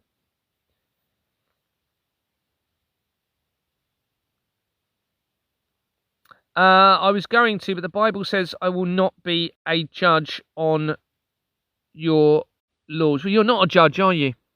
That's not a judge. Your role is to protect or follow your moral conscience, which is given to you by the Creator. So if you think that there's children potentially being harmed and you're living under a criminal system that deliberately facilitates that, then you have an obligation through your moral conscience given to you by the Creator to do something about it. If you don't, then you become part of the problem, and you actually may one day face eternal judgment for being part of that. You know, you can't put your head down to the potential crimes against the children. You need to be willing to act and do something. Do I believe in Gnosticism? I don't know enough about it, to be honest with you, to comment on it, to be honest with you. What about CERN being stopped? Yeah, well, it could be that they've done that because they know this is coming to an end, because the timeline's changing. I mean, they're saying they're going to activate it again. I suspect they're very likely waiting to see what I do in all of this, everyone. It's very clear I'm right at the centre of this. There's obviously an international government project in all of this, with me at the centre. So I think it's possibly going to be determined by what I do, but also what those that are trusting in me and following the strategy do as well. Now, it's quite possible that if nobody follows the strategy, I may just decide, well, okay, I've played my part, the evidence is out there, and I just go into the wilderness and I'm never seen again. Not to harm myself, but to actually just go and enjoy my life in nature. And you may never hear from me again. And then one day, you know, if nobody does do anything, then maybe that judgment may come somehow. I don't know.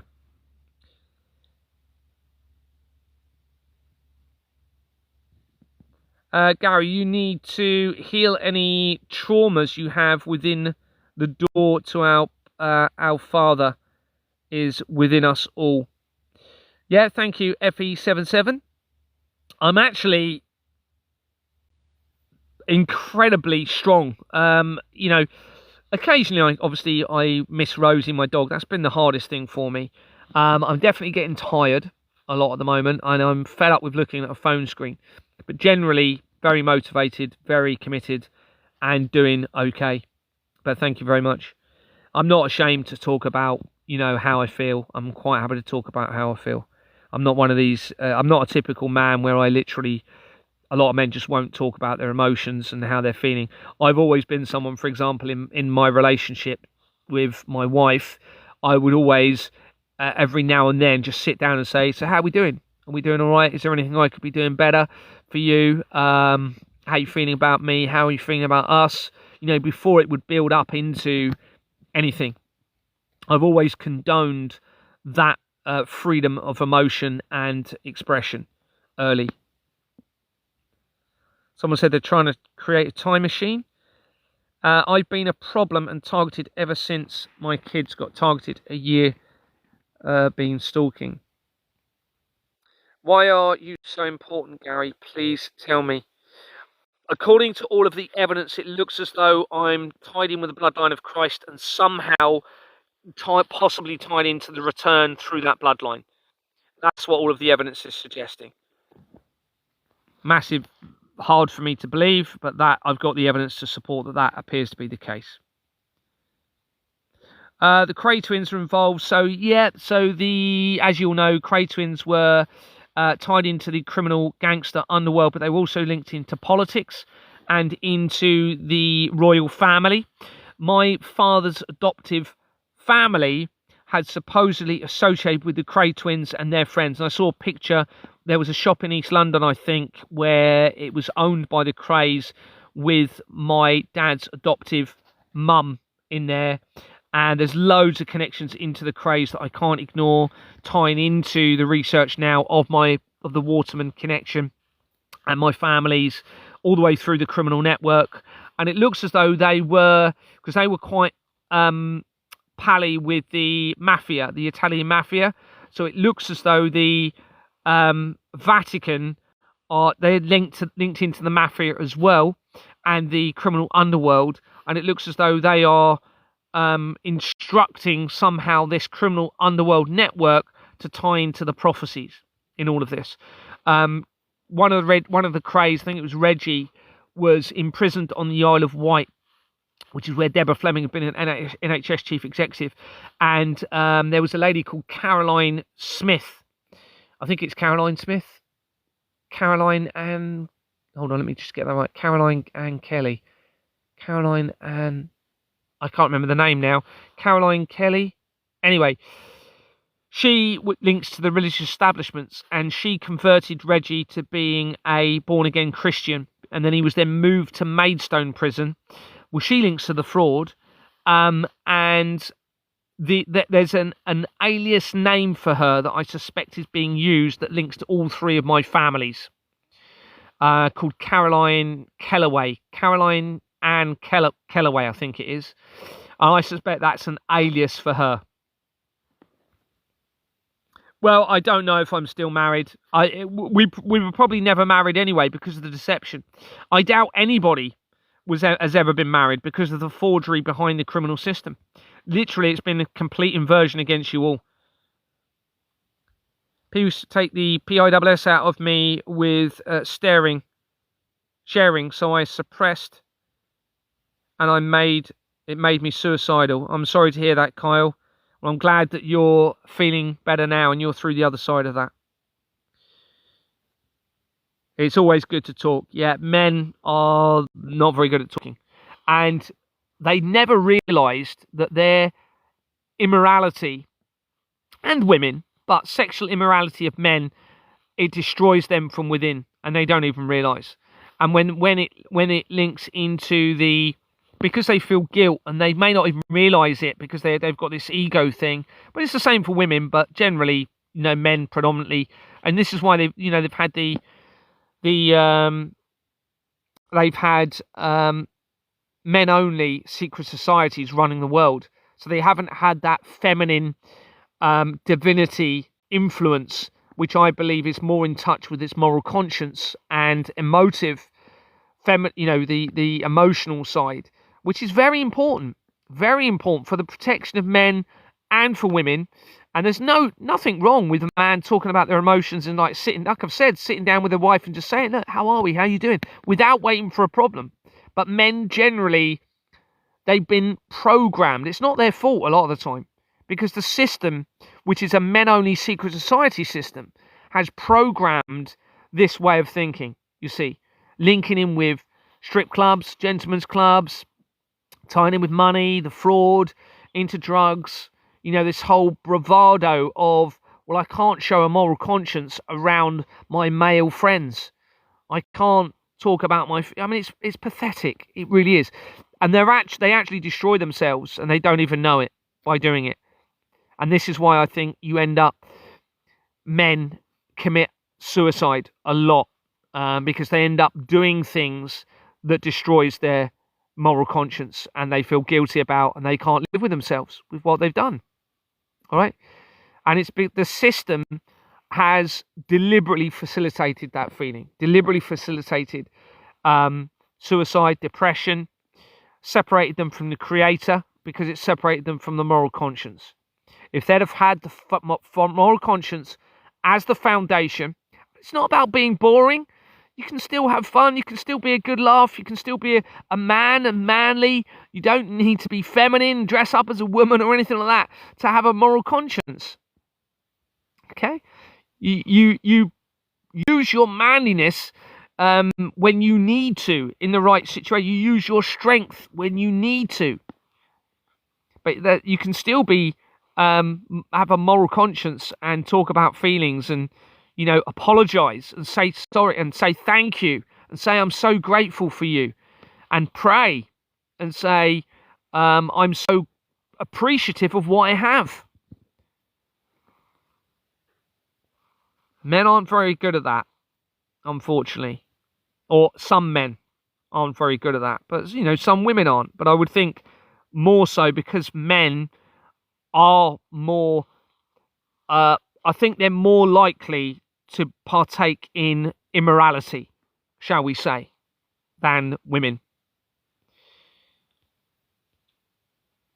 Will you realise your job is... will you realise your job is done? Will you plan a route out or wake up one day and say, this is it? Oh, that's an interesting question, Knocker. How will I know when my job is done? Probably not. It's not going to be before I die, I wouldn't think, because I'm going to be desperately trying to change the system and trying to actually implement fairness and integrity and equality and no disparity between the rich and poor, and no exploitation and victimization. So that's not going to be an easy thing to undo. Well, it actually is quite easy once you have the right system starting to be implemented. But it's how you deal with all the damage that's been done, the psychological harm to humanity. Many people are going to be addicted.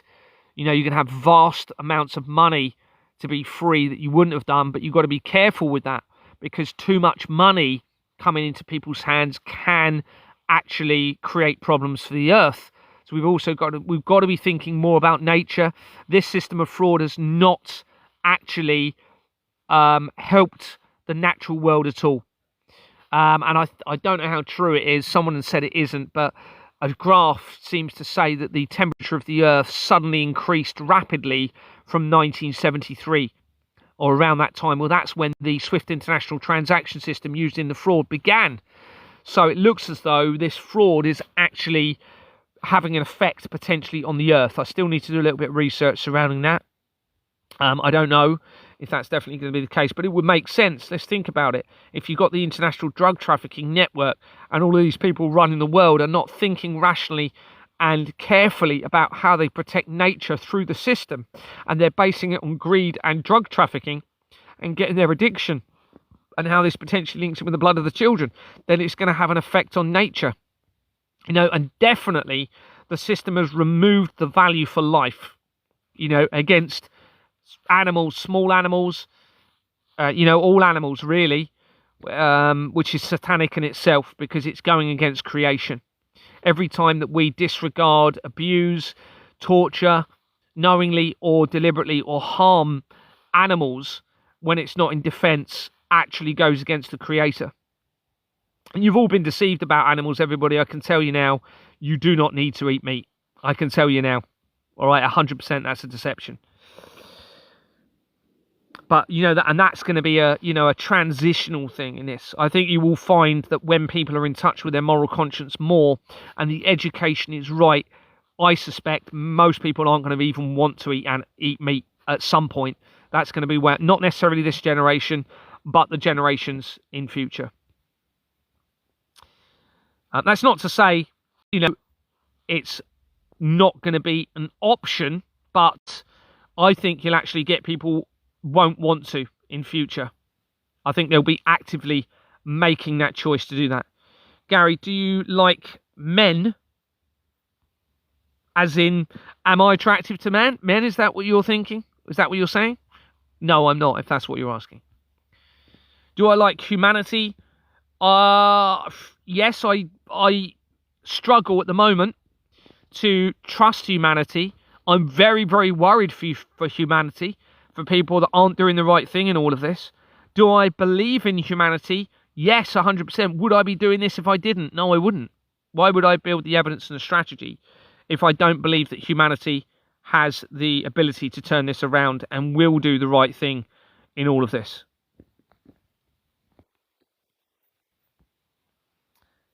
So I've tried to remove these people. So I've removed George and the other person. Get your protein, iron and magnesium from nuts and supplements. Yeah, I'm not even supplementing. And I'm probably, other than I'm getting older a bit now, other than my hips hurting a little bit, I'm probably healthier definitely more psychologically healthy. Definitely. I'm not even supplementing. I'm just literally eating fruit. I'm still relatively healthy. Nothing's going to change. It's only going to get worse, and the world's going up, one going down. Evil Matrix. Well, there you go. Yeah, that's you. Probably are the evil Matrix. You're trying to cast a hopelessness upon humanity. That's part of the problem, isn't it? So you can go. This is what they'll do. They'll try and say, nothing's going to change. You're never going to resolve this. It's too big. It's too big a problem. You'll never, ever get out of the Matrix. Yes, you will. Yes, it's going to happen, everybody. Yes, the world's going to change. And yes, there is going to be, I believe, heaven on earth. No, I haven't looked into plant toxins. Carla, thank you. Do you think there's going to be a famine here? With what I'm seeing at the moment, no, I suspect not. I suspect, based on the evidence that I've got at the moment, but it may change, I suspect we are coming out of a very difficult time on Earth. I suspect that a lot of the things you're seeing aren't as bad as what they're making out to seem. Okay, because that would fit the tribulation, and they are about deception, and I think they are trying to falsify an end times prophecy. That's what I suspect is happening. I could be wrong. You know, all the fires could be real, but I doubt it very much. I doubt it very much. Do you ever properly rest, Gary? It depends what you class as properly resting. Sleeping? Yes, I sleep very, very well. Sometimes far too much. Do I like... Yeah, I go for walks. I like bike riding. If I had my kayak, I would do that. Obviously, at the moment, all of my time, or most of my time, is going into this. It has to. It has to. It's the only right thing. It's the only right thing when we're so close to obtaining the truth of everything that's been going on and having the ability to change it. I think that's it. I've come to the end of the comments, so thank you very much for listening, everybody. I'm going to head off now. I'll probably do a live over the next couple of days. I'm still building the evidence. I'm going to be looking into the firmament a bit more around this. I'm also trying to battle a little bit in the background with emails and stuff like that, and trying to not get too tired from staring at my screen, and trying to just deal with my life in a tent, which is fine. I can cope with it. Very frustrated that I lost something earlier, which is a real pain in the backside, but I can deal with it. Thanks very much, everyone. Take care of yourselves. If you're here in the UK, have a good sleep. If you're not and you're starting your day, enjoy your day, everyone. It's 1:45 in the morning here in the United Kingdom. Take care. Sleep well, everybody. Bye-bye.